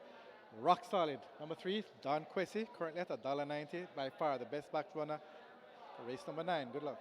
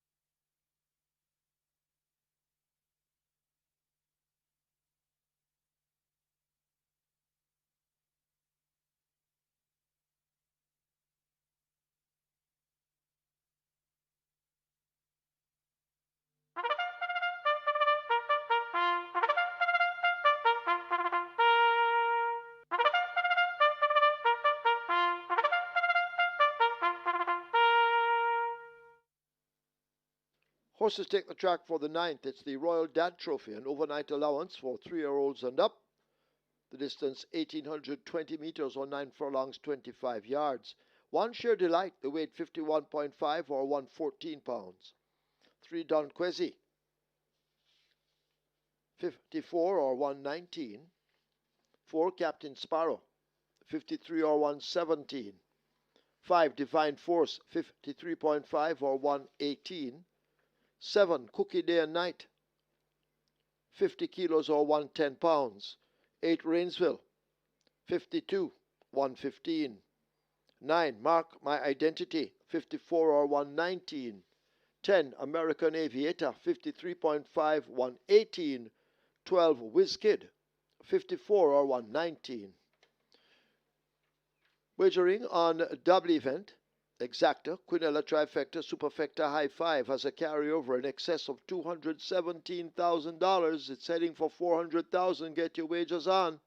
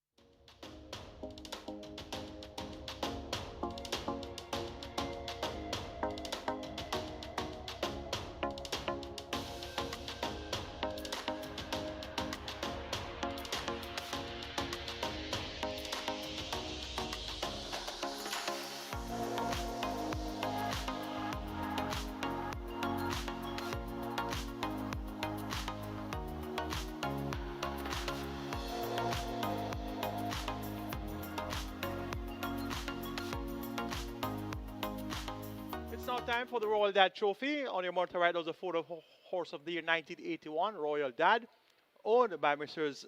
R.C. Swaby and Leslie Ho. Trained by Kenneth Mattis OD, jockey on board there, Winston Fanagavitz OD. Royal Dad is a Hall of Fame inductee, first Triple Crown winner at Caymanas Park in 1981 with 13 career wins and the first horse to win 11 consecutive races at Caymanas Park. Won the Jamaica 2000 Guineas in 1981, won the Jamaica Derby in 1981, and won the St. Ledger in 1981 as well. So a first Triple Crown winner at Caymanas Park. Royal Dad being honored with the Royal Dad Trophy. Indestructible got the job done in race number 8. Rider Show won another triple.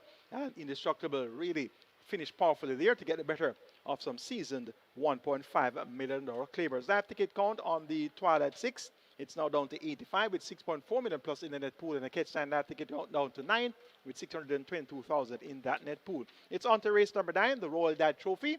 The start of the late double. We have a field of 12 at 1,820 meters or 925 yards. The purse is 1.25 million. It's an over-net allowance contest, so 3 O's and up. Top selection goes to number 3, Don Crazy. Champion apprentice Damar Williams rides for trainer Barrington Bernard and Uni Cup Bernard. And last week we saw a fine display of talent, 118 flat for 6.5 furlongs by this Don Crazy. The question is, has he come back too soon? And hopefully the answer will be no. He's at 65. He comes to make that 3 furlongs longer. And he should be able to dictate terms here. 9 furlongs, 25 yards, a much gentler pace. So if not suffering any ill effects from that 118 flat 7 days ago, he could very well ramp home the victory once again. Number 9 is Mark My Identity. This one gets 3-1. Will be running on where it matters most. And he's bored of the early pace and speed to go with the likes of Don Crazy, but has a good late turn on foot. Dane Dawkins rides for Byron Davis, more popular known as Pecco, will take this one with a good chance as well. 3-1 the price. Number 8, Rainsville. Run up last time out behind Sir Don, going 7.5 furlongs with 131.2. Not the most consistent of runners, and the pattern suggests that he'll run a poor race today. Hopefully that pattern can be broken and he run another good race. But the pattern is he runs good, then runs bad, runs good, then runs bad, and he ran good the last time out. So I'm expecting a bad run, but hopefully my expectations won't be realized and he'll run a pleasing race. Number 11 is Main Mistress. This one gets odds of 7-1. She's last year's St. Elizabeth Distaff winner, and she has 1 run so far this season, 4 by 6.5 lengths, going 5 furlongs straight behind Goodbye Firefly, another one, and Unbelievable Force. You can expect a forward-place effort here from Main Mistress. Omar Walker rides for trainer Peter Dunpassard. Peter Dunpassard has 3 wins so far at the card, so he's looking for his 4th win. It's a Royal Dad Trophy, going 3, 9, 8, and 11. Don Crazy to get the better of Mark My Identity, Rainsville, and Main Mistress.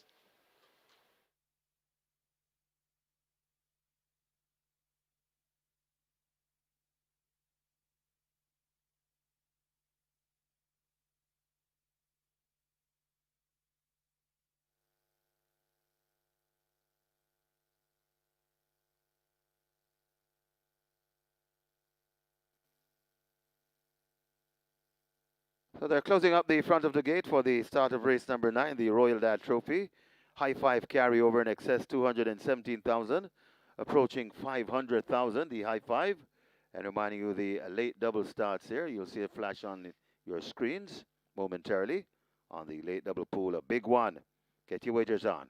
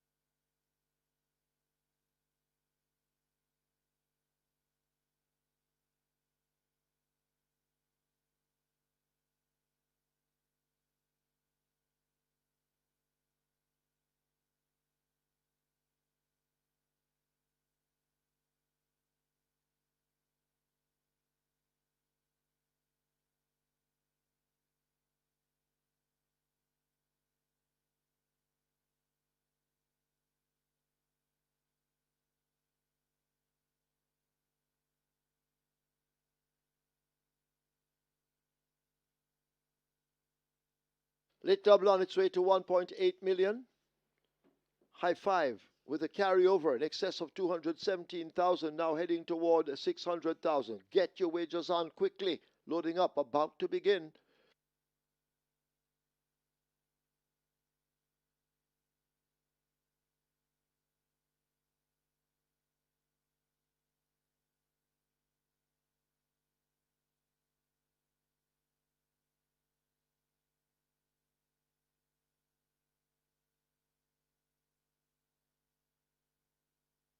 Horses now loading. Wicked Cassie, the first one in.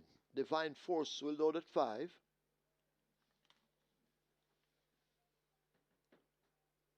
So horses loading. Captain Sparrow being led riderless to 4.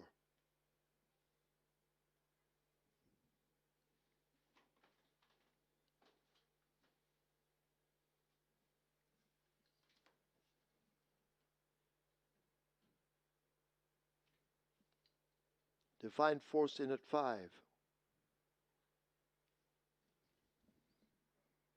Captain Sparrow riderless in at 4.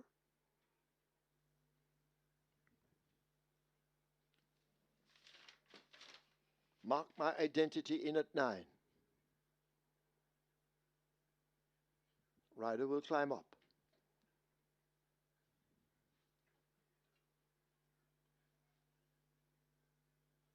So hurry and get your wagers on. The double almost at $2 million.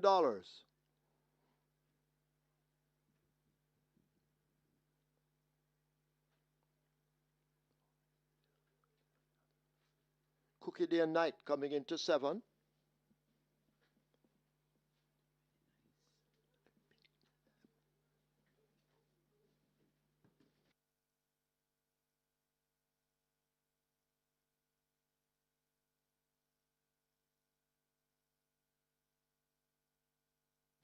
American Aviator coming into 10, followed by Whiz Kid and Main Mistress will be the last to load.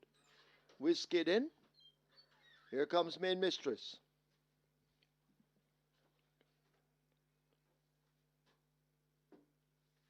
Main Mistress coming into 11. Main Mistress in. Field in line for the Royal Dad Trophy. 9 furlongs, 25 yards. Starter ready. They're off. Don Quesi, as expected, blasts away for that lead. Wicked Cassie on the rail in the green silks. Out wide, that's American Aviator and Main Mistress as they go running past the mile and into that clubhouse turn. American Aviator goes on. Main Mistress on the outside narrowly over Don Quesi racing there in third. Rainsville moving down, that's the grey in fourth. Wicked Cassie comes next. Mark My Identity and Divine Force in behind. Cookie Day and Night and Crown Chaser team up in behind. Whiz Kid is next and the gap opens up to Sheer Delight. And at the back of the field, it's Captain Sparrow as they've taken to the back stretch and run past the 6. American Aviator attempting to steal it. Opens up a double-digit lead. Being chased by Rainsville the Grey. Main Mistress settled in second. Don Quesi is back there now in fourth spot. Wicked Cassie races up next. Crown Chaser making ground with Mark My Identity. Then Divine Force as they leave the 5. A break back to Cookie Day and Night. Whiz Kid, Sheer Delight. With a lot to find, that's Captain Sparrow as the field arrive at the half mile. Out in front, American Aviator continues to hold a huge lead. Rainsville chasing, Main Mistress and Don Quesi are next. Crown Chaser is there. Wicked Cassie has faded. Mark My Identity just in behind them with Divine Force now asked to go. So to Sheer Delight they leave the 3. Cookie Day and Night is next. Then Whiz Kid and Captain Sparrow continues to run at the back. They've left the 5/16. They're coming into the top of the lane. American Aviator attempting to go all the way in the Royal Dad. Here is Don Quesi under a smart ride now on the outside, kicking in, and Don Quesi joins American Aviator, but only for a brief moment. And now Don Quesi kicks and holds that lead. American Aviator now beginning to scramble in between horses. Cookie Day and Night running on with Mark My Identity, but it is Don Quesi, a good ride inside the final yardage. Don Quesi and Demar Williams will win the Royal Dad Trophy by maybe 6 over Mark My Identity, Cookie Day and Night, Divine Force close between Sheer Delight and Wicked Cassie for 5th.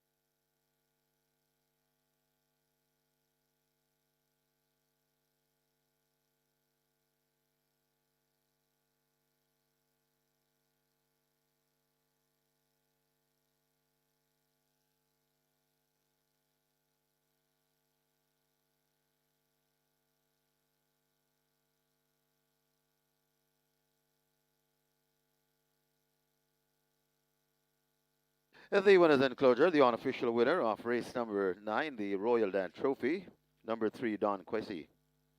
4-year-old Bay Colt by Sensational Slam, Look at Me Now by Region of Merit. Bred Michael Beecham, Owner Kwanzi Bernard Train, Barrington Bernard, the winning rider. And a brilliant ride from Mr. Smooth, Demar Williams. The groom Garnet McCarthy, second. Number 9, Mark My Identity. Third, number 7, Cookie Day and Night. Fourth, number 5, Divine Force. And the fifth, number 1, Sheer Delight. Final time for 9 furlongs and 25 yards, 155 and 3.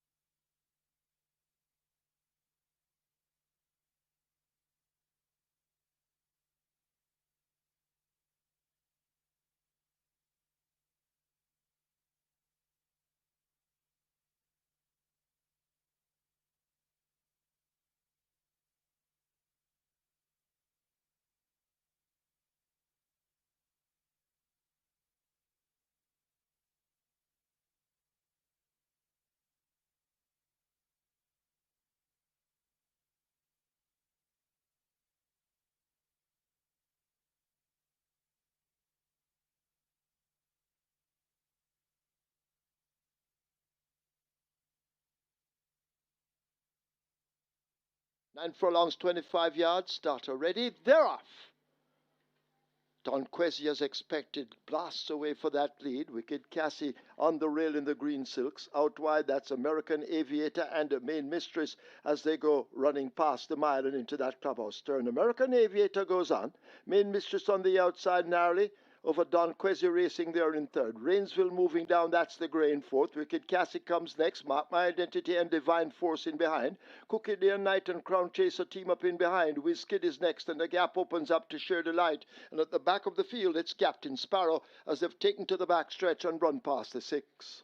American Aviator attempting to steal it. Opens up a double-digit lead. Being chased by Rainsville the Grey. Main Mistress settled in second. Don Quessy is back there now in fourth spot. Wicked Cassie races up next. Crown Chaser making ground with Mark My Identity. Then Divine Force as they leave the 5. A break back to Cookie Day and Night. Whiz-Kid. Sheer Delight. With a lot to find, that's Captain Sparrow as the field arrive at the half mile.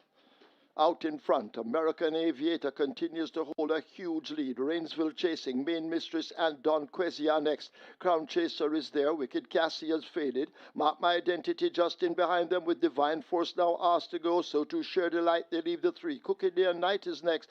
Then Whiz-Kid and Captain Sparrow continues to run at the back. They've left the 5/16. They're coming into the top of the lane. American Aviator attempting to go all the way in the Royal Dad. Here is Don Quessy under a smart ride now on the outside, kicking in, and Don Quessy joins American Aviator, but only for a brief moment. And now Don Quessy kicks and holds that lead. American Aviator now beginning to scramble in between horses. Cookie Day and Night running on with Mark My Identity, but it is Don Quessy, a good ride inside the final yardage. Don Quessy and Demar Williams will win the Royal Dad Trophy by maybe 6 over Mark My Identity, Cookie Day and Night, Divine Force close between Sheer Delight and Wicked Cassie for 5th.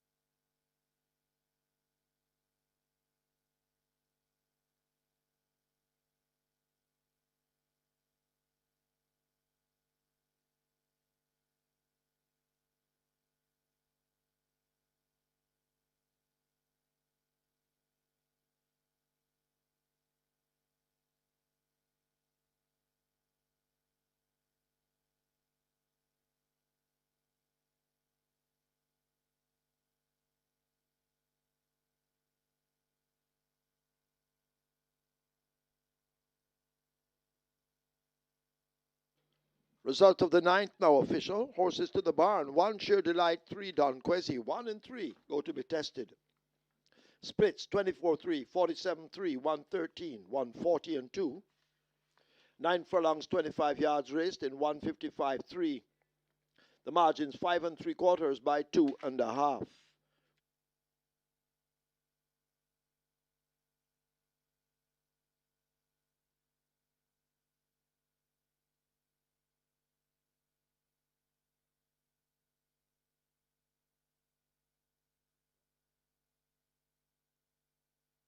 We have a rider change in the 10th and final, number 13 Fidelity, now the mount of Calvin Bailey. Calvin Bailey rides 13 Fidelity in the 10th and final.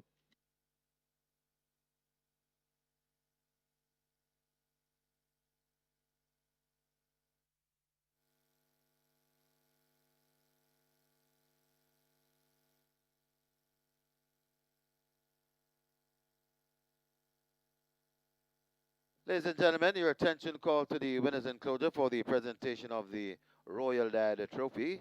Making the presentation, Devon Brown, and receiving Christine Copeland. Also in the presentation party, Tanian Smith, Ian Lodge, Nigel Green, Grenford McCrae, Howard Barnett, and Wayne Hallen. Congratulations to the winning connections. Race number 9, the Royal Dad Trophy.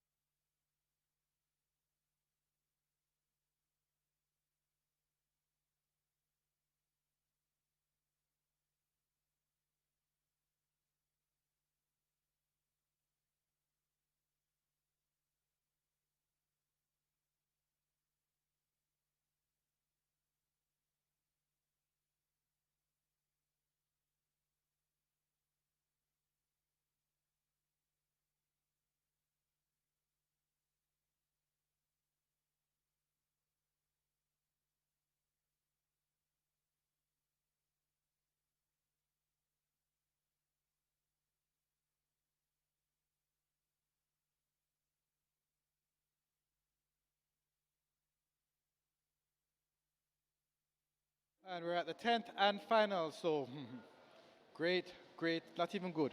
Great support here for number 7, We Jammin'. We Jammin' is the best back runner currently at 225. Interestingly, number 1, Salute the Dawn, this one is the 85 favorite in the tote. Salute the Dawn is a little bit cold at the fixers winners at the moment.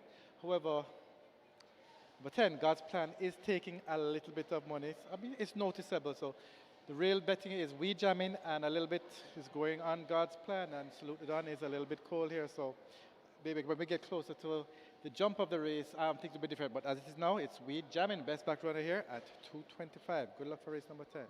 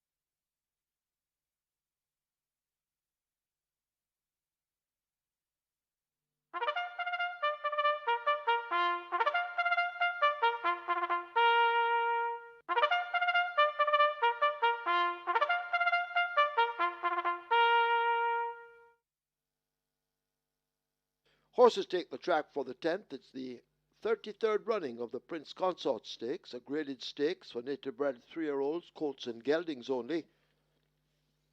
The distance 1,400 meters or 7 furlongs. 2 London Spirit, 53.5 or 118.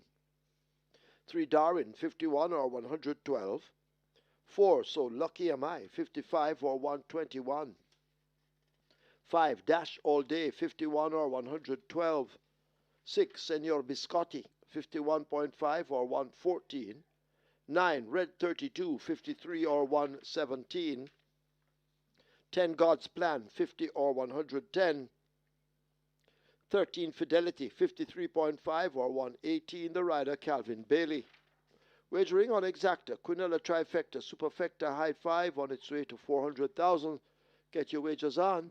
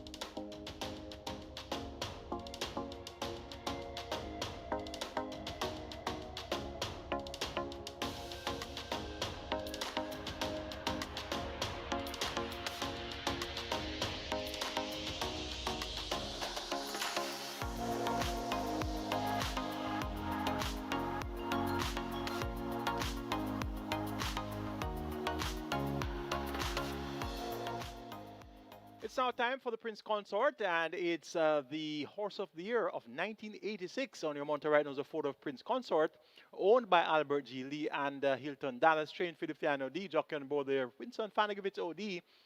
Prince Consort is a Hall of Fame inductee, and he won the Jamaica Derby Grade 1 event in 1986, around the Craven Classic, another Grade 1 event in 1986, won the Red Side Super Stakes in 1987, another Grade 1.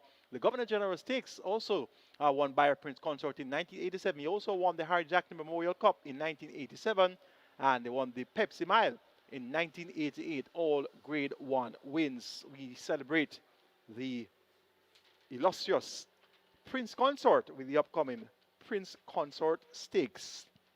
And how about that performance in the Royal Dad Trophy by Don Crazy? And quite fitting, the Royal Dad Trophy won by the father and son combination of trainer Banter Bernard and his son Quanzi Bernard. So it was all about the royalty, Royal Dad. Done crazy. Fine performance there. 155 and change for 9 furlongs and 25 yards. Last week, Saturday, he won in 118 flat for 6.5 furlongs. So he's quite productive. That's now his 6th win in 14 career starts, 3 seconds and 3/3. So done crazy is one for the future. Live ticket count on the Twilight 6 now down to 80. And we have on the Ketstein side of things 6 live tickets. And 622,000 is in that net pool for the Ketstein and 6.4 million plus in the net pool for the Twilight 6. It's now on to the 33rd running of the Prince Consort Stakes. Goes and Geldins, grade 6 event, purse 1.75 million. And we have a distance of 1,400 meters or 7 furlongs and a field of 13. Earlier today, we saw the fittest in action in the Thornbird, and the horse by the name of Dreamcatcher came out on top there. Tevin Foster for Jason Acosta. Let's see what the Colts and Geldins will do for the Prince Consort. Top selection is number 1, Salute the Dawn. Impressive in victory in the Sir Howard Stakes. And earlier, we saw the Hotline Stakes winner, TaylorMade, going off favorite, and she was not able to justify the favoritism. So let's see if Salute the Dawn can follow through with the form of the Sir Howard. Was an 8th winner in utmost easy fashion, won 13-4 for 6 furlongs, beating So Lucky Amai and Mohanlal. And he has continued to look well at exercise, looked vastly improved, went 5.5 furlongs with 109.2 alongside Stardom, and paced 7 furlongs with 143.2 on the 8th of April. Dane Dawkins maintains the mount for the 5th consecutive occasion, riding for Gary Sabatian and owner Oak Ridge Farms of Donald Webb Jr. and senior fame. And this Salute the Dawn looks ready to give off his best once again. He's at 8-5. Number 7 is We Jammin', last year's champion 2-year-old. Won the Wayne DeCosto D 2-year stakes on Boxing Day by 5 lengths, beating Salute the Dawn. Was knotted up with Salute the Dawn, passed in a half mile and the quarter pole, and then kicked away with a furlong to run. Came back on his seasonal debut on the 1st of March, raced against older horses for the first time, beaten by the 4-year-old American Aviator. We saw that one lead in teary fashion in the Royal Dad in race number 9. So We Jammin' now among native bred 3-year-olds, so he's among age group company, and he definitely will fight out the finish here. 6-time champion jockey Omar Walker rides for Peter Nabasar. Peter Nabasar looks for his 4th win on the card, and We Jammin' is your strong second favorite at odds of 8-5 in an interesting rematch between himself and Salute the Dawn. He's 3 kilos worse off from the last time they met. They both have 57 kilos. We Jammin' has a 57 kilo impost, and Salute the Dawn gets 3 kilos. He's at 54 kilos. Number 12 is Fernando. Came from a long way behind to win the Rimsky Trophy, beating the importee any means. Uncanado was 3rd. Will get a strong pace to chase here. And with Radish Roman riding so well, he's riding for Anthony Nunes. Looking forward to Fernando to be finishing very powerfully in Deep Search. Was 3rd in the Jamaica 2-year stakes behind We Jammin' and Salute the Dawn. So it's an interesting rematch among Fernando, Salute the Dawn, and We Jammin'. Bigger Boss number 8. This one has scope to improve as well. Has back-to-back wins coming into this. Released the main tag in 127.3 for 7 furlongs. Then came back over 6.5 furlongs and started the clock in 122.2, beating Victorious Links. Victorious Links ran below expectations in the Thornbird Stakes earlier. Bigger Boss has worked well. 6 furlongs with 115.4 alongside stablemate London Spirit. London Spirit is drawn post 2. That one is at 27-1, and you're getting 8-1 for Bigger Boss. So Lucky Amai is present as well. John post 4, runner behind Salute the Dawn in the Sir Howard Stakes. Comes in lighter from 57 to 54.5. So Lucky Amai has 2nd-time Lasix, and he has good scope to improve, and he'll definitely be one to keep on the right side here. And Dash All Day went off at 2-1 in the Sir Howard Stakes, but had a mishap at the start, and was totally out of it for the first half or 3/4 of the race, and then made some late headway to finish 4th. Has strong pace and should be for the place there. Tajay Saku rides Anthony Nunes. Dash All Day at 20-1. Now 19-1 can't cause a scare or two. Going here for number 1, Salute the Dawn to get the better of number 7. We Jammin', then 12 Fernando, and 8 Bigger Boss in the 33rd running of the Prince Consort Stakes.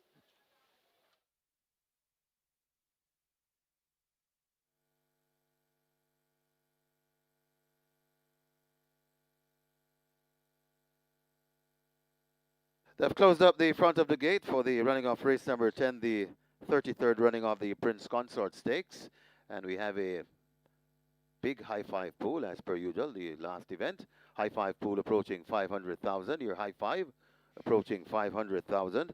Don't forget, later on at Charlestown, we have a massive Super 6 carryover, the CT6 at Charlestown, in excess nearly 360,000.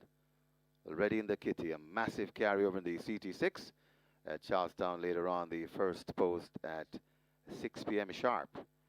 Get your wagers on here in the 10th and final, the 33rd running of the Prince Consort Stakes. High five wagering, all the rage. Nearly 500,000 and climbing.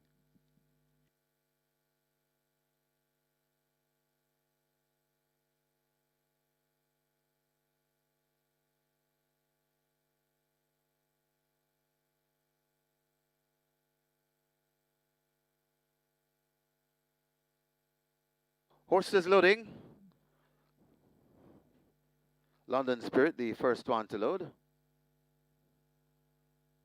Minus Tevin Foster. Darwin, situated in gate 3.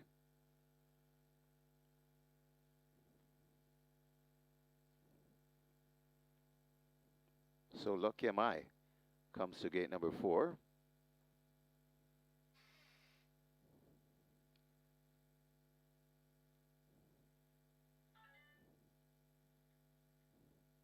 And of course, champion trainer Jason Acosta looks for 4 wins on the card. He had the Dead Eaters in race number 2, along with another win. Red 32, gate number 9. God's Plan coming up to gate 10.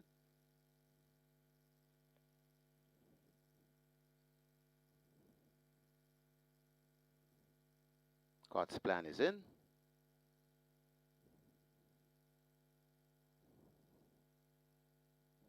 Stardom, gate 11.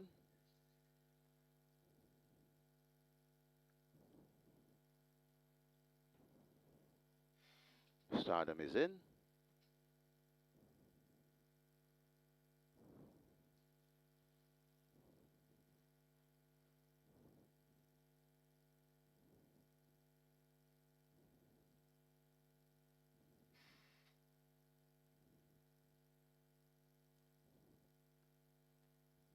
Salute the Dawn. Looks to be in at 1. Salute the Dawn goes in at 1. Senor Biscotti comes to gate number 6. Senor Biscotti goes in. One of 2 runners for Naya and Richard Azan.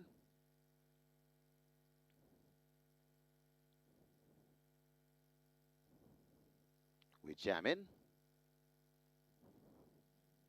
That's to gate number 7. Jamin goes in from the hot barn of Peter John Prasad. Bigger Boss in at 8. 2 to load.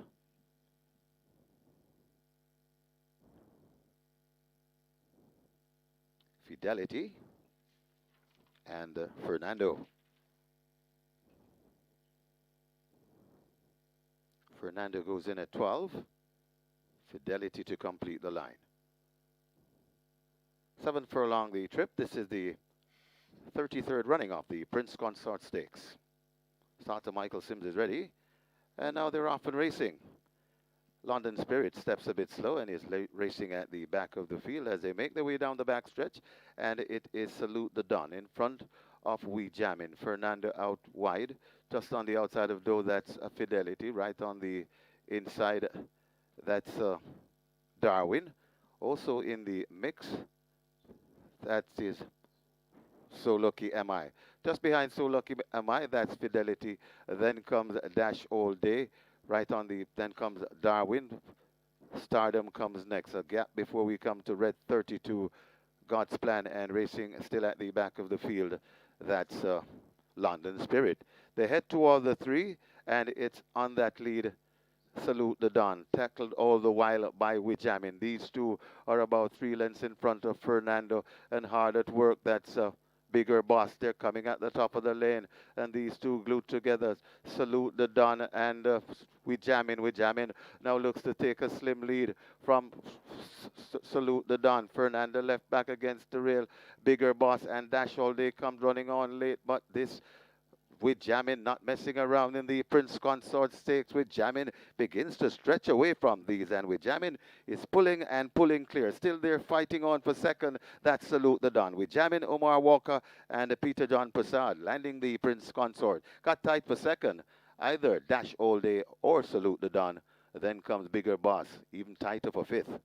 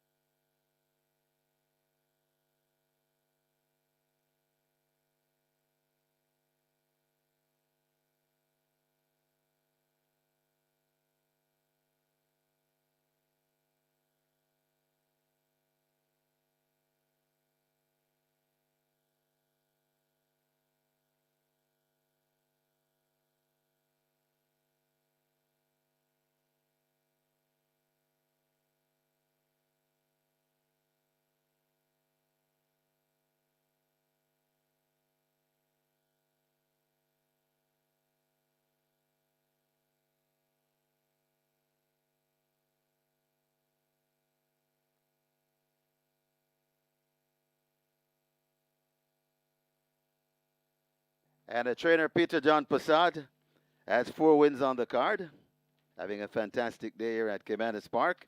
And he took down the Prince Consort Stakes, 33rd running. In the winners enclosure, the unofficial winner of race number 10, number 7, We Jammin', 3-year-old chestnut colt by Burn Identity, Jammin' by Traditional, bred Vincent Lumsden, Old Paul's Lumsden. It's 4 wins on the day for the chosen one, Peter John Passad. The winning rider, El Champo, Omar Walker, the groom of Frank Spencer. Second, number 5, Dash All Day. Third, number 1, Salute the Don. Fourth, number 8, Bigger Boss. And the fifth, number 12, Fernando.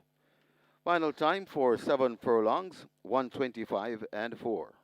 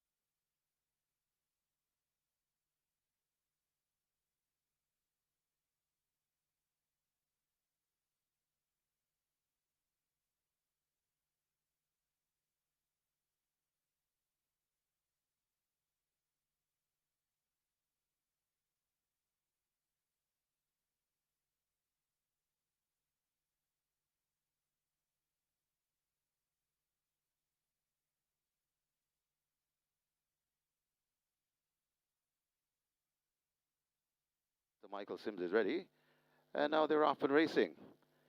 London Spirit steps a bit slow and is racing at the back of the field as they make their way down the back stretch, and it is Salute the Don in front of We Jammin'. Fernando out wide, just on the outside of Doe, that's Fidelity. Right on the inside, that's Darwin. Also in the mix, that is So Lucky Am I. Just behind So Lucky Am I, that's Fidelity. Then comes Dash All Day. Right on the, then comes Darwin. Stardom comes next. A gap before we come to Red 32, God's Plan, and racing still at the back of the field. That's London Spirit. They head toward the 3, and it's on that lead. Salute the Don, tackled all the while by Wijamin. These two are about 3 lengths in front of Fernando, and hard at work. That's Bigger Boss. They're coming at the top of the lane, and these two glued together. Salute the Don and Wijamin now looks to take a slim lead from Salute the Don. Fernando left back against the rail.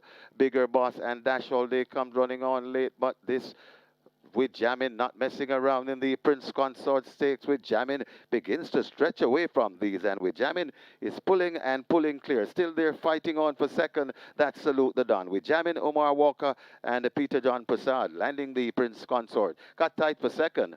Either Dash All Day or Salute the Don. Then comes Bigger Boss, even tighter for fifth.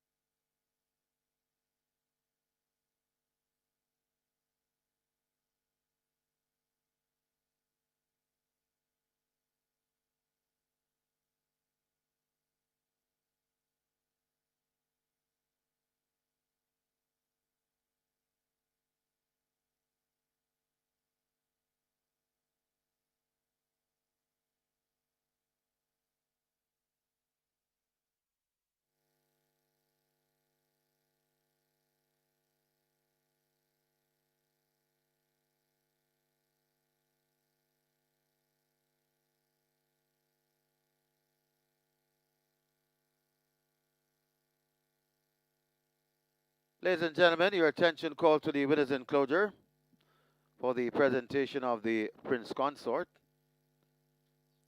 33rd running of the Prince Consort Stakes. Making the presentation, trainer Spencer Chung, and he makes it to Paul Lumsden.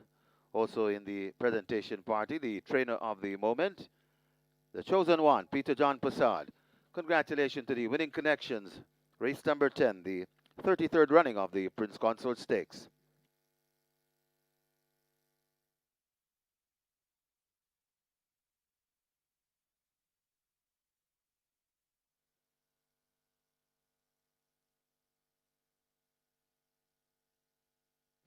So that's it. That brings to an end today's proceedings here at Caymanas Park. You have simulcast racing up to 10 o'clock tonight. Stand by for your recap. You'll have it from racing analyst Michael Kane when ready.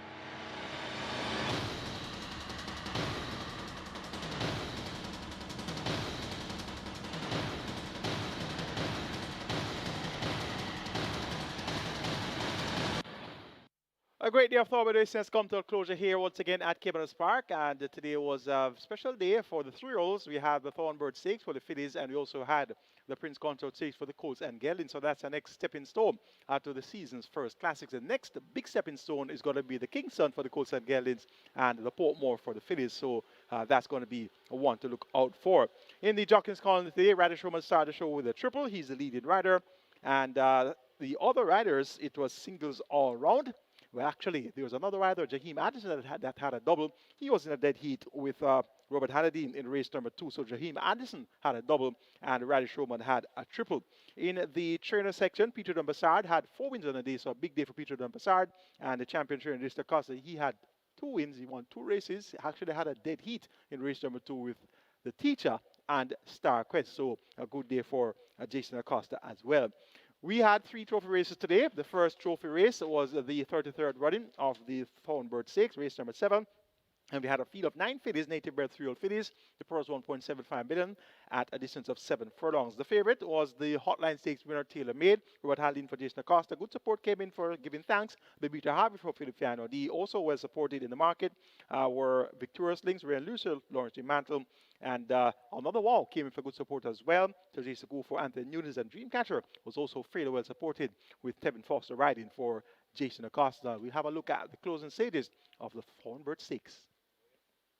Can they catch the great TaylorMade, continuing to hang on to that lead, clinging on to it now? Another wow begins the challenge. Dreamcatcher on the outside. These 3 abreast as they race toward the last furlong. Another wow in the center, and Dreamcatcher now sticks the nose in front. Another wow is battling on in the white nose band. These 2 now separate themselves from the rest. It is Dreamcatcher and terrific Tevin Foster. This is the 33rd running of the Thornbird Stakes. Dreamcatcher and Tevin Foster take it, easing down in the end. Another wow is second. Lexi Lou is next. Could be TaylorMade over giving thanks. Victorious Lynx is back in 5th. So Dreamcatcher turned the tables on the winner of the Hotline Stakes, which was TaylorMade, her stablemate today. Dreamcatcher got the last run and ran by the leaders. TaylorMade was one of those leaders, and in deep stretch, it was all about Dreamcatcher. Winning going away, Tevin Foster for Jason Acosta and owner Van New Taylor. This one looks to be quite useful. The final time they won 27-2. The splits were 23-2, 47 and a 5th, 113-2, and the margins 2.5 by 2 lengths. So the Thornbird Stakes, a mild upset winner at 5-1. Dreamcatcher. The next trophy race on the card was the Royal Dad Trophy, race number 9. We had a field of 12 going 1,820 meters or 9 furlongs and 25 yards. Owen rounds contest, purse 1.25 million. And the even money favorite was Don Quazy, number 3, Damar Williams riding for Barrington Bernard. After that impressive win, going 6.5 furlongs, 118 flat last Saturday, it was expected to be another win for Don Quazy.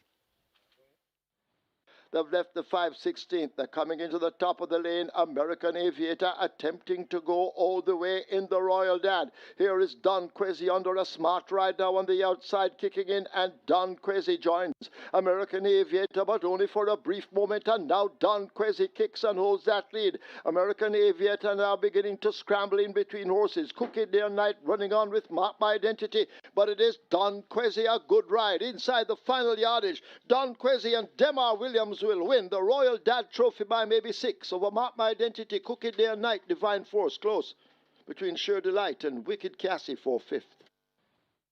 So Don Quazy, a smart ride there, as you heard, by Brian O'D. And, well, actually, as you heard from Brian O'D, that ride was by, of course, Demar Williams. Champion Apprentice held this one off the splits. The splits were set, third split set by American Aviator. Had a big lead for the first 6 furlongs of the event. But then Don Quazy got rolled in, unleashed in the final 4.5 and 1 going away. Smart ride there by Demar Williams. And that's a convincing 155.3 for 9 furlongs and 25 yards. Don Quazy has a bright future ahead of him. The next recap race going to be the 33rd running of the Prince Consort Stake. We had a field of 13, and these are colts and geldings going 1,400 meters or 7 furlongs. The purse 1.75 million.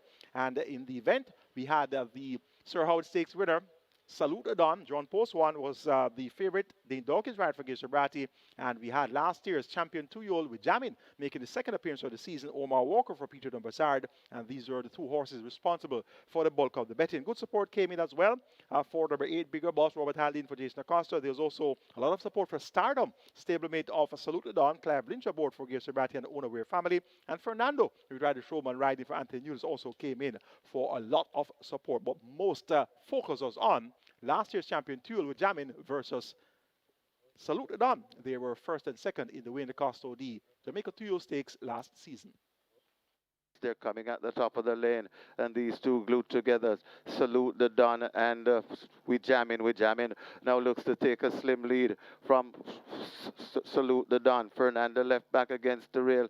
Bigger Boss and Dash All Day comes running on late, but this with Jammin not messing around in the Prince Consort Stakes. With Jammin begins to stretch away from these, and with Jammin is pulling and pulling clear. Still they're fighting on for second. That's Salute the Don. With Jammin, Omar Walker and Peter John Prasad landing the Prince Consort. Got tight for second. Either Dash All Day or Salute the Don. Then comes Bigger Boss, even tighter for fifth. So with Jammin confirms his superiority over the 3-year-olds, and indeed that win, most impressive, 57 kilos allowed weight all round, was 3 kilos worse off to Salute the Don, but that did not matter. With Jammin really ramped home the victory there. 6-time champion jockey Omar Walker riding for Peter Dumbassard. That was Peter Dumbassard's 4th win on the card, and with Jammin stopped the clock in 1:25.4 for 7 furlongs after splits of 23-3, 47-1, 112-1, and won by 6 1/4 lengths. So that, in comparison to what the fillies did in the THORNBIRD, the fillies did 23-2 for the first quarter, 47 1/5 for the half mile, 113-2 was what the fillies did for 6 furlongs, compared to the colts, who did 112 1/5 of a second. And the final time for the fillies, 127 2/5 versus 125 4/5 by the colts. With Jammin, that tells us that these colts are well ahead of the fillies at this stage of the 2026 season. The next big assignment is going to be the Portmore for the fillies and the Kingston for the colts and geldings, and that's going to be their final major prep for the season's first classics, the 1,000 guineas for the fillies and the 2,000 guineas for the colts and geldings. That's going to be it from us here at Caymanas Park today. It was a pleasure taking you live and direct. We'll have doubleheader racing for you next week, Saturday and Sunday, the 18th and 19th of April. I'm your racing artist, Michael Kane, on behalf of the production team and also on behalf of our promoters, Supreme Ventures Racing and Entertainment Limited. Have a great week and see you next Saturday and Sunday.